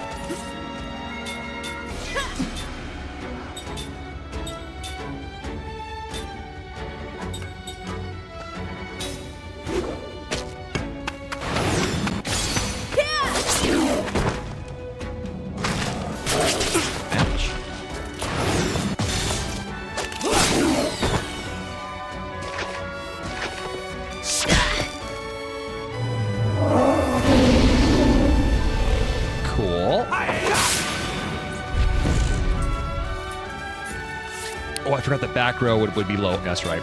That's right. Back row is a little, will not be as powerful. Oops, no. Only you attack you. You attack that. Spell, black magic, flare, that. Ooh, fuck, ouch.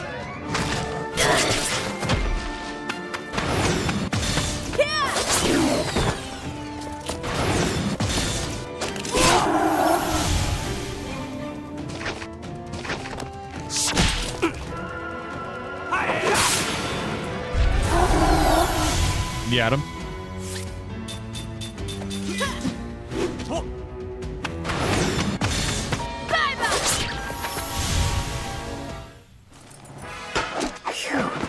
That was a close one. Ooh, start collecting items now, yeah. Kime learned factual... Sorry, I thought I said fractal before. Factual analysis.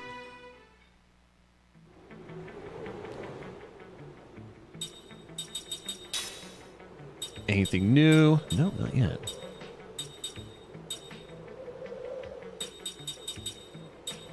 So I'm guessing we don't need to find recipes in the game. It's more so the moment we find a component, we'll just know what it's used for, right? What it seems like.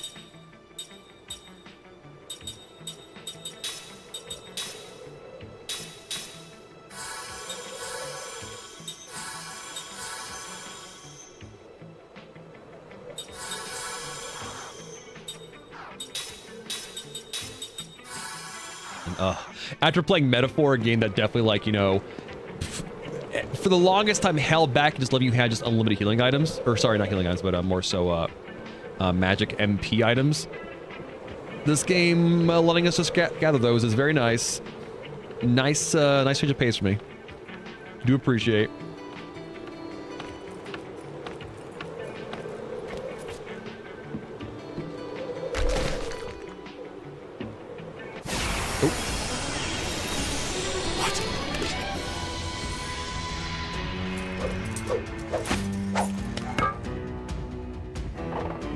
Okay.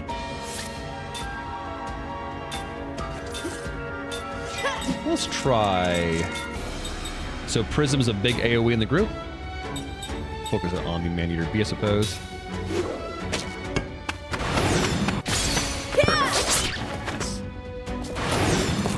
Perfect.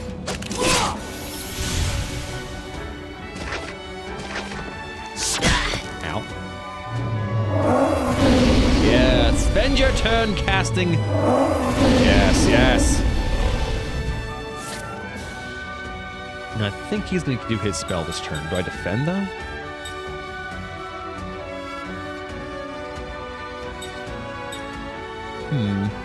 Do you think love can bloom, even on a battlefield? I'll eat it.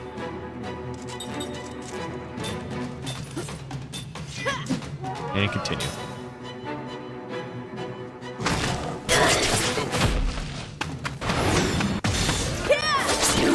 Also, hi, Michelangelo, how you doing? So, what's a summoner anyway? Woo, fucked him up.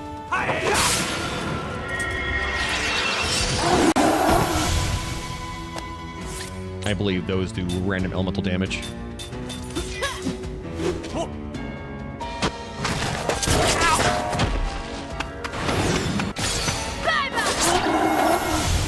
Nice. Leap before you look, I always say. Alright, I guess I'm kind of confused. So do we just not see the XP we get from them? Like, it looks like right now, each takes 100 XP to level up. But I don't see on this screen here at all, like, what our XP, like, from the fight was, you know? So I thought SP was that, but the SP is not that. Huh. Alright. Sticky tape and healing medicine. We've learned things and stuff.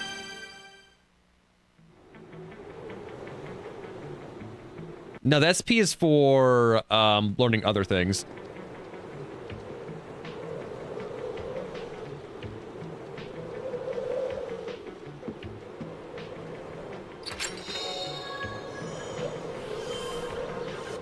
And yes, so again, I know we're going backwards here, but the slot seed.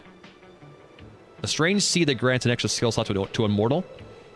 It's Lumina points from Expedition 33, only just, you know, more concentrated.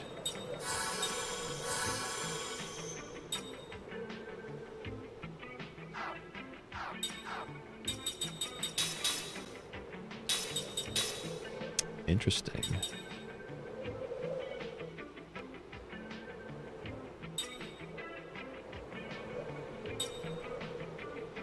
Status analysis. Reveals the hit points of status of enemies. Reveals types of enemies. Okay.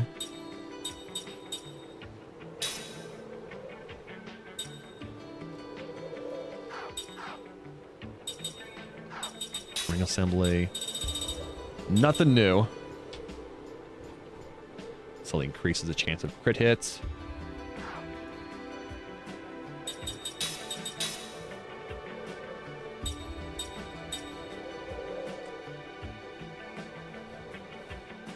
So a human can learn, or a normal person can learn skills just from items.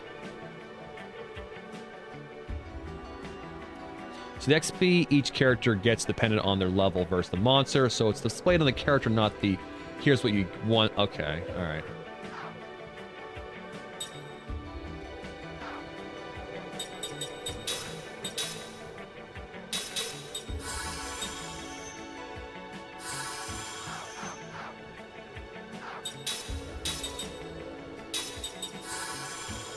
Those heal. Oh wow, that was a lot. Okay.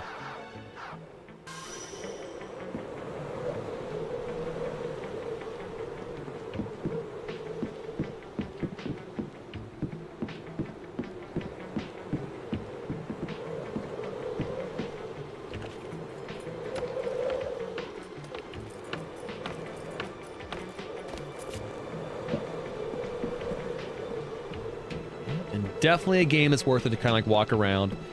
Try and find things, pick things up, because we either want like things for our characters, or we want to get the oh, don't go that, or we want to find like the hidden, like, you know, hidden abilities, hidden, like there's stuff to be found here. And I do appreciate the random battles aren't up our ass like every like 20 steps.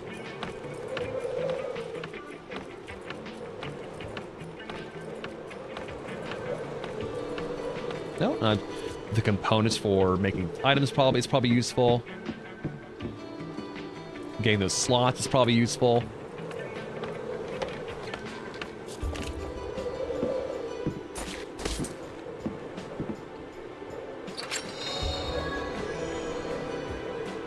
New spell for us? Yeah, no.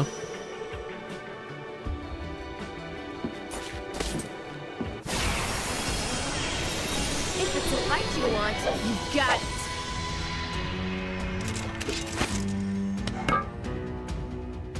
Oh.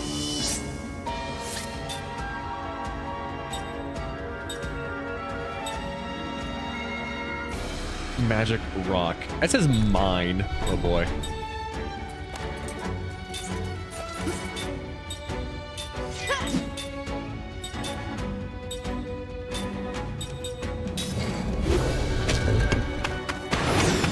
Oops.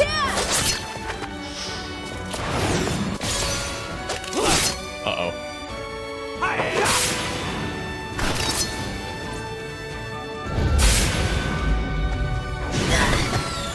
Uh-oh. Uh-oh.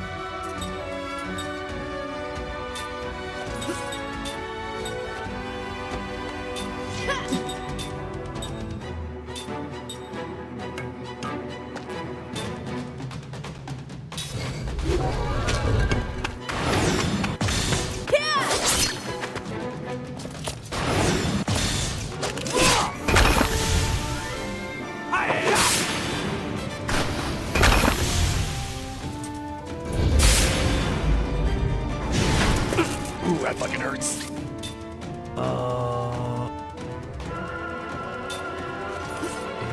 Unfortunately, due to how they're... Alright. So, he can, with a spell, he can kill that thing in one hit, though. In that case, then, let's just heal for a turn.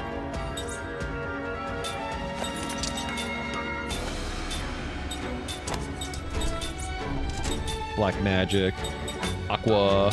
Pebble.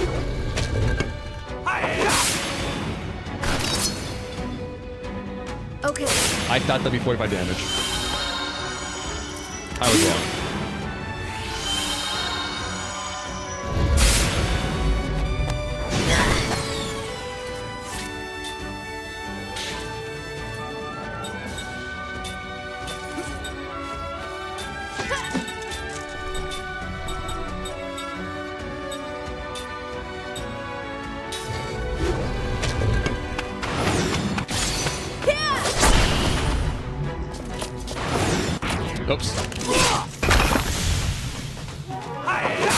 wind.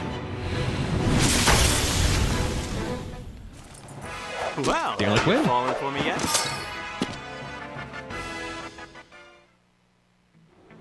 So wait, that time we got no XP?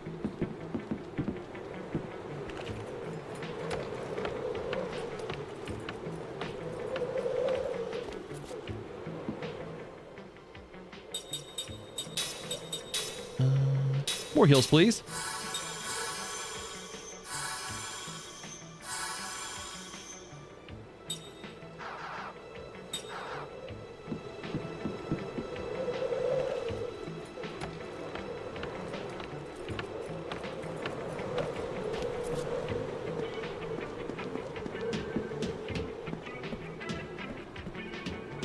Nothing to find over there.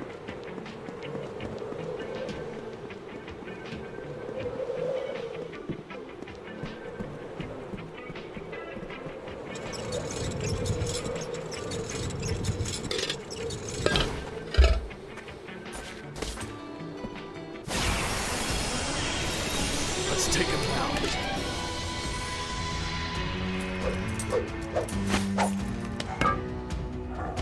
And we're fighting... Okay.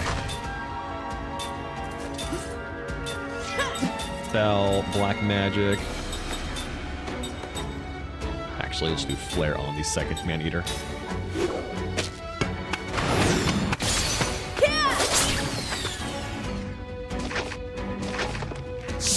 A little smack there.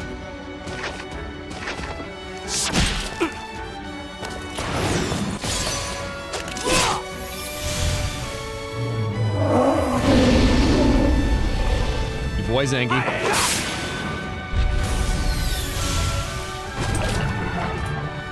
Oh, I didn't even notice the poison there. I think 3 attacks should do it just fine. Ouch.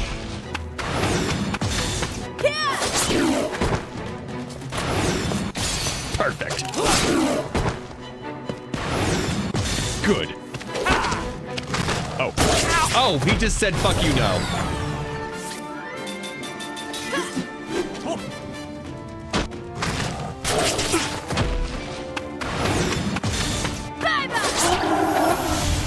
There we go. Phew. That was a close one. Okay.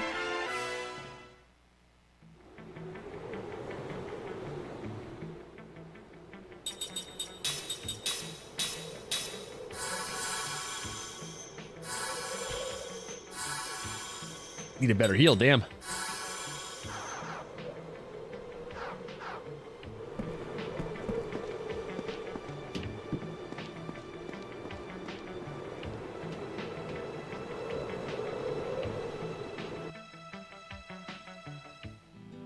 Oh.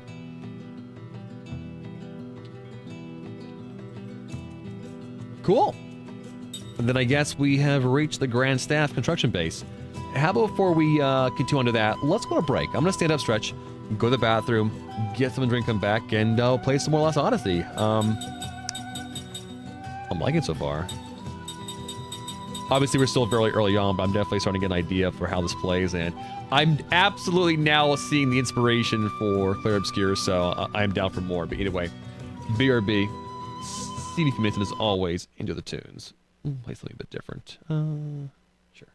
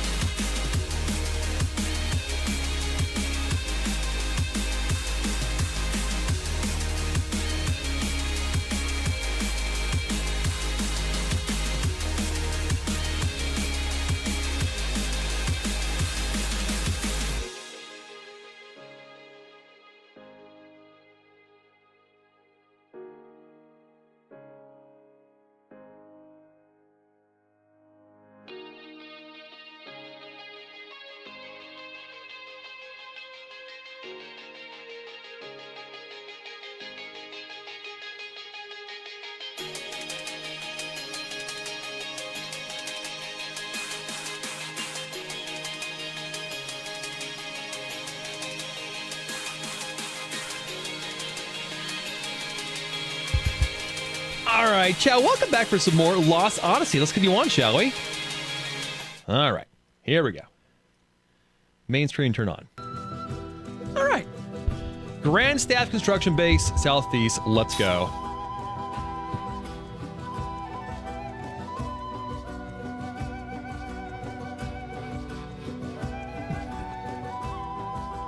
All right, so definitely feel this game does not have any form of seemingly of open world.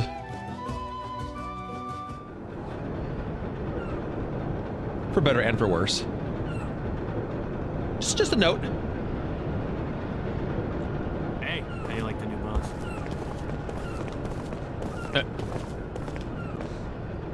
Who are you? No one's contacted you.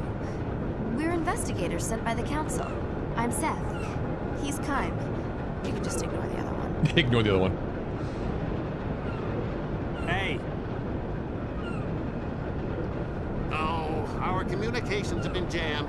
That magic engine is malfunctioning again. Magic energy has been leaking everywhere, non-stop. I guess we're here to stop that. I knew it was out of control. Didn't it bring down the meteor again?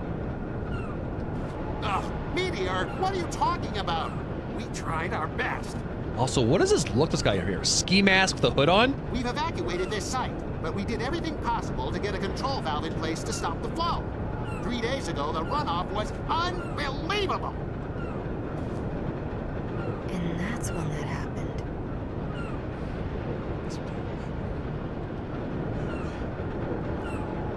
The very frequent lingering shots of Seth have not gone unnoticed.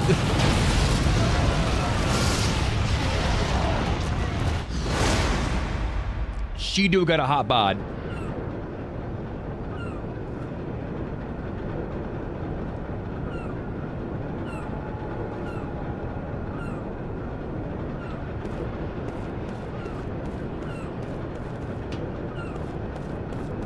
Ever since the leak of magic energy, the creature living in the Sea of Baus has become violent and aggressive. Probably wouldn't be able to escape from the monsters in the Sea of Baus if it weren't for this place. Baus. This is a preparatory standby facility built in its first stage of the Grand Staff project. Terrible sea monsters are attacked, forcing us to evacuate, but now we're trapped in here.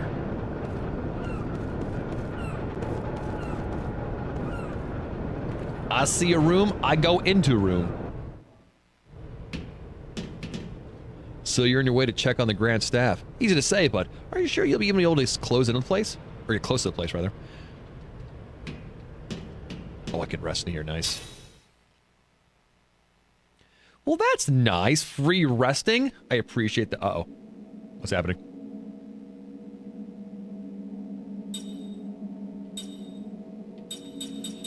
Oh, cool. Okay. So, that's right. The game did tell me that when we're resting, I actually can relive one of his dreams. And the game will let me know which ones I've not read yet. And also, we can access this from the front menu, too. Or first menu. Okay, cool. Good. Interesting.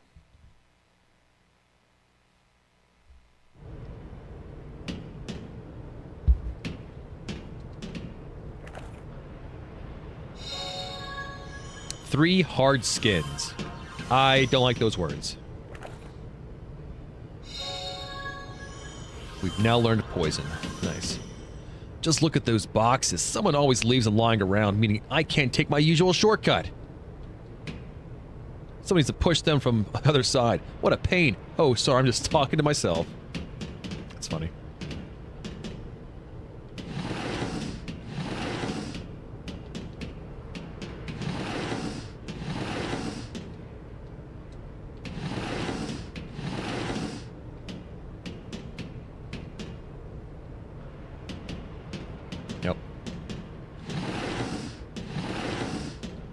Other side, you say? Well, all right.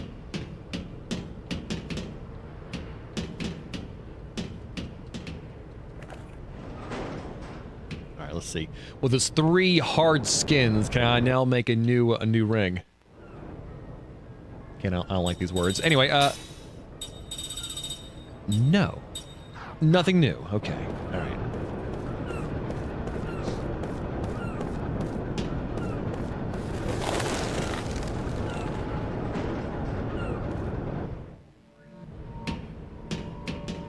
I saw it right before the incident. The magic engine in the control room started up on its own. Did someone set all this up beforehand?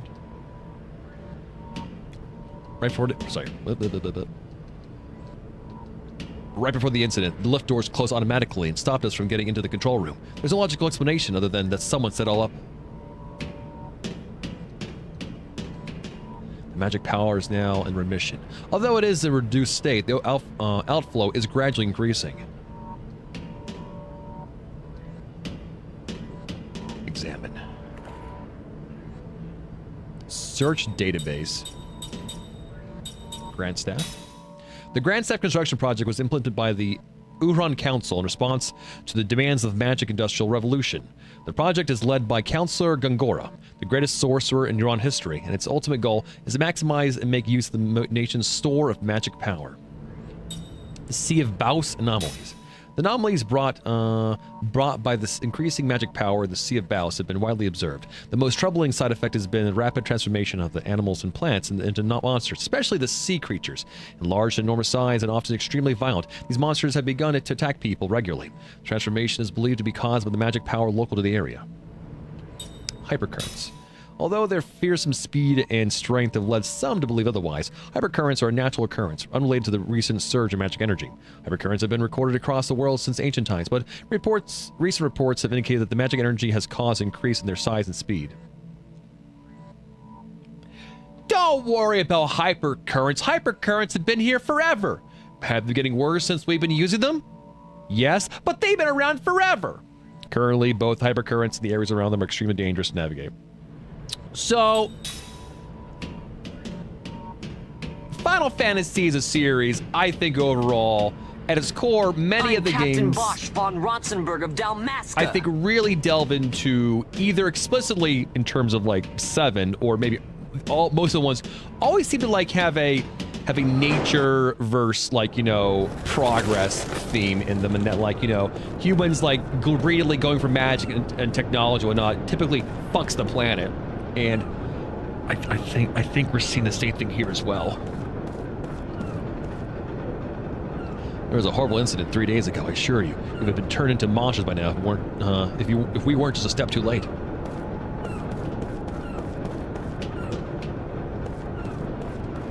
These monsters running wild. Research at the Grand Staff will be discontinued. So that will be it. By the way, you're going to the Grand Staff, right? Here's a little advice then. When you target an ally in battle, you'll be shown sorted information on the fighter. You know, hit points, status elements, that sort of thing. Little bits displayed under the info window is the current status of that character. The basic attributes are attack, defense, magic attack, and magic defense. Blue means it's raised, and red means it's reduced. It also displays natural healing, HP plus, and other special statuses or attributes you have, so make note of it, okay?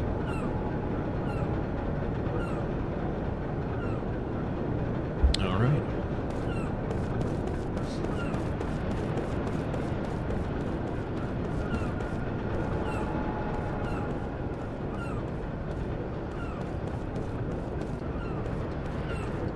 I feel like these are things we'll be interacting with at some point. Sorry, no one's allowed to pass here. Authorized personnel only. Oh yeah, when we hold down the red button, he fucking trucks. I appreciate it. Nothing to see here, off you go. Off you go. He trucks. And also, it doesn't feel like when you move fast, you get punished moving faster by more random encounters. Phew, I've been crunching numbers in the lab all day. It's more tiring than it sounds, trust me. I heard you ask about the magic energy incident. Oh, that's top secret, don't ask me. And what's going on here? There's a pea pot in the pot. What would you like to do? Give it a seed? Oh, I gave him 12 seeds. Well, I guess that's what we do with seeds.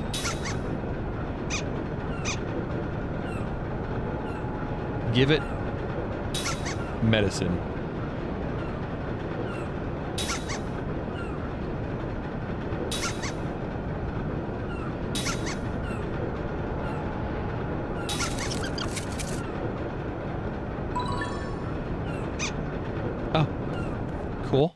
What's a healing herb, Precious?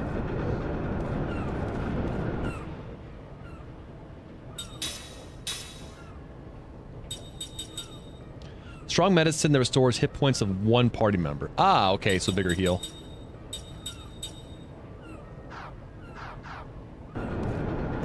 Fun. This is a pretty strange case, all things considered. I thought they handled magic better energy with caution. I heard that the outflow of magic energy caused something terrible to happen. Do you know any more about it?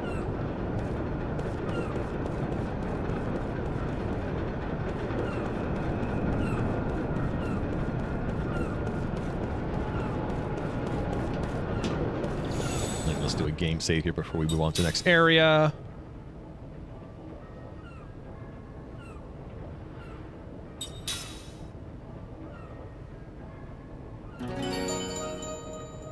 Nice.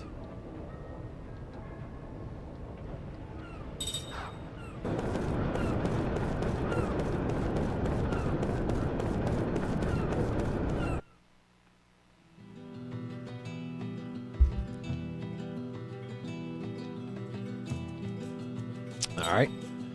The Sea of Baus. Now, I'm wondering, can we just go back to the city and get some items?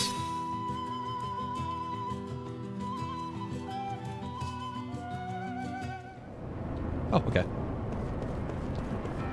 Oh, and is the merchant? Oh, he's not. Okay. This is a place if you want a magic taxi. Where are you headed? Central Station Square? Okay. So we can quickly get into the city to get items.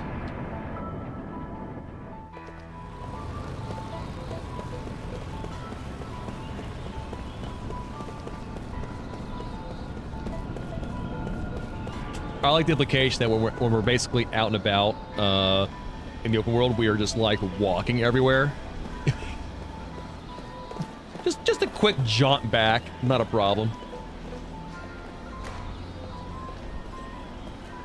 I think the purple doors are shops. Yes. Arms and armor. This is my lovely little weapons storehouse. Weapons and armor are a warrior's best friend. The fine items here could one day save your life. All right. But do you sell weapons, though? All right, so what we got here? Thief's Bracelet. Steals enemy from an enemy. Or teaches steal, right? Berserker Necklace. Increase magical and physical attack power during critical hit point status. Ooh. We can learn that. And we already have a Holy Knight Charm. I think we already have a Thief's Bracelet.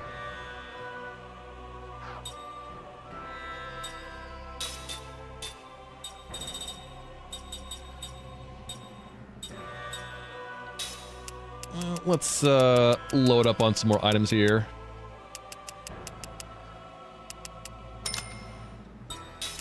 Especially the mana ones.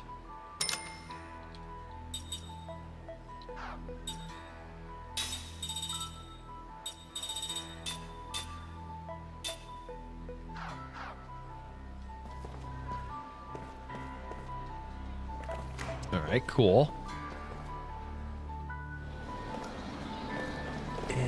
Is that the only shop in the area? I think it is. All right, so that means we are just gonna leave. We did just get a new item, though. I can equip up somebody. I think he's done learning from the search glass. Yes, he is.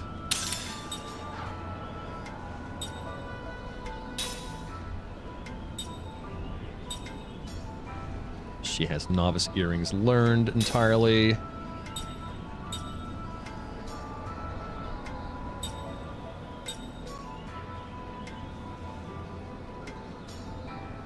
That is true. I was wondering myself, like, we were learning steel somehow, though. How are we learning steel? Oh, it's coming from Jansen, you're right.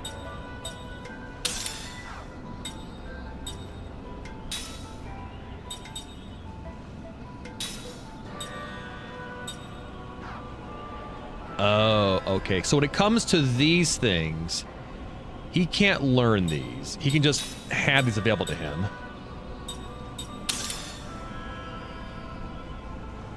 I think him having that on is probably helpful.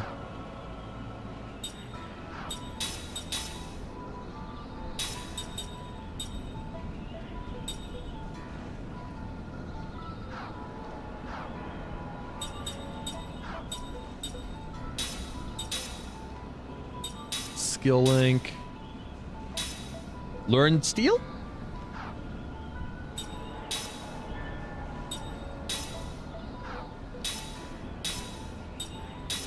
Sure.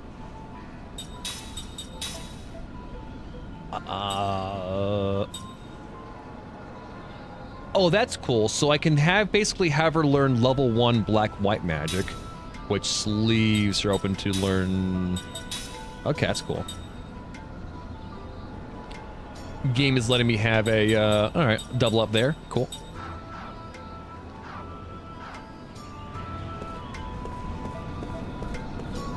So mortals have preset builds, okay. And only their accessories slot low in skills though. Got it, got it. Okay.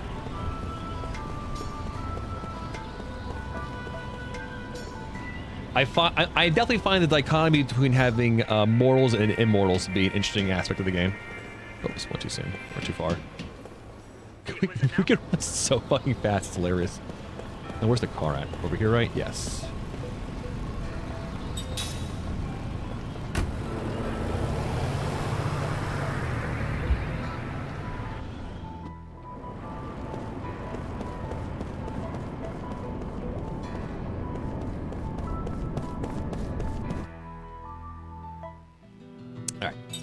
To the Sea of Baus.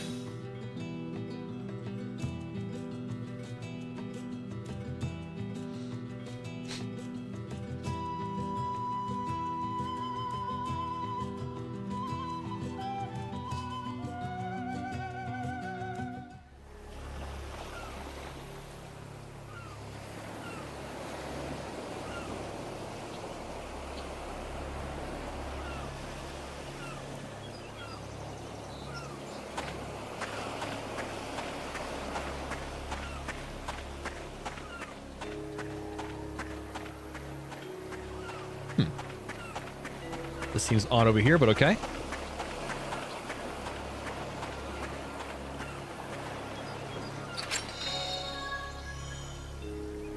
Treasure glasses.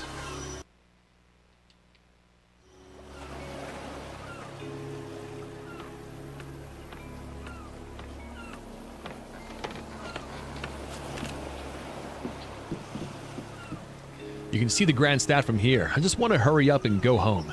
If only these stupid monsters weren't hanging around in the Sea of Baus. Grand Staff is the pinnacle of magic technology and the pride of magic technicians such as ourselves. I look forward to your findings.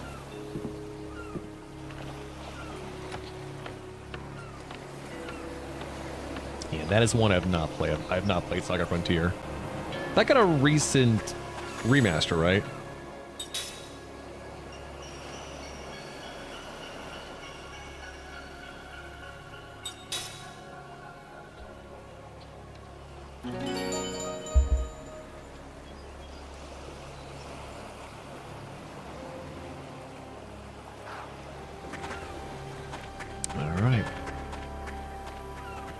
The junk up ahead used to be a magic power amplifier, but it's been destroyed by the influx of magic power around these parts. I've heard that people have been lucky enough to find good stuff among the wreckage, though. You may be able to find some good stuff, but with magic energy added to your mix, you really don't want know what kind of danger awaits you. Anyhow, points of bright light indicate a high concentration of magic energy. Keep an eye out. Alright. Bye.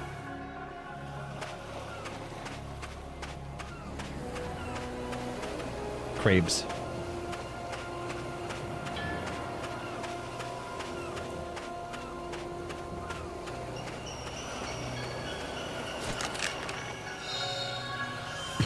Healing medicine, just saw the giant clam, nice.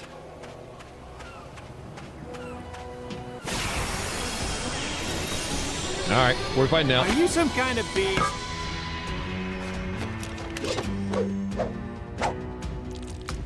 Oh? I get a feeling the fire on Kaim's weapon is not going to be the best. But we'll see. Mad Carapace. Not a lot of hit points, though.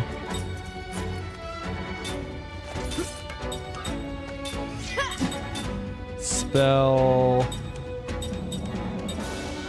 We'll do grounded him. Perfect. Woo!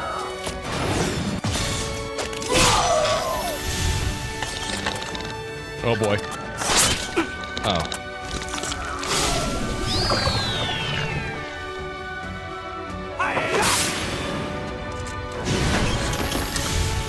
Doesn't like Earth. Okay, here we go.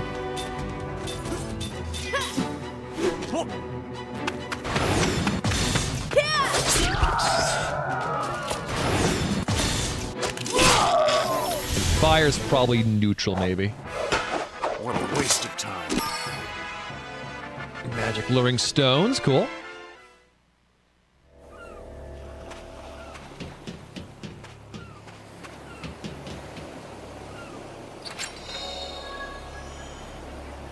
All shield, nice.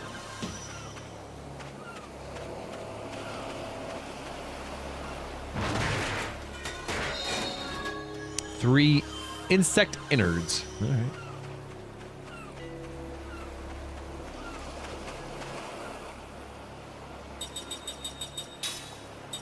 To make for any new rings. Nope.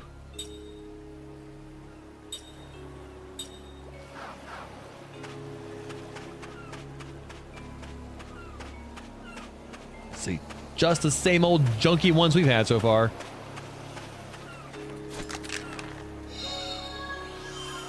Actually, the sticky tape might be able to push us towards be able to actually make something. Oops. So, Anger Ring slightly increase the chance of critical hits, and the Poison Ring occasionally cause poison.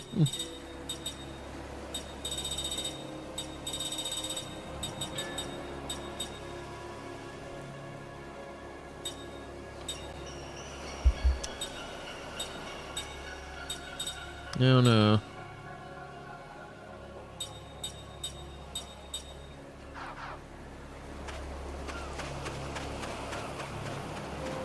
Let's see. We'll see. Ooh, I think I'm gonna like this.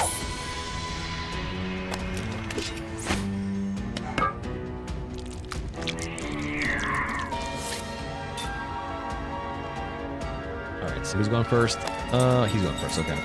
Also, here's something I want to know about.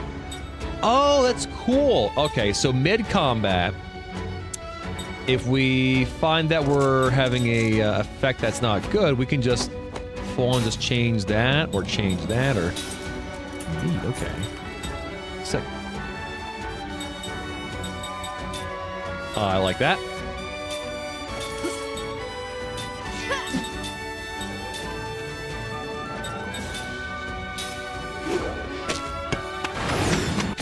As opposed to, oh, I'm in a fight and my characters basically just are healing enemies because of their elemental typing. I guess I'm fucked.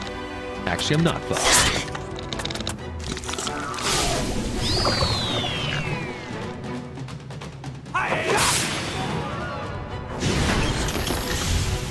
Yeah, and I see that now. Because, like, that means that with the humans we have, equip, whoops. Yeah, I can, like... That's cool. I like that. All right.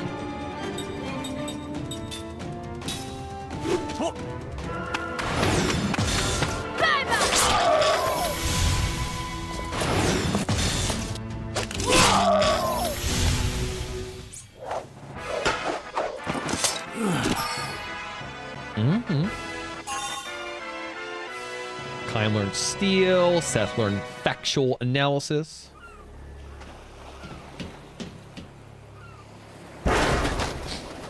No, I'm seeing what the game's cooking here. This is clever so far. I'm liking it. No one can see my way.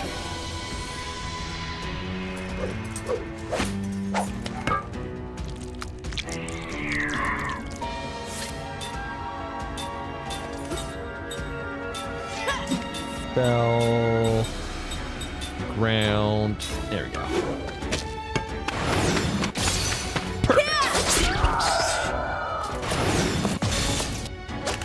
Not as perfect.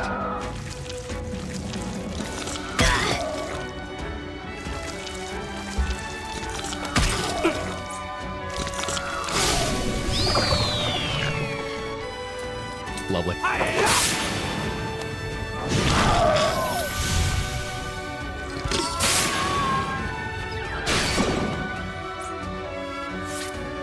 I feel like they're multiplying between turns. I'm just not noticing it.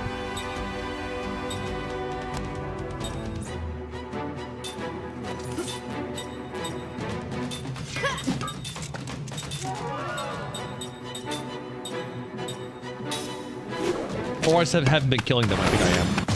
That's probably more so what's happening.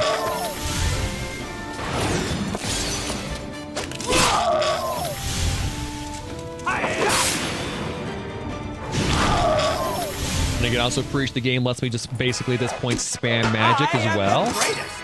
After playing a few games that like definitely tried to curb you from doing that. Alright.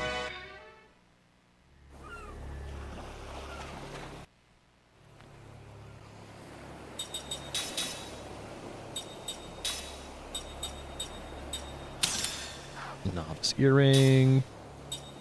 We can LB and RB through characters. Love to see it. Knight's code is still being learned. He can't learn things. Okay. Reveals items carried by enemies. Oh, that's useful too. Oh shit.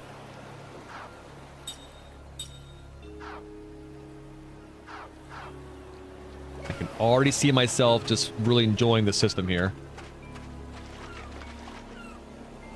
I'm assuming when the game really gets into it, we can make some pretty interesting builds with this game.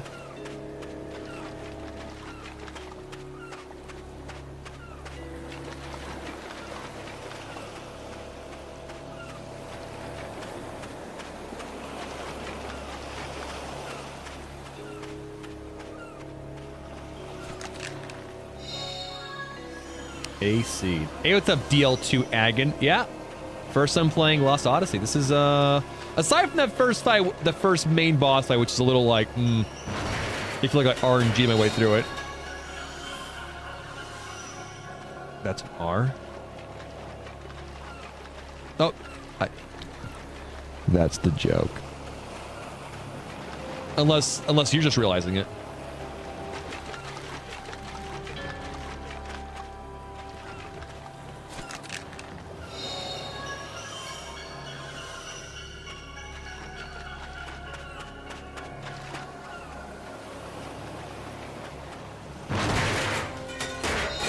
Is it one of your favorites? Okay, cool. Well, then you know how bullshit. When I say how kind of bullshit that first fight is, main fight, you know what I mean. We got it, but I think I lucked down that it didn't do any AoEs on me. Like, mercifully. He's learning that. She's learning that. Oh, what is the yellow band? Grants immunity to paralysis. Oh, that's, I feel like gonna be important. I'd rather learn that first.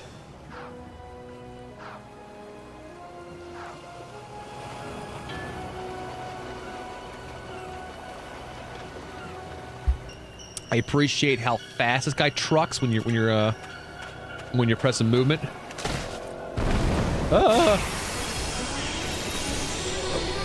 Say your prayers.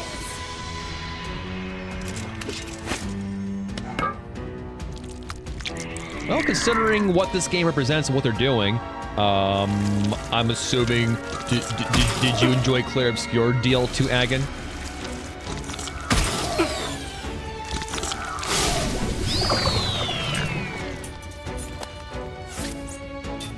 Because I'm definitely seeing the inspiration here.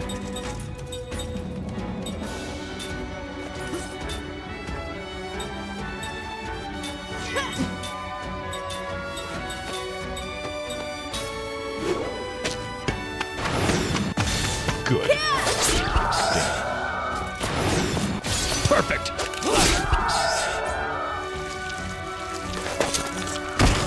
No, not cool.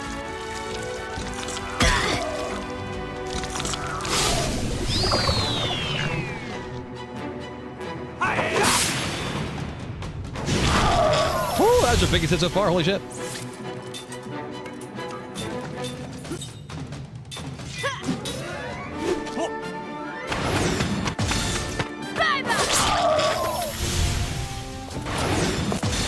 Damn. Like taking candy from a baby.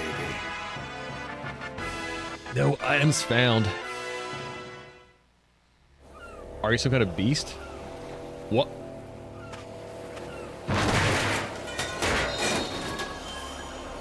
Are you referring to me? Like as a human being? Chances. Oh. Didn't even register to me. Sorry.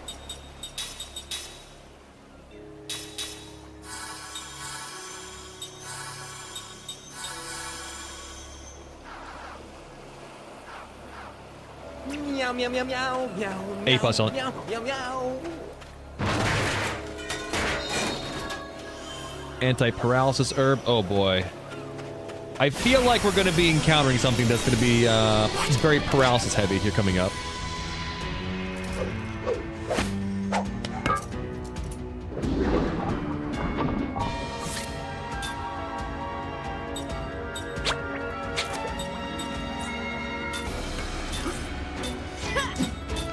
Spell, black magic flare, the aquasphere maybe? We'll see.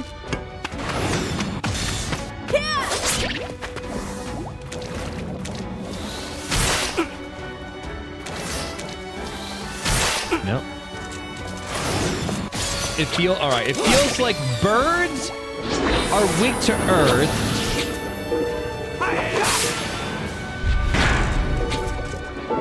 Enemies that are water-based are weak to... Sorry, birds are weak to fire. Water-based enemies are weak to earth, it feels like.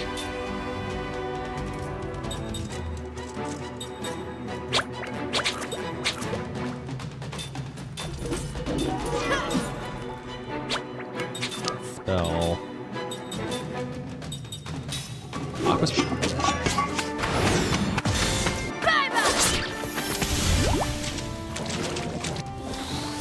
Sploot. Damn, can't not get goods here.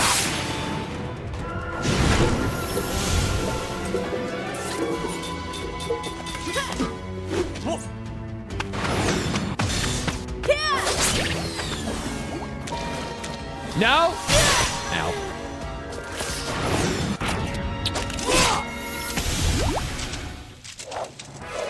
Like taking candy from a baby.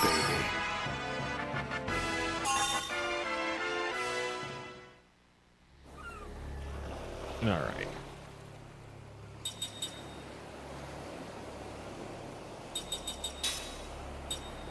Can make an aqua ring, poison ring, osmosis ring. Absorbs a small amount of enemy MP. Oh, okay.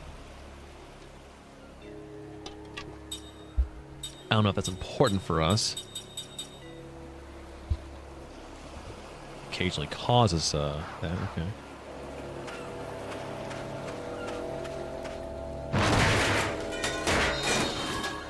Angel Plume.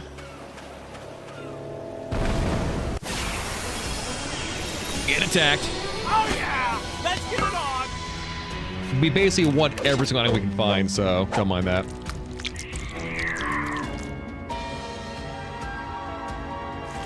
Fuckers are fast.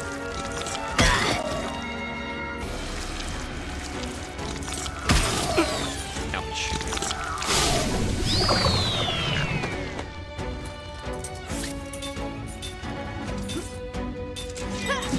Spell, black, ground.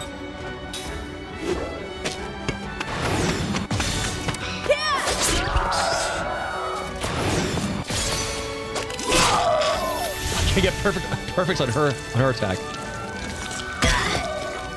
She's the one that one tap him.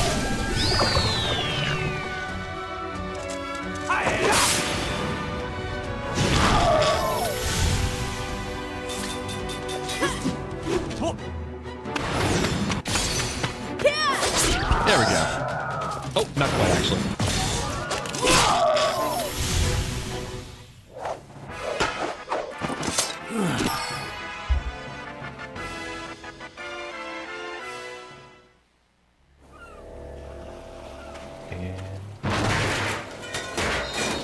Ooh, slot seed, nice. I think we have 2 more of those right now.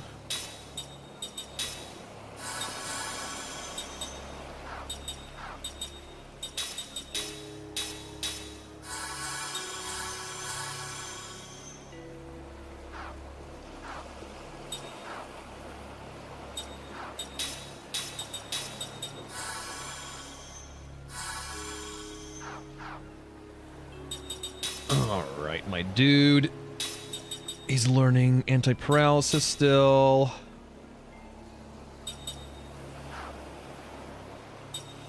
White, black.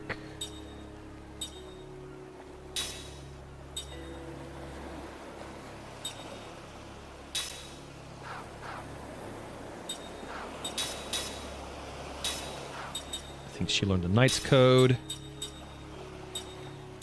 And I guess probably Berserker Necklace, sure.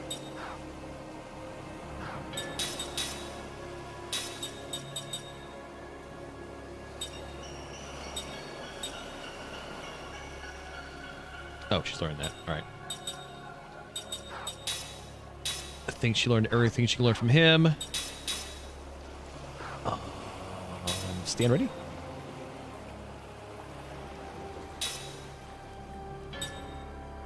Sure.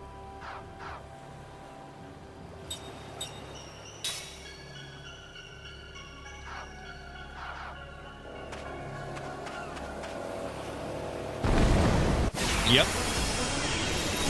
It's fine. We're here to get all the stuff.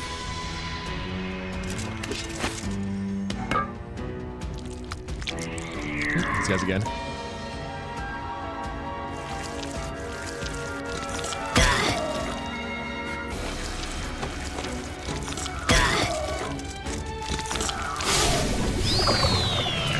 Delicious. Spell, black, ground. You.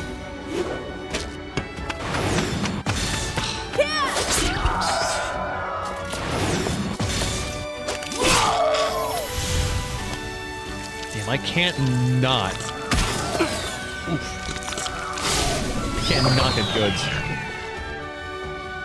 Getting perfect is actually kind of tough.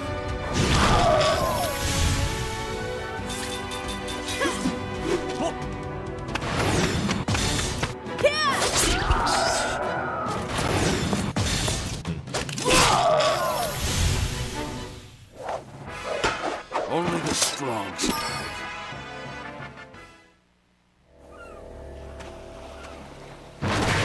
What you got for me? Apprentice earrings. That's probably for white magic, I imagine.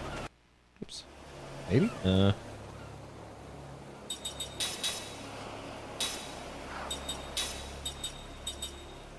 Enables to learn black and white magic level 2. Oh, wow.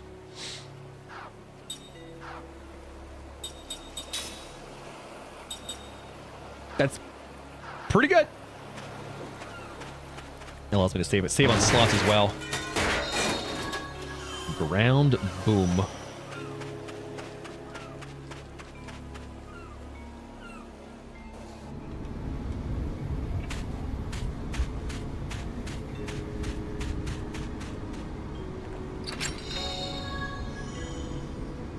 Four pumice of despair.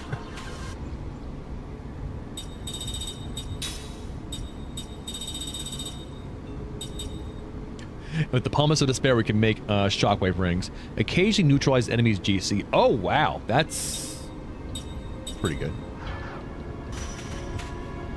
Shit.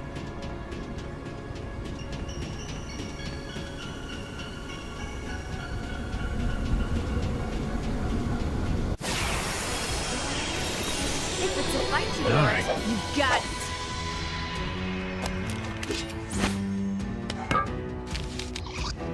Oh, new enemy type. Let's go. Magic insect. Oh, okay. Type organic, element wind. Does that mean anti-fire? Or weak to fire?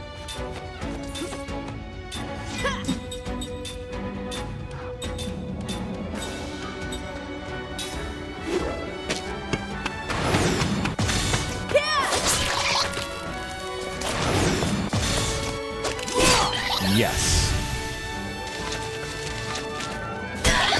Slap. Charges magic.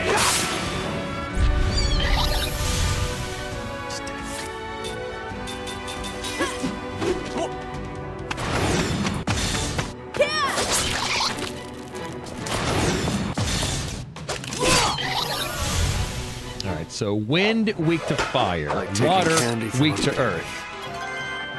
Ooh, level up's nice. Jansen has learned level 2 white magic. Ooh. Oops. I keep wanting to press that button.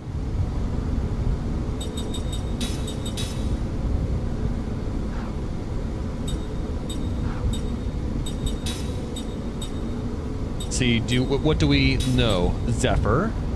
Slightly recovers hit points to all allies. Oh, that's nice. Cure paralysis. Cures, yeah. And all shields. I'll increase the physical defense of all party members. Yeah, seems pretty good.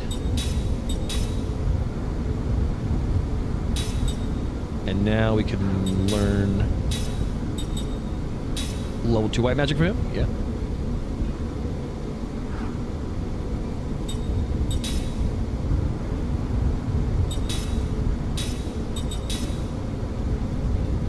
I do appreciate that we can basically learn, multiple people can learn the same thing from the character at a time as opposed to having to wait.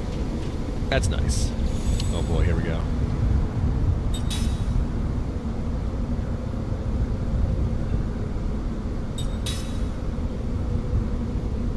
And we surpass the Sea of Baus.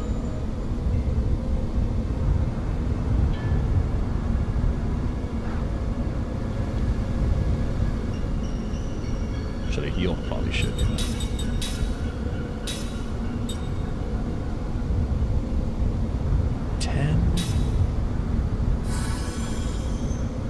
Yeah. I don't know how much of a heal that is, though.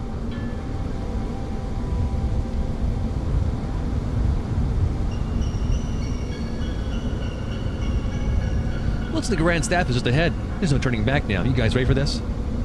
Oh, yes. Hey, Velka, how you doing? Yeah, this is our first time playing it. This game, definitely was quoted as being a huge inspiration for Claire Obscure, and it's been on my mind to play for a while. And New Year, our horror month, let's do it up. Ooh, you know, this gives me the creeps. Let's just... I'm going in. Going... Where? How? Me too. You have a... Fine, I'm going too.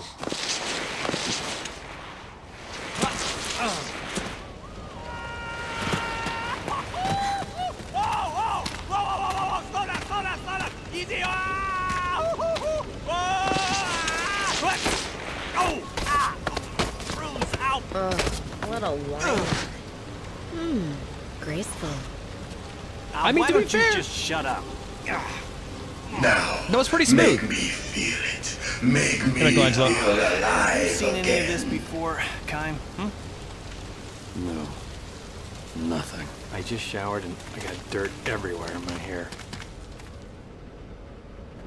You just showered? Where? Bro. Man, okay. Whew. Alright. Man, that... Oh, we're getting custom graphics. Here we go. Way tall. Okay.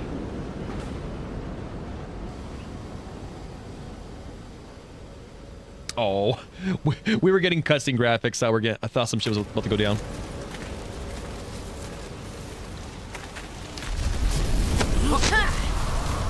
Boss fight. Okay, who ordered the seafood?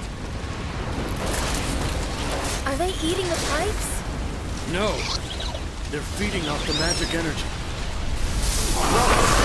Big So, Earth. This does not look good!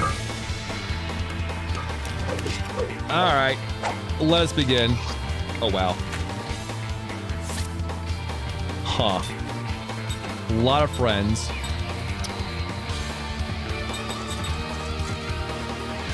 He's fire, though. Okay, alright.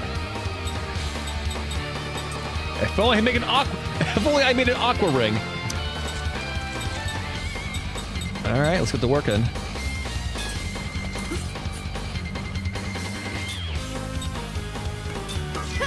Spell, I'm thinking actually probably the all shield.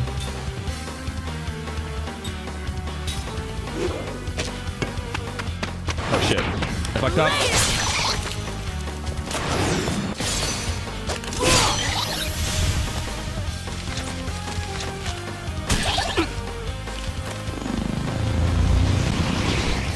Charged magic.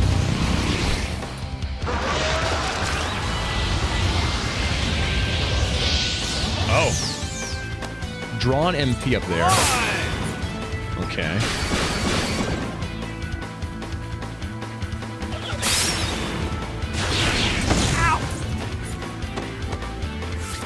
Alright.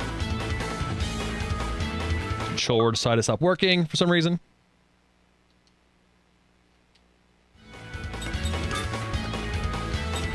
These are all considered the front, right? Yeah, they are.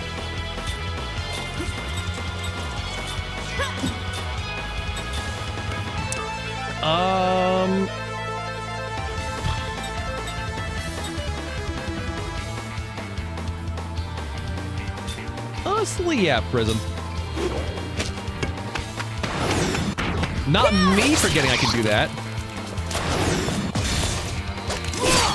Yeah, I think once we get to the boss, I need to change out his ring.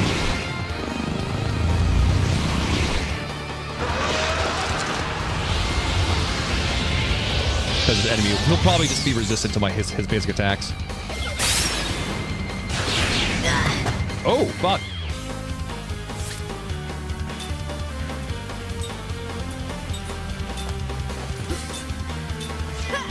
Continue casting your spell.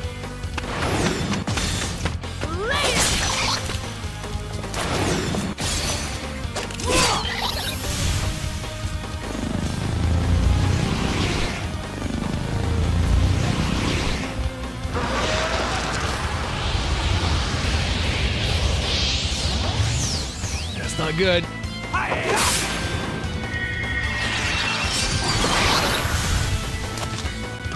Nice. I think there. We'll see. And spell black magic. Aqua on this guy?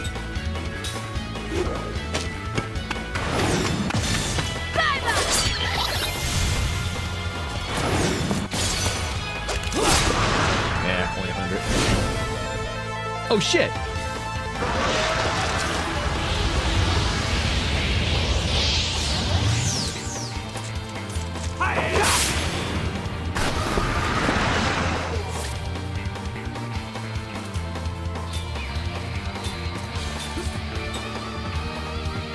What is also the front? Okay.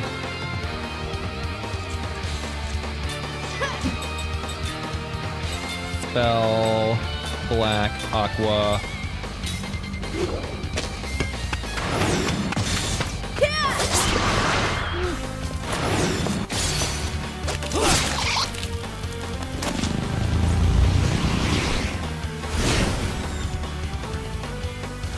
Oh boy.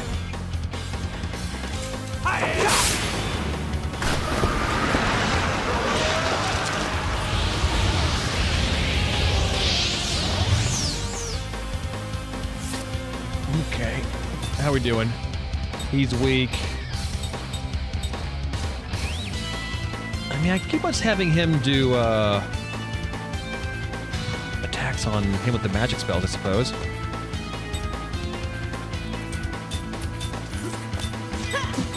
Spell black magic aqua on. Yeah, we'll see.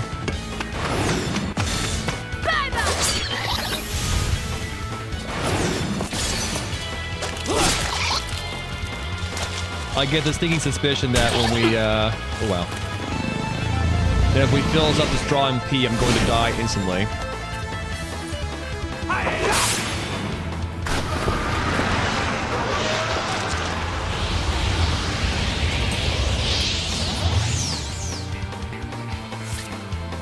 We're fine.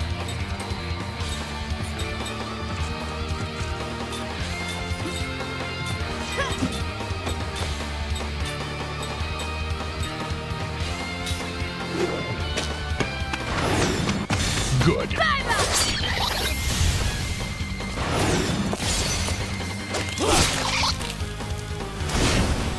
More friends?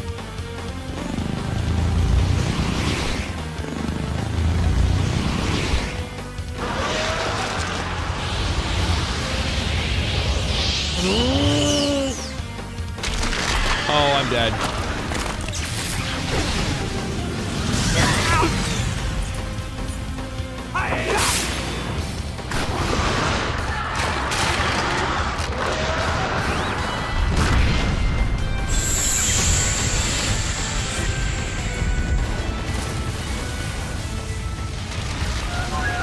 Lucked out. Them again?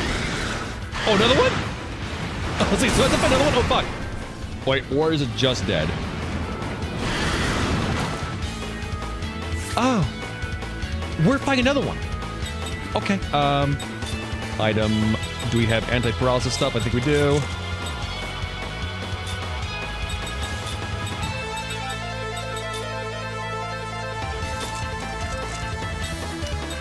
Spell, white magic. Let's do the... Oh, Zephyr is AoE heal. Yep. Oh, wow. I just noticing that defense up has lasted the entire round, so, or has lasted a long time. I wonder, are the buffs like going to be like a consistent thing for the whole entire fight? Also, is he gonna blast me with the paralysis thing every turn now?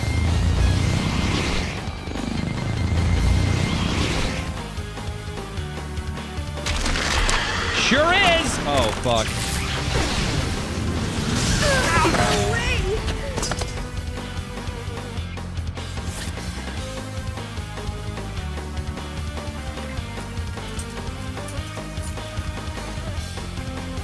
Oh, now it's out. That's cool.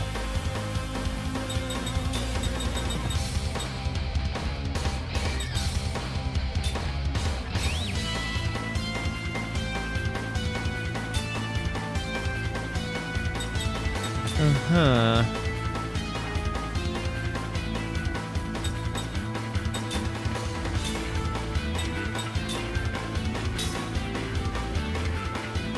Okay. Nice.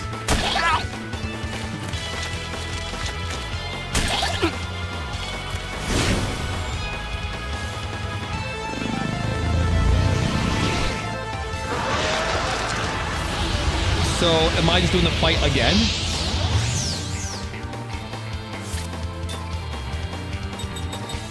Yep. I can't do this. I need to redo some things then. Cannot do this. Holy fuck.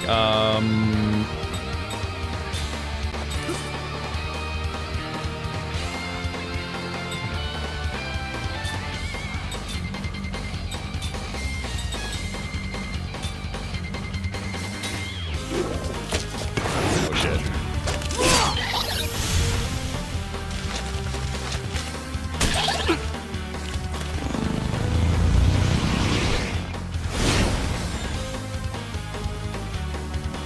Maybe him constantly casting AoEs? Will I just have the other two just beat the boss down, possibly? Sorry about that. Oh. Did she get up on her own? Huh. And no, I get that. Huh. That's fun.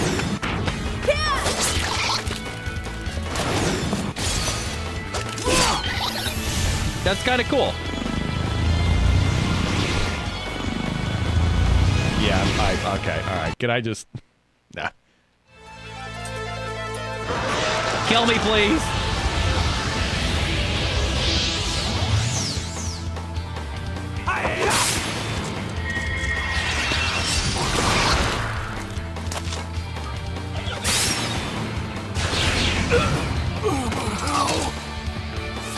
Yeah. Yeah, okay, all right. Maybe having the... Oh, God. Controller! Stop it. You literally didn't lose control. Shut up. Work, please.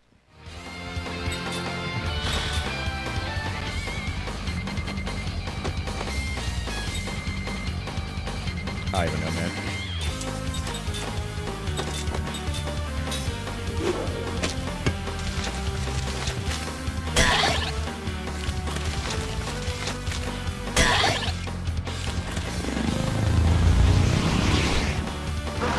Have everyone spam Prism.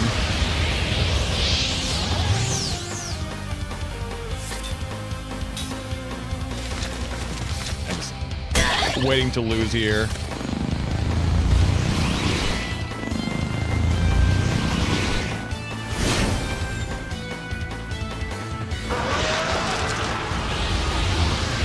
So I'm definitely seeing that, having a bunch of rings prepared is probably super useful.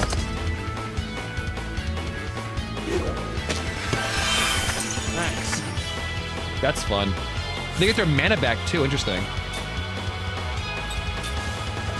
I'm just whatever.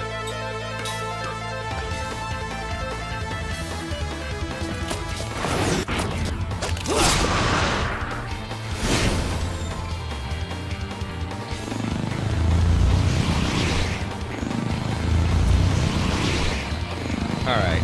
I'm thinking...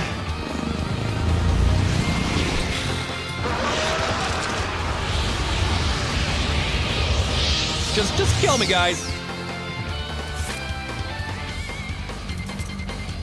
I just need Jansen to die, actually.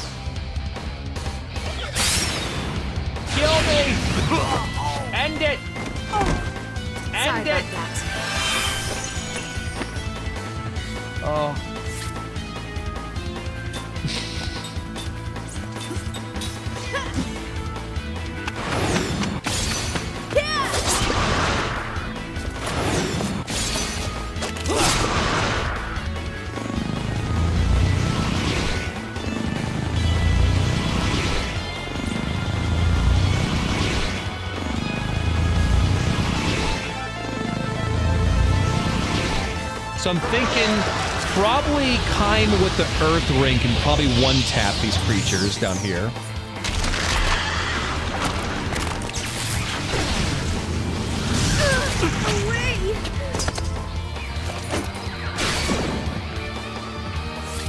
So he can probably one-tap them with the Earth Ring.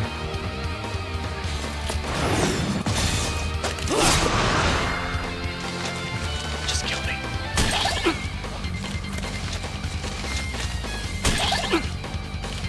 Oh.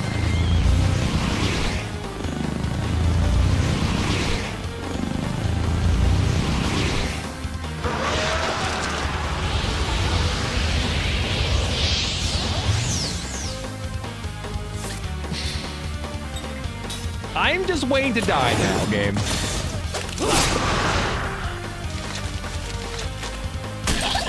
If you want to do something hilarious and let me just corpse drag with Kaim and Seth, you know what? Legitimate strategy.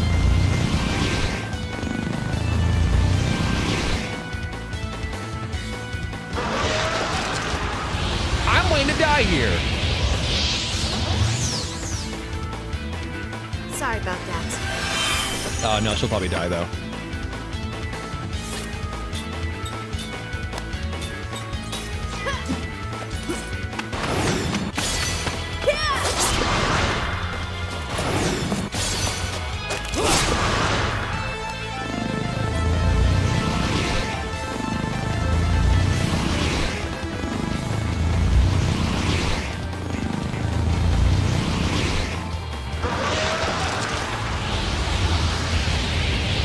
I'm thinking Kaim with the Earth Ring can probably one-tap those things. So maybe having Kaim and Jansen one-tapping the ads, and then having her constantly attack that thing with the Aqua Ring might be the most stable thing I can do.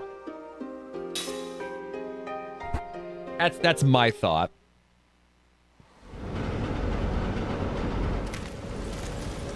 Oh. Oh. Oh. Okay, I can fuck with the equips mid-fight. This does not look good. Okay. Well, I don't have an Aqua Ring though. Fuck.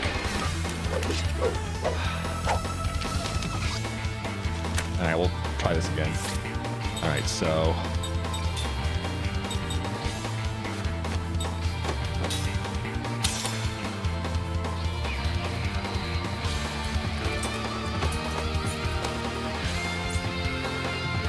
Oh! Equipping doesn't take a turn? Holy shit, it's amazing.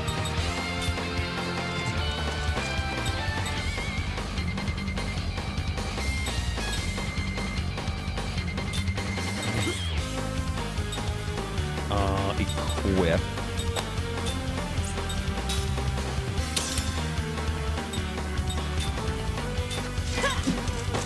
And spell white magic all shield.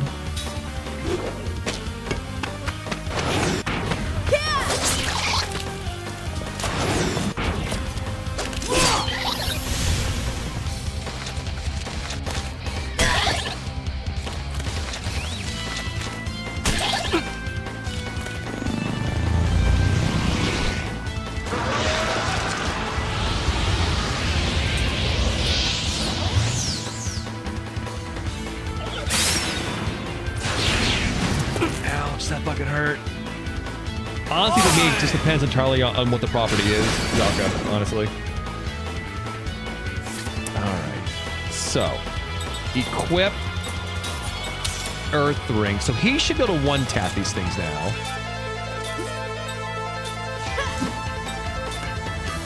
Spell black ground on these things, too.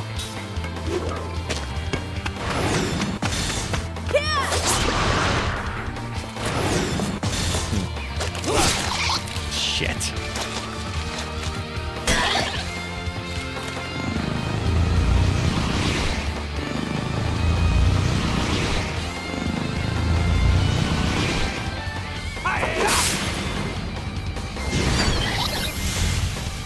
Alright, so actually, ground isn't good against those guys. Fuck. What are they? Wind? Huh.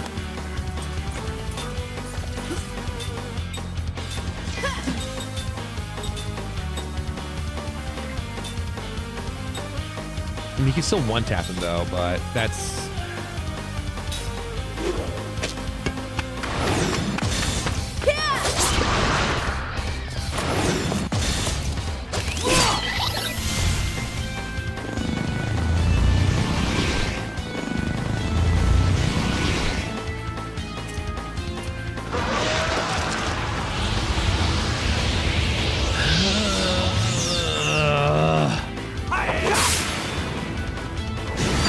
This is not tenable, I'm doing here, I don't think.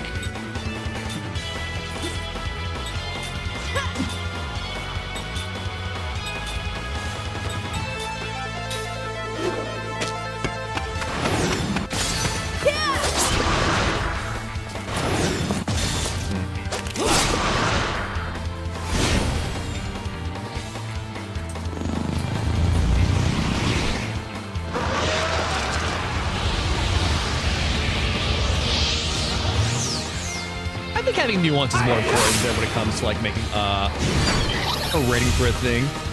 Especially if you want to try and compare it to other things, of course, as well. You know what? We're gonna blitz this guy down. Then he'll do a aqua on you.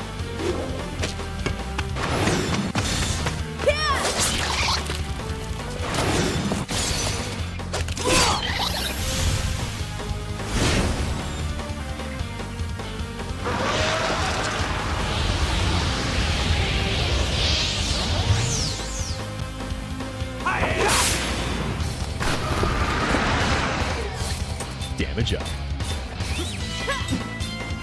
Black magic, aqua.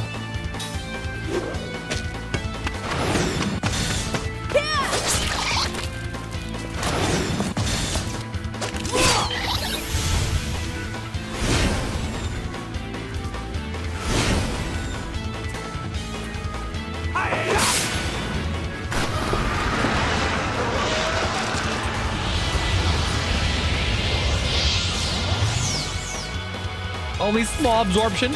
All right, kill you, and maybe try and get back down to one dude, possibly? Ground.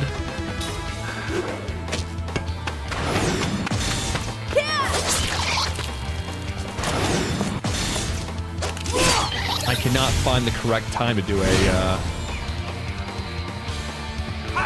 get those perfects.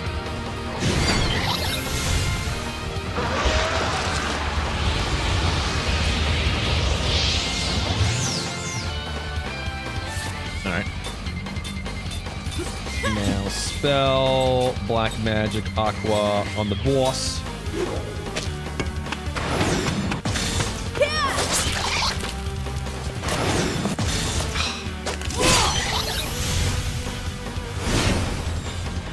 Look, an extra crit there.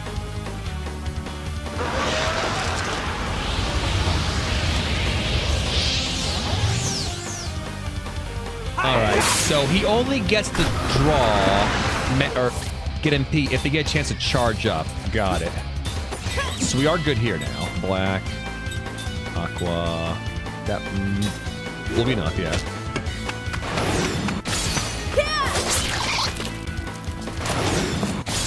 Oh.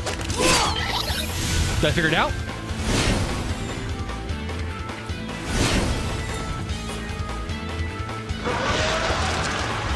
Angie. Yeah, he only gets magically charge up. Okay. Alright, boss is down. Now it's better.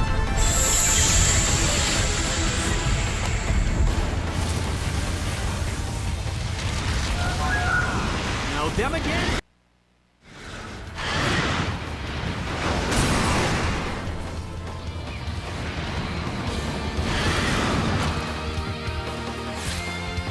Oh. Buddy starts out here with full mana, which is unfortunate for me. Well, kill his ass when we can. Spell, black magic, ground, you.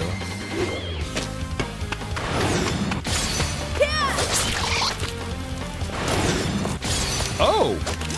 I think I might have figured it out.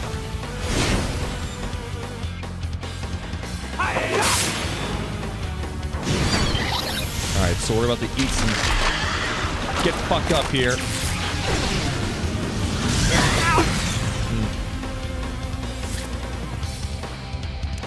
Maybe I should have given the anti-paralysis thing to Jansen, because that way he can do his anti-paralysis, but it is what it is. Item... Anti-paralysis herb on her.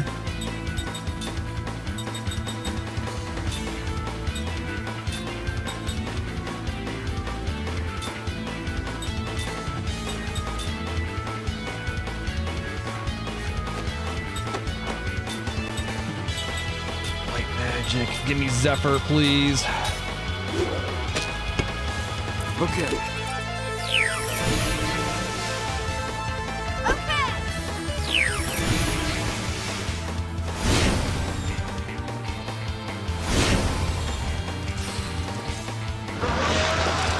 Fine.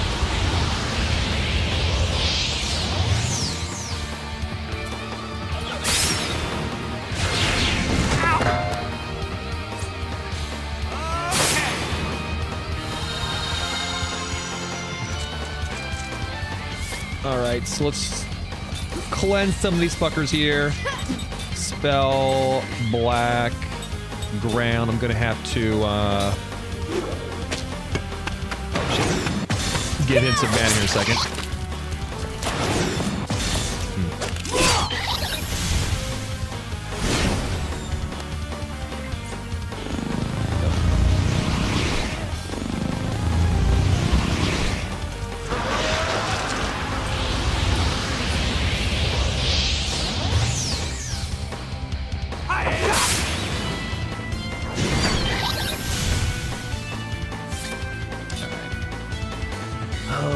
Do we just more damage on this guy, or do we... Because I'm gonna need to give mana.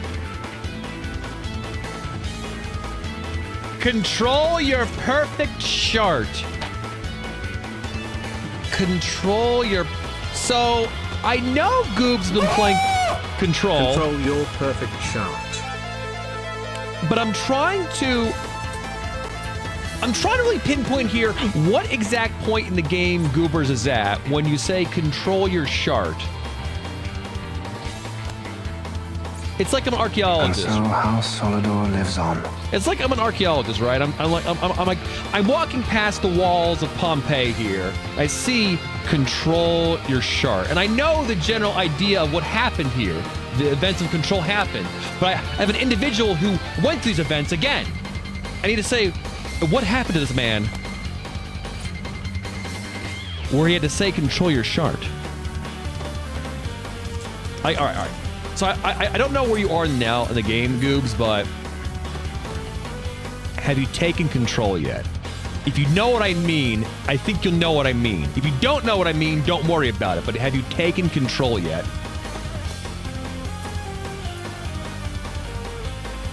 That's all I will ask.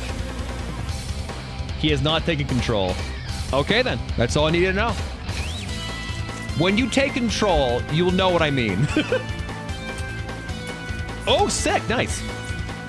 Well, as someone who played the Alan Wake games and did the Alan Wake DLC at the time was confused the fuck and back, I'm sure you do exactly what the hell is happening with the Alan Wake DLC.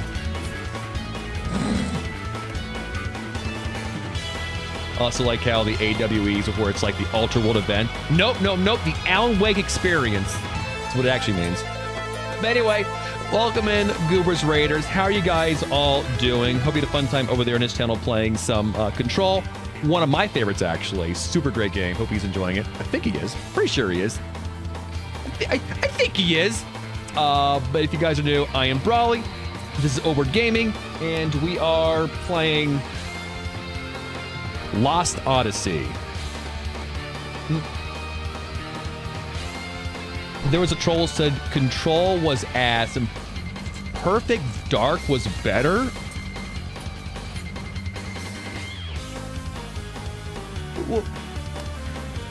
What? Like, I understand like liking one game or the other, but I feel like if you're gonna say one game is ass, like you're gonna say this other game is better, a game that it's like within the same realm, like any of the SCP games, sure. Did they make a game for like the Lost Door? You know, that short-lived, sci-fi show with the objects of power, literally? Did they make a WoW 13 video game? Like, mental. I mean, we need more. We need more Perfect Dark lasers in this world, okay? Especially after the loss of the game that will never be. We need more Perfect Dark lasers, but not like this, okay? Not like that. Anyway. The fuck? Listen to my story. That's almost as bad as when we were playing Metroid Prime 2. You know, Metroid, a prime example of a, let's use the genre term, Metroid. I know there's some, you know what I mean, Metroidvania. Dude comes in while we're playing Metroid Prime 2 and goes, I don't like this one because it's not a Metroidvania. I'm like, why is Metroid Prime 2 not a Metroidvania? Because it's 3D.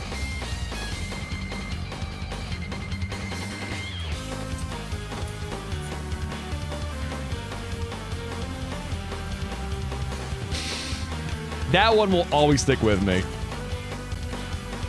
It's like, I don't, yeah, I love trolls because you don't know, like, is this person like for real? Or is this person who's just, into their stuff, and I'll be nice about it, but they're into their stuff. I can be into my stuff, but typically keep it to my fucking self, I need to know what's going on there. Jesus. He was genuinely a fucking idiot.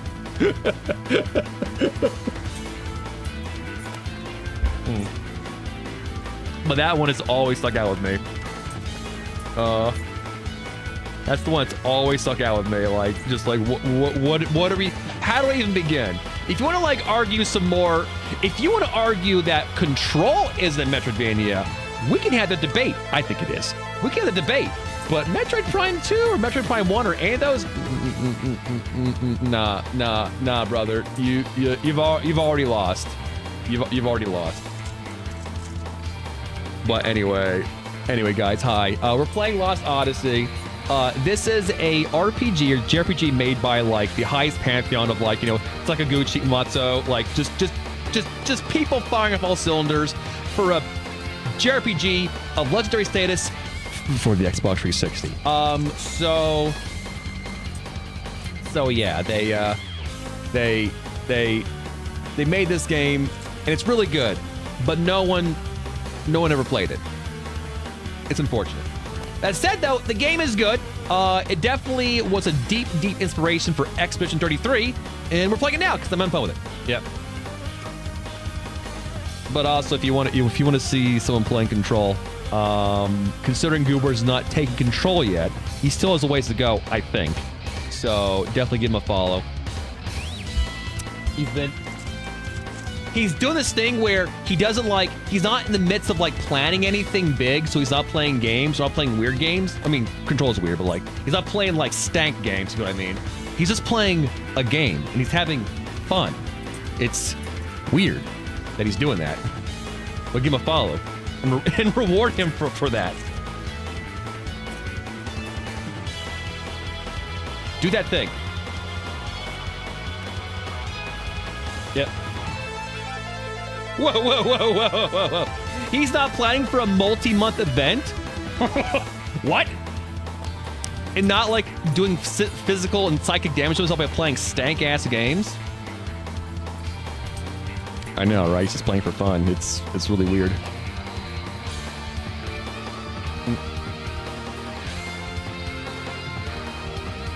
I know, right? This has been good so far, Michael. It's had a few bullshitty... Well, not bullshitty. It had some bosses I think are... Until you kind of learn the gimmick, feel pretty nutty, which this one feels a little nutty to me. But anyway, we're getting there. What was I doing? Shit. Back it up. All right, so...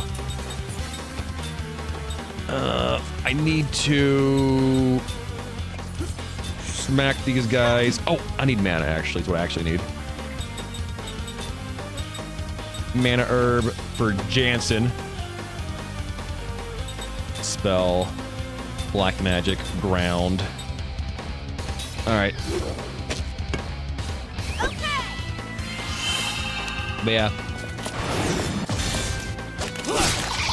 Been enjoying me some turn-based RPGs recently. Definitely recommend it. It's a good life. Don't do it. He did it. You don't think they released the soundtrack? I'm sorry, the soundtrack of North America? Well, I have the soundtrack. I forget how I got it, but I got it. But I'm just built like that. All right.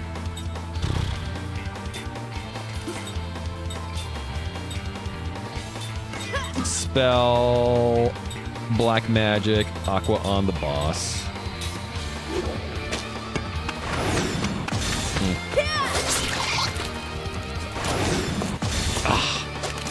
For a brief moment, I knew how to do those these perfects. For a brief, beautiful moment.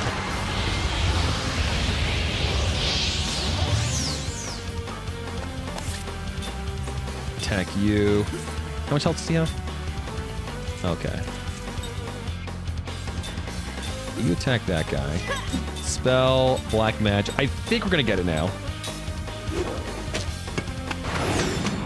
Ah!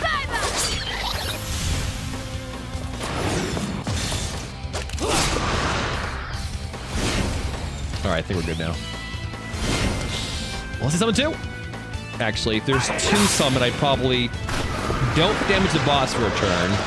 So I think what makes this fight go out of hand is when those bugs are given a chance to charge up and he sucks them up And then he does is the paralyzing blast. So let's just make sure we're keeping these bugs in line.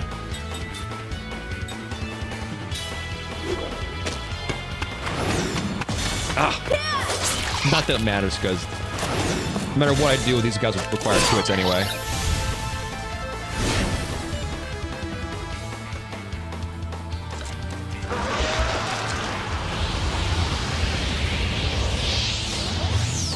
No magic for you.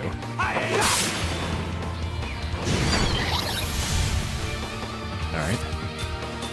Kill a bug. Spell, black magic, aqua. He is at 930. I think we're gonna be fine. Ah!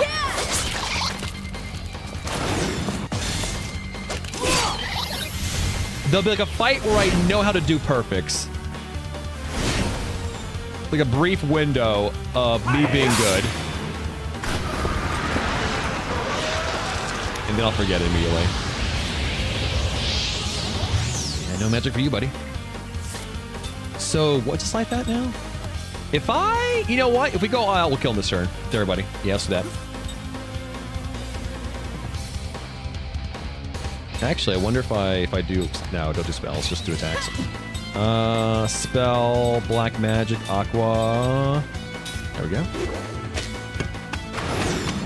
Perfect! Good. Miss! Oh! Oh no! Oh, we're fine. He didn't charge up. We're good. The game took pity on me. He might still kill him, though.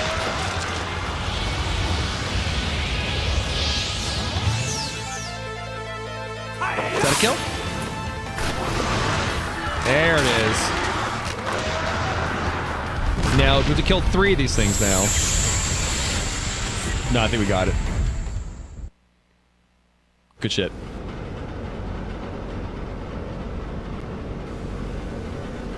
What the heck was that monster doing here? No one said anything about this. I'm worried about the damage this thing sustained. It's out of control. Could you take a look around, Kime? I'll take a peek at the entry route.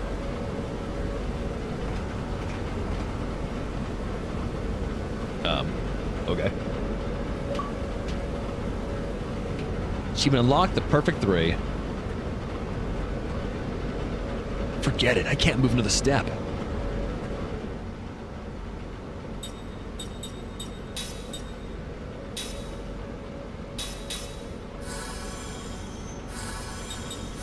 All right.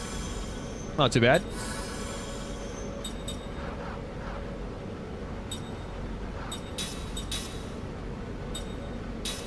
Oh yeah. Well, I'm thinking about ring assembly. Let's make an aqua ring. That would have been good. That would have been good, that fight. Absorbs MP. That causes poison occasionally. Slightly increases crits.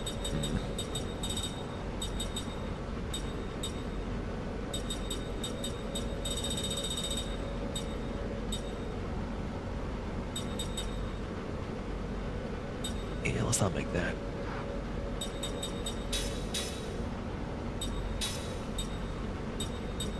I do appreciate that equipping things in combat does not take up a turn.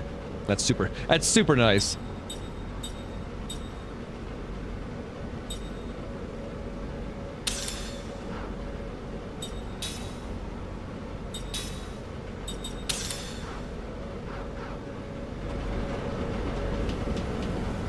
What the hell is this?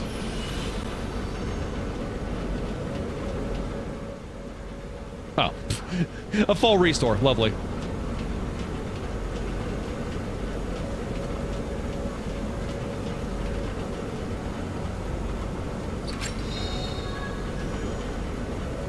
Healing potion, nice, nice. Any other items hidden here? Don't think there are.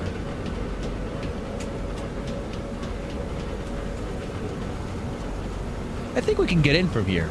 How's damage look? The Grand Staff has powered down and started idling. Huh.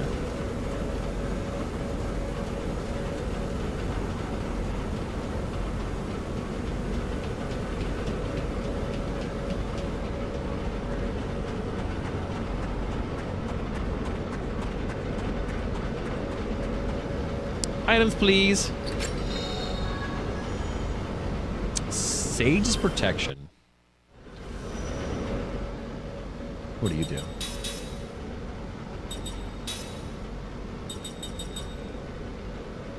Magic casting time reduced during critical hit point status. Oh, okay. That's not bad.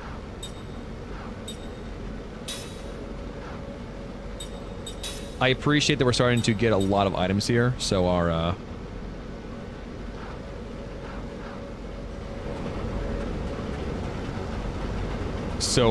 opportunities to keep on learning things has been consistent, as opposed to going, well, we reached the plateau and can't do much else. Oh, shit, what was that? Well, there was an examine thing there, and I kind of blitzed through it, but I guess that was one of the things that's probably supposed to look at.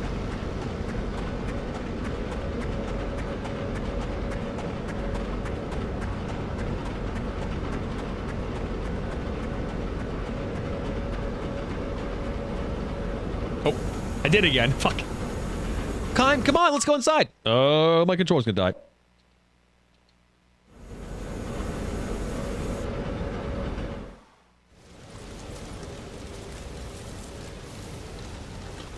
Okay, break time. Okay, just take it easy, guys. I am so tired. Okay, now what? The control room. Yeah, that's good. All right, but hang on. Were you saying to catch my breath? All you ever do is complain. No, I only complain about you. I'm going in. Big, you guys have 4 sets of lungs. Don't you get out of breath? Those two are immortal. He's just a normal mortal person. I'm coming. Payment's worth this. Ow! Okay, who hit me? What? Don't move! Oh. What's up? Oh, got to be kidding me. Move away from Grand Staff! If you get any closer, I will shoot! Ready?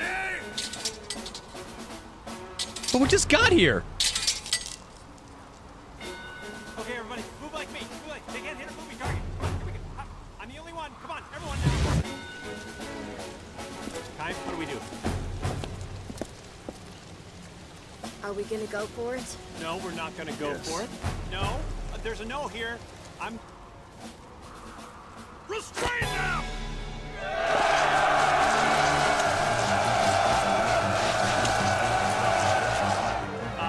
Hello?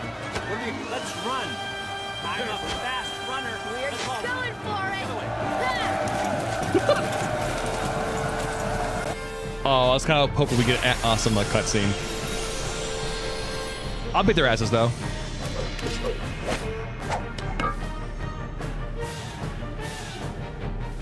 Man, this is getting old real quick. This controller keeps on dying. Oh, boy. Feel free to work at any point, controller. There you go. So we have Many, and a magician. He's in the back, though. 370. No typing, no elementals.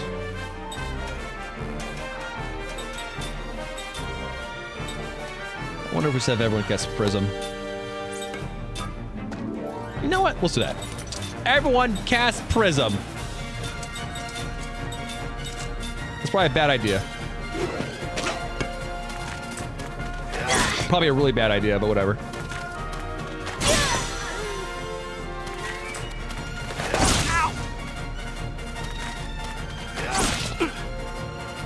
So some spells actually require 2 turns to cast. Another thing is that when enemies attack you, oftentimes your speed, your cast time will go down as well. Why are we having trouble with only 3 opponents? 2 are immortal. Archers, forward! But General, our own troops are in the line of fire. Well, then they better be able to dodge arrows. Move! Archers, stance! Ah, that old chestnut that make a militarily looking asshole.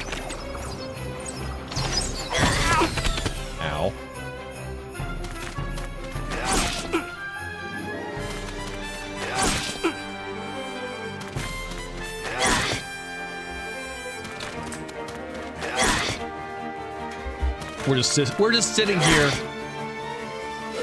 staring menacingly.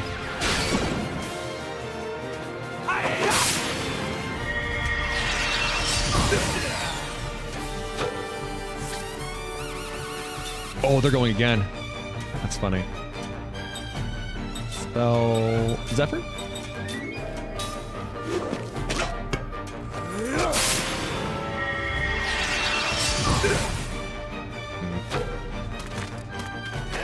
Don't think that was worth.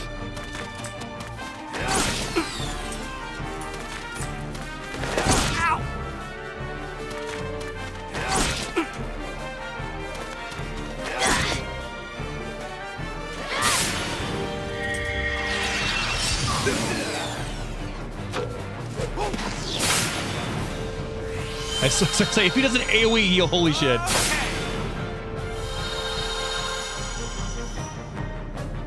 Alright. Well, they are low, though, so we can probably start, like, knock them all down. You can do another Zephyr. Ow.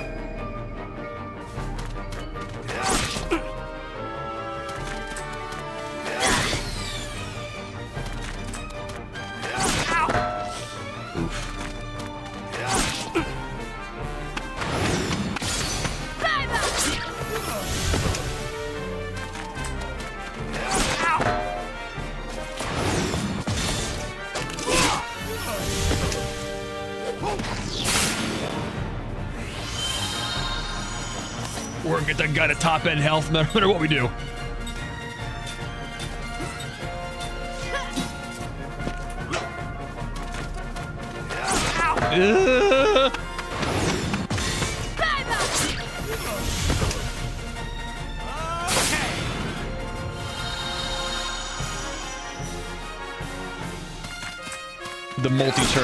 The multi-turn heals are... Oh god, I fucked up. Or mostly multi-turn spells are pretty rough to deal with.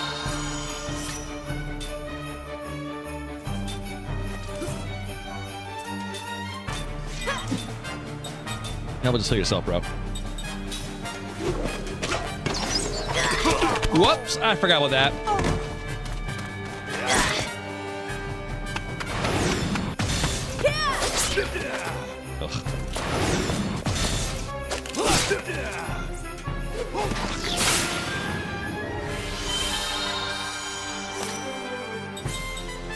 Oh god. All right. Angel's Plume item.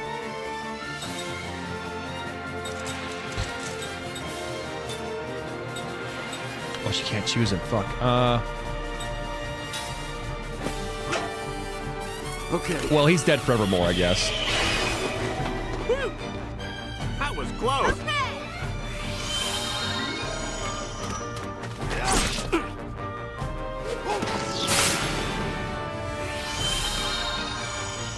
Holy fuck.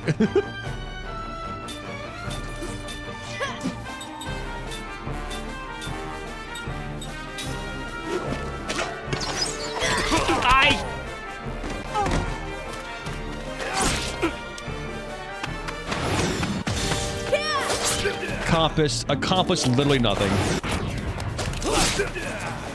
Yep, no, I accomplished nothing. Literally accomplished nothing. Jesus Christ. Alright. Just kill this fucker.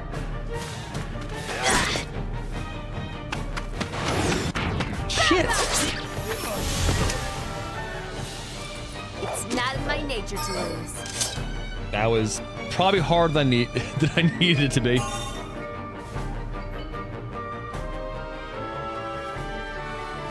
And we'd have to kill the healer?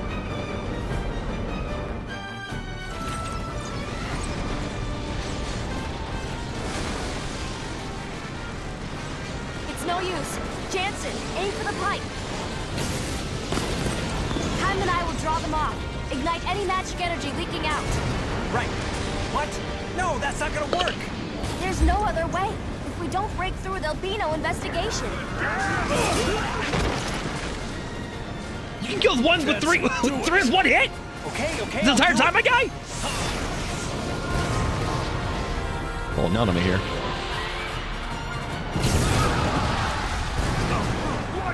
What is this? All right. Here we go. Time for cutscene graphics. Hey, whoa! Wow, that was...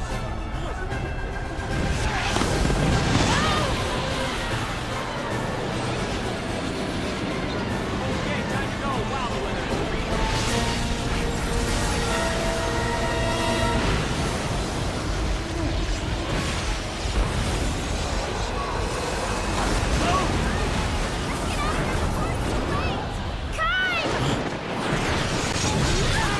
Oh. Oh.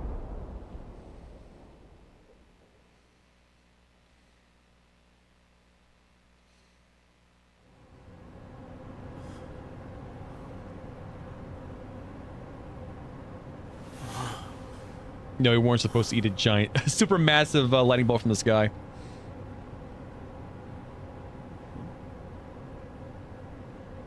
Morning. You okay? Yeah. Hey, great game plan there, getting ourselves knocked out and captured. Hey, that's brilliant. Why didn't I think of that? Don't rub it in. Every situation has a way out. We'll just have to use plan B. Or C. When you said to aim at the pipe, did you have a plan B or was getting captured plan B? How about a plan G, like get the hell out of here? I mean, you've evolved 1,000 years, and guess what? We're still captured. Huh? Brilliant. Give it a rest. Oh, I got plenty of time to rest. Because we're captured! Hey, Kai, come on, help me out here.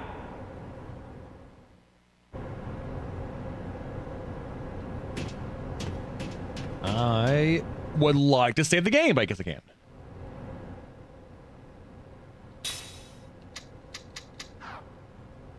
Oh, that's interesting. I only have access to this menu here.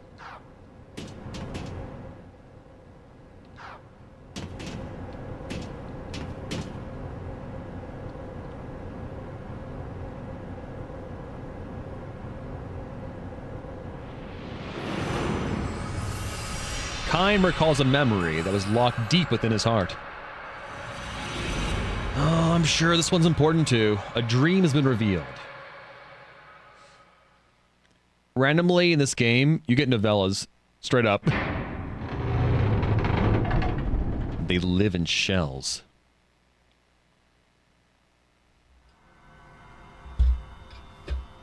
He is in darkness. Unlike the darkness of night, he is enclosed, devoid of depth or expanse.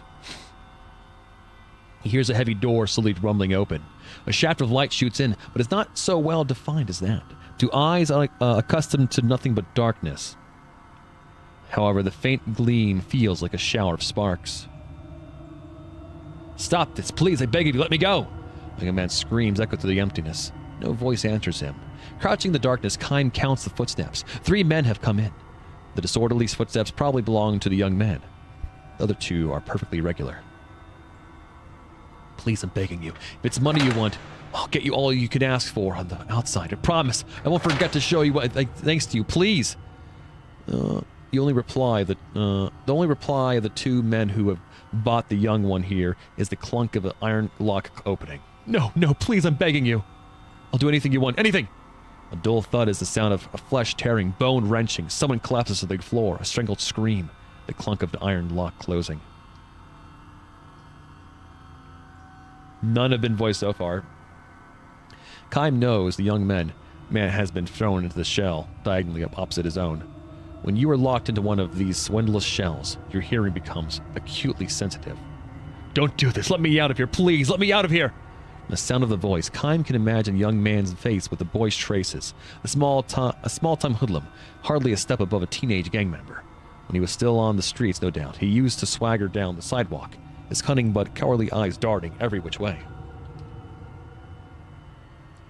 Those 2 men who brought him here maintain the silence to an end, their footsteps moving off together. The heavy door opens and closes again. Left alone in the darkness, the young man howls his entreaties for a time.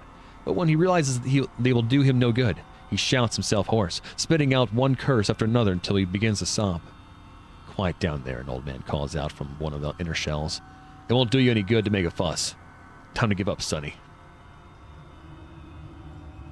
This is the voice of the oldest man living in the dozens of or so shells lined up in the darkness.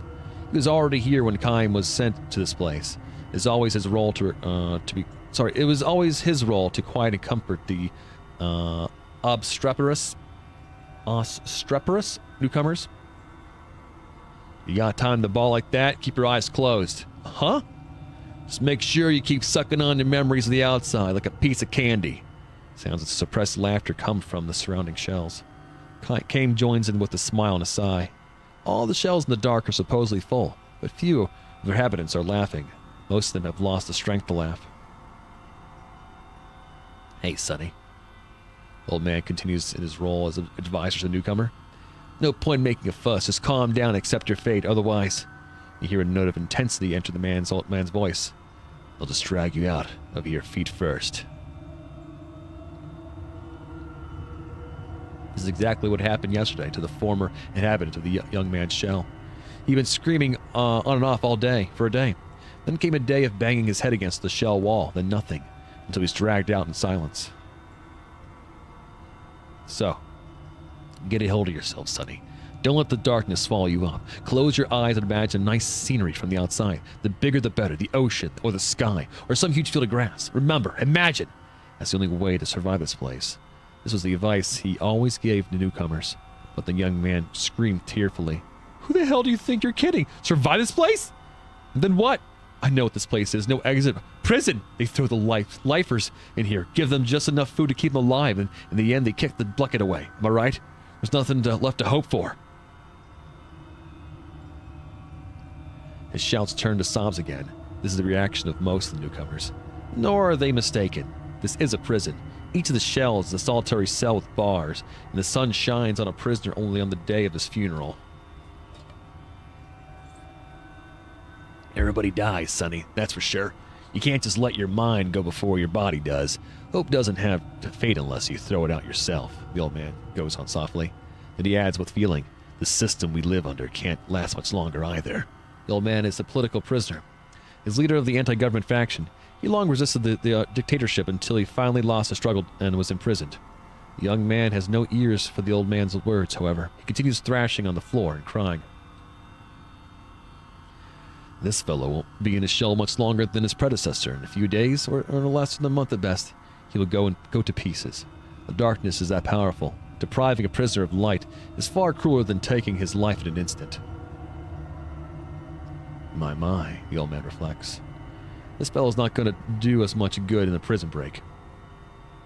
The old revolutionary laughs.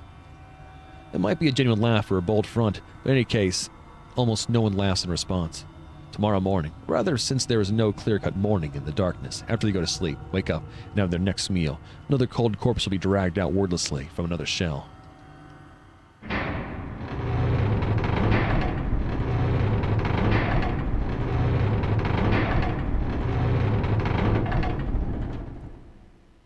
Hey, listen! How many of us are there here now? The old revolutionary asks. Answer if you can hear me. I can hear you, Kime says. His is the only voice.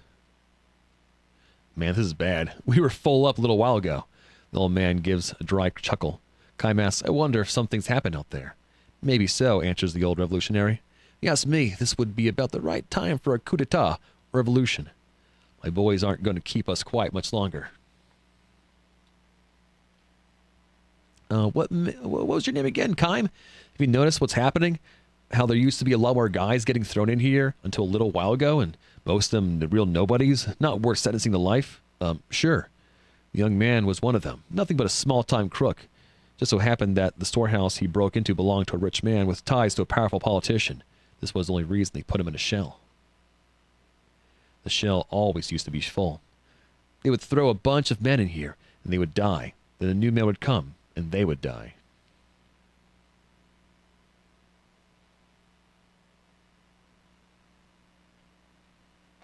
Boy, does this feel like nothing related to anything happening in the real world. Anyway, the young man was one of those. The terror of being enveloped in darkness was too much for him. He went to pieces. He was apparently having hallucinations at the end. I'm coming, Mom, I'm coming. Wait for me. Please, Mama. He repeated it over and over like a child. Where are you, Mama? Here? Are you here? And he gouged his own eyes out with his bare hands. I figured things were getting scary out there. The cops losing control, so the government was really starting to crack down, which is why these shells were always full. This is what brought the young man here. Blood streaming from his eye sockets. He died muttering in snatches. What did I do? Everyone knows damn well there are plenty of men way worse than me. But now the place is empty. Do you know what that means, Kime? Sure, there's so much crime out there that the government can't suppress it. You got it. Whole royal family might be strung up by now, for all we know. It's a revolution. It'll happen any day now. That means you and I will get out of here. My boys will come and get us. Just hang in there a little while longer. Kime nods in silence. The old revolutionary goes on. You're strong, Kime. Not many guys could stay as calm as you. Thrown into a shell and enveloped in darkness like this. Not even Kime can explain it. It is true that he was strangely calm when they put him in the shell. The darkness was something he seemed to recognize as a distant memory. In distant past, he too may have tasted the anguish of anguish of the other shell inhabitants, so tortured by fear of being sealed in darkness. How are you so tough mentally, Kime? Does it mean you two are revolutionary? No, not me. His crime is hardly worth talking about. He resisted somewhat under questioning when they brought him in as a suspect. For that, he was branded as a rebel and thrown into a shell. The old man is probably right, though. The country's dictatorship is almost certainly in its last days. All be long now. We'll be back in the real world before we know it. I have high hopes. I have a high hope in here, and I'll stay here until I abandon it myself. The revolutionary mutters as if trying to convince himself.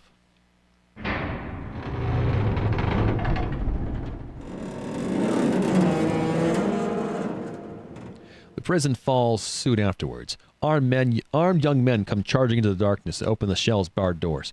Embraced by his boys, old revolutionary goes out. Wait, Kime cries, trying to hold him back. But he is too late. And anxious to see the new world following the destruction of the old system, the old revolutionary steps out and opens his eyes. It is evening. But the sun is nearly down. Its light is still strong enough to burn eyes unaccustomed to total darkness. Old revolutionary presses his hands to his eyes and with a groan crumples to his knees.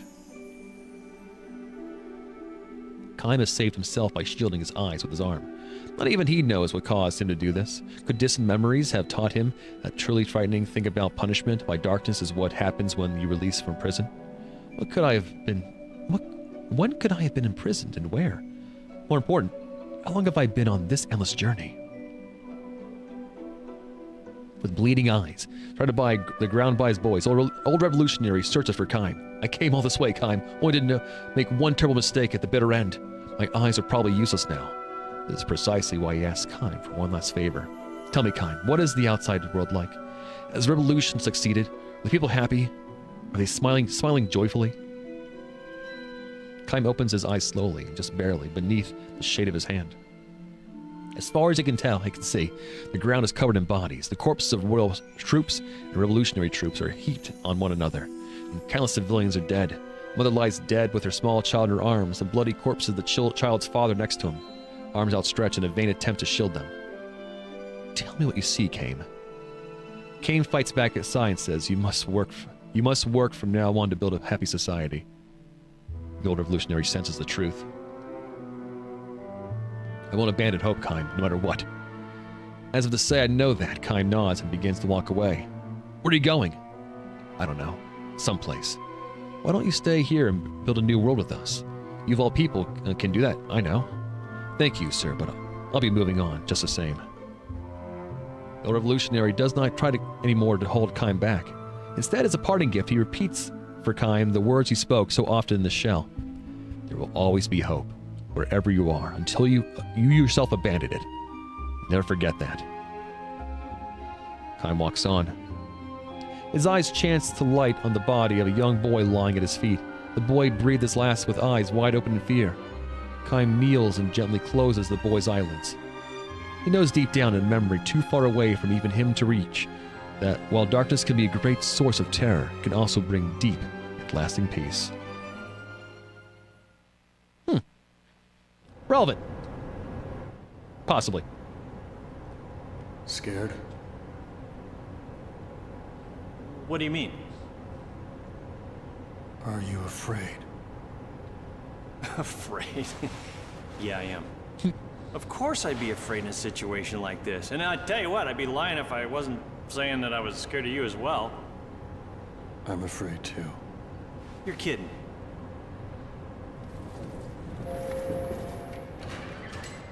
Being trapped in a prison as a mortal will probably kind of suck. I am General Kakanis. Kakanis. Her Majesty, the Queen has bestowed upon me the honor of commanding all Numara's forces. So different, okay, different force altogether, different nation. I speak with Her Majesty's voice, and you shall answer my questions.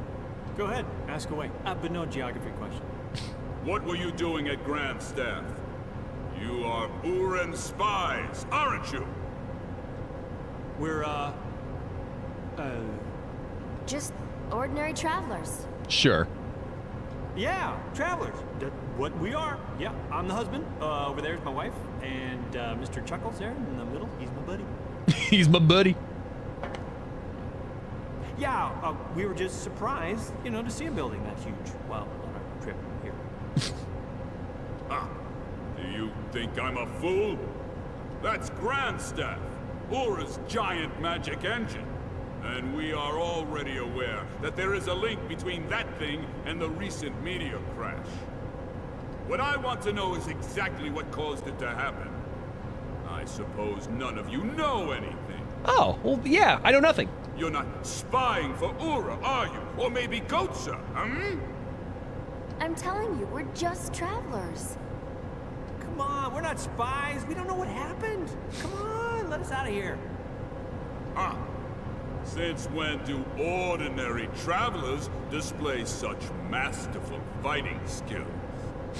Always. We're simply travelers.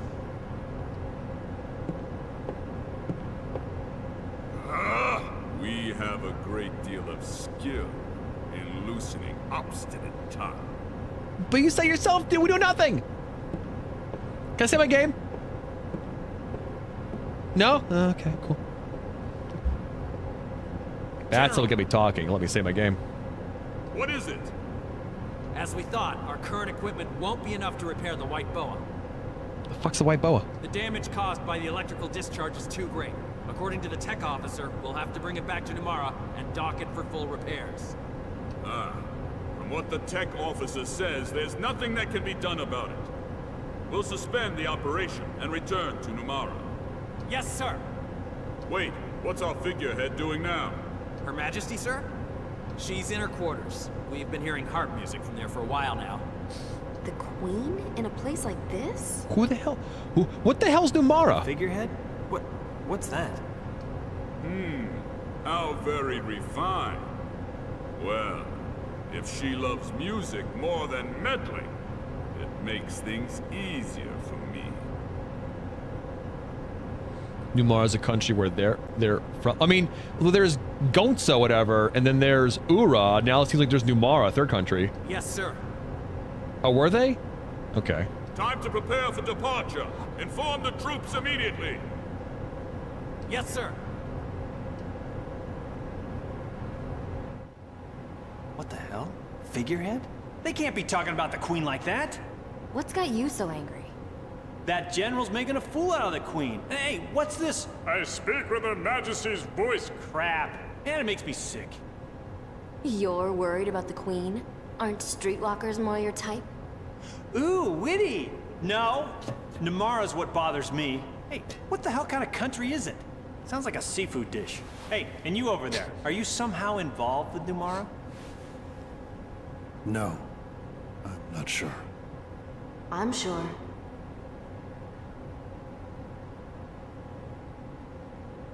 A glowing white monument in the sky. Do you remember it? It feels like my memory is returning, bit by bit. Yours should be too. I get dreams. When you were talking so bitterly a while ago, was it about the dreams?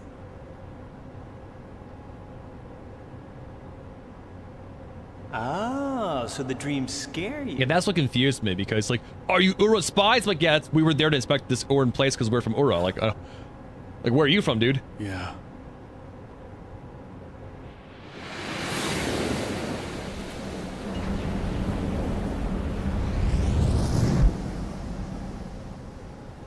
My memories seem to flood my dreams. Are they just dreams? Or are they my past? All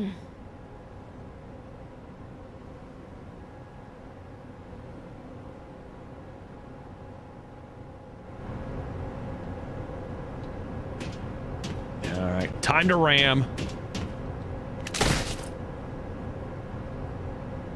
Oh crap, this isn't working. You gotta be kidding me. If there's a way out of this, then tell me what to do already. Switch this out. Seth shall now ram. Oh crap, this isn't working. Swap to Jansen. Whoa! Oh, it's just a rat. Scared me for a second there. Wait, it's holding something in its mouth. Hey, stop. Let me have that.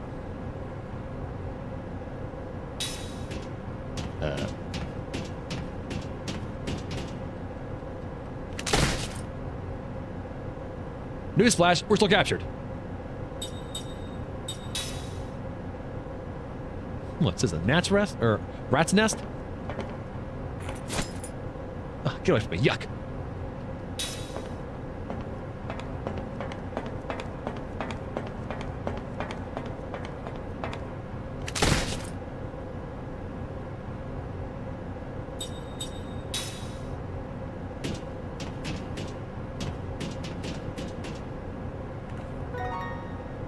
Light lens.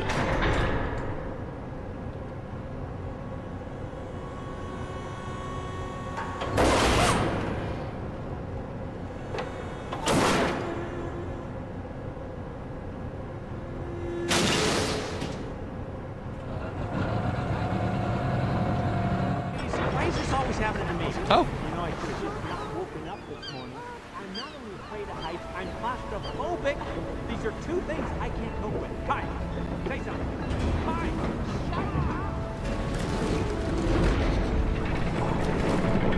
I'm guessing we weren't getting out of those. Ooh.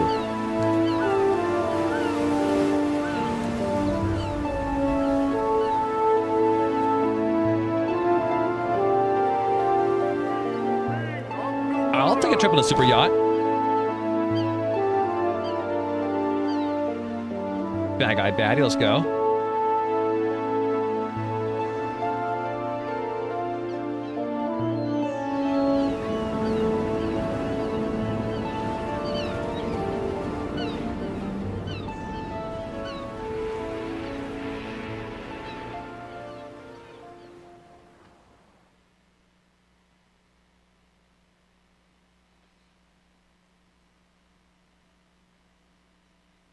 A world ravaged by magic and earthquakes. Still, Carnival Cruise. So they moved us to a new cell.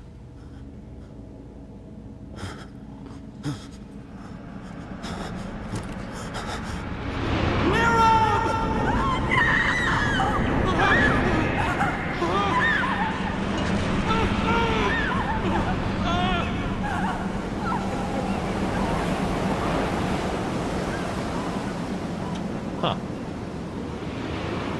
Second time we've had this memory.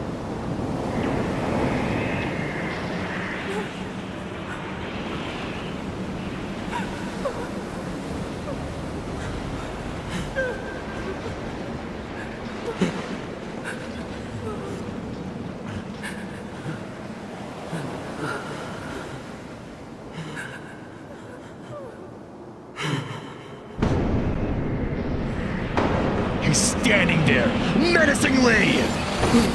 Oh, also just being menacing as well. Active menace.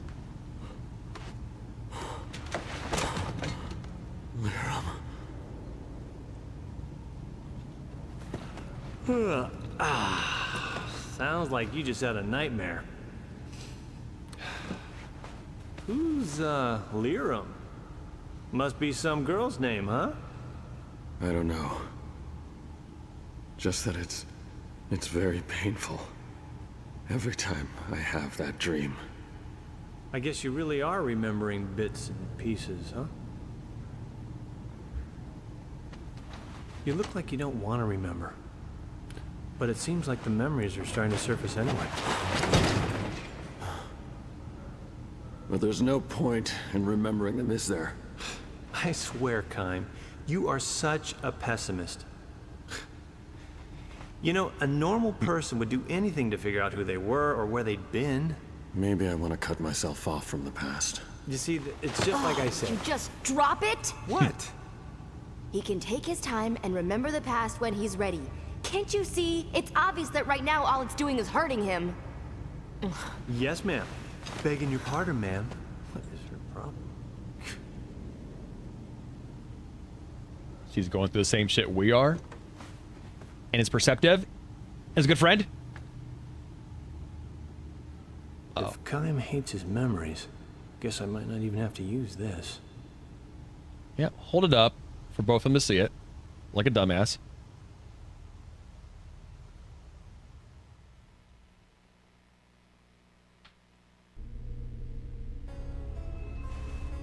Listen, if either Kime or Seth seem like they're starting to regain even a fragment of their memories, use this. What is it? Let's just say it's a magic energy crystal. Just throw it at them. That's all you have to do, and their memories will grow muddled and sink back into darkness. If it comes down to that, I'll triple your pay. Let me think about that. Okay.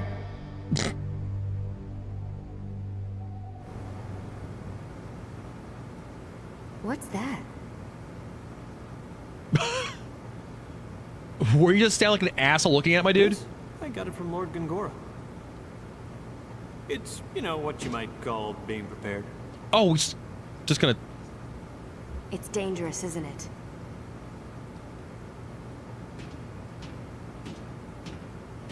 Well, see for yourself. You use it like this.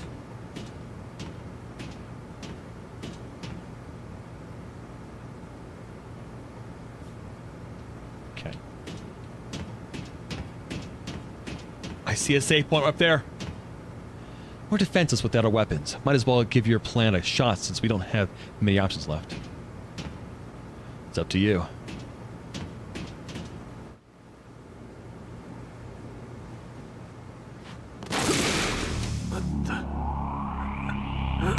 Oh, Jansen's a bro. Didn't use it on them. Is he dead? No, he's been fucking obliviated.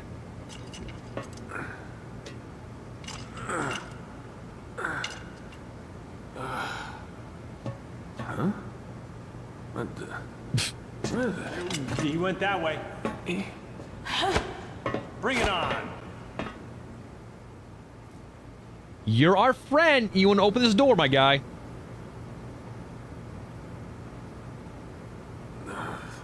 Excuse me? Huh? What am I doing here? What's with him? Has he forgotten his job? He's temporarily lost his memory. No, bitch, you dumb forever. Whoa. It works. That pearl must be a magic energy crystal. Gongora. So that's it. He said to use it in a pinch, and that guy was pinching. Why am I... What's going on? You, sir, are a soldier. Act like one. Huh? Okay. But how come... Listen, we're just ordinary travelers, but remember? There was this misunderstanding. Yeah, and we got thrown in the slam. I hate to ask, but I have a hair appointment. But don't I need permission? You know, to release you guys? Well, that's what you came here to do, right? You came here to let us falsely accuse prisoners, those are your words, not mine, out of the brig. It's obvious there was a mistake, you see? Come on. Let's go. I distinctly heard your boss tell you to come down and let us out. Hey, congratulations on the promotion, by the way. What? Oh, that's right, you slipped and hit your head. Yeah, it looks like you've forgotten your duty. Oh, okay. How embarrassing. Look, see that doohickey there? Yeah, it's probably plugged into a magic engine. I don't know. Maybe it will open the door. Yeah. Maybe. Yeah, okay, that looks right.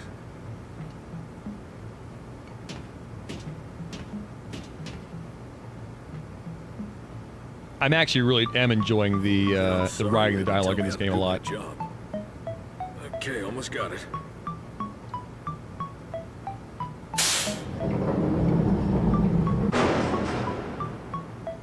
There we go. Easy peasy.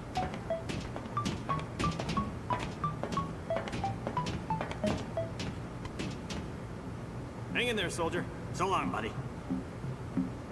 Oh, okay. Farewell. Take care.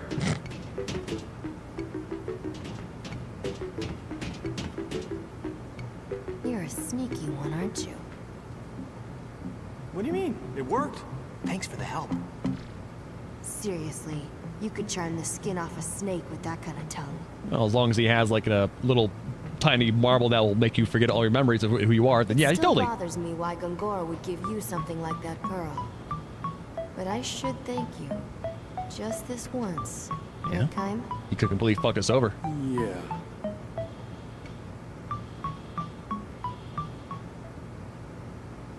All right.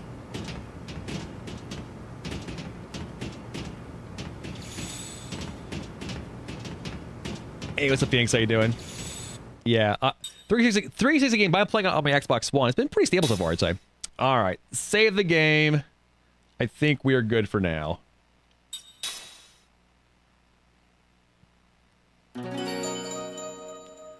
That's satisfying. All right, everybody. We are good. I think that's probably a good stopping point there. Okay, let's see here.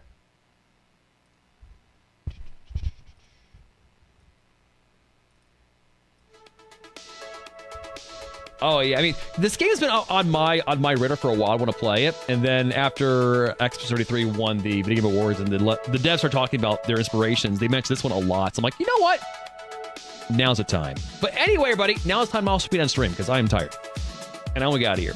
But before we do that, though, we're gonna do all those things. I'm gonna, let you know things you can do to support the broadcast. Obviously, if you aren't following, follow the broadcast with Over Gaming. My name is Brawley, and we play pretty much everything on this channel. Real quick, I guess we can look at the schedule here, see what's going on for the stream for the rest of the week. Tomorrow is more Lost Odyssey. I'm looking forward to doing more of this, actually. I think I'm in it for a long haul. I like it. I really want to dig deeper into this mechanics of the game and how we do our character building. It looks fun. Obviously, it looks like a deeply inspirational thing for X33, so, and I love that one, so let's do it. Either way, though, Tuesday is going to be Look Outside. I think maybe we'll finish Look Outside. No idea. Hopefully we do. I love that game as well, but I'm looking forward to moving on from that one as well. And then on Wednesday, we will be starting an hour later. Very sorry about that. I'm going to be doing some trivia with some friends at a bar, as I do in my older age. But regardless of that, though, Infamous 2, that game is fucking sick. I honestly cannot believe how much of a glow up and how good Infamous 2 comparison to the first game, which I did like a lot. Like, it's insane. They were on fucking demon time when they made Infamous 2, and I cannot wait to show you guys more of that and play more of it. So we're doing that on both Wednesday and Thursday, so come on for that. But anyway, that's all I got. I guess real quick, too much for the broadcast. Obviously, follow me on the socials. TikTok, YouTube, Instagram, Blue Sky, Twitter, join the Discord. What else? Jeez, awesome. Support monetarily. Subbing to the channel is awesome. Give me a sub. Give someone else. No, don't give me a sub. Give someone else the channel a sub. Give yourself or someone else the power of ad-free viewing. You could Tip Jar, Patreon. You know the way to support a broadcast. You know what you do. Anyway, I'm gonna go. And hope you guys have a great weekend. Great week. We don't see you again. And hopefully have a good start to a new year that... Oh, wait! I saw her face. thank you very much, Papa Ruckering, for making the unwise decision to throw Lady Emma overboard. Yeah, good. Yeah. Thank you for coming for the stream, and good morning to you as well. All right, but anyway, I'm gonna go. Have a good week. I was gonna say, hope we have a good start to our a good start to our year, but you know. Anyway, let's look a quick look over here on this on these ending screen, or a quick shout out and thank you to all of our current patrons. Thank you all so much for doing your part to support the broadcast. Thank you to everybody, our mods, our followers, recorders, lurkers, everybody. Also a big shout out and thank you to Rays from Smokaloke and Goobers. You guys had fun times over on that channel, playing whatever the hell. I know Goobers playing Control. I actually did not ask Smokaloke he was playing. Whoopsies. Anyway, I'm gonna go. See y'all tomorrow for more Lost Odyssey, and remember to always be yourself, unless you suck. Good night. Peace.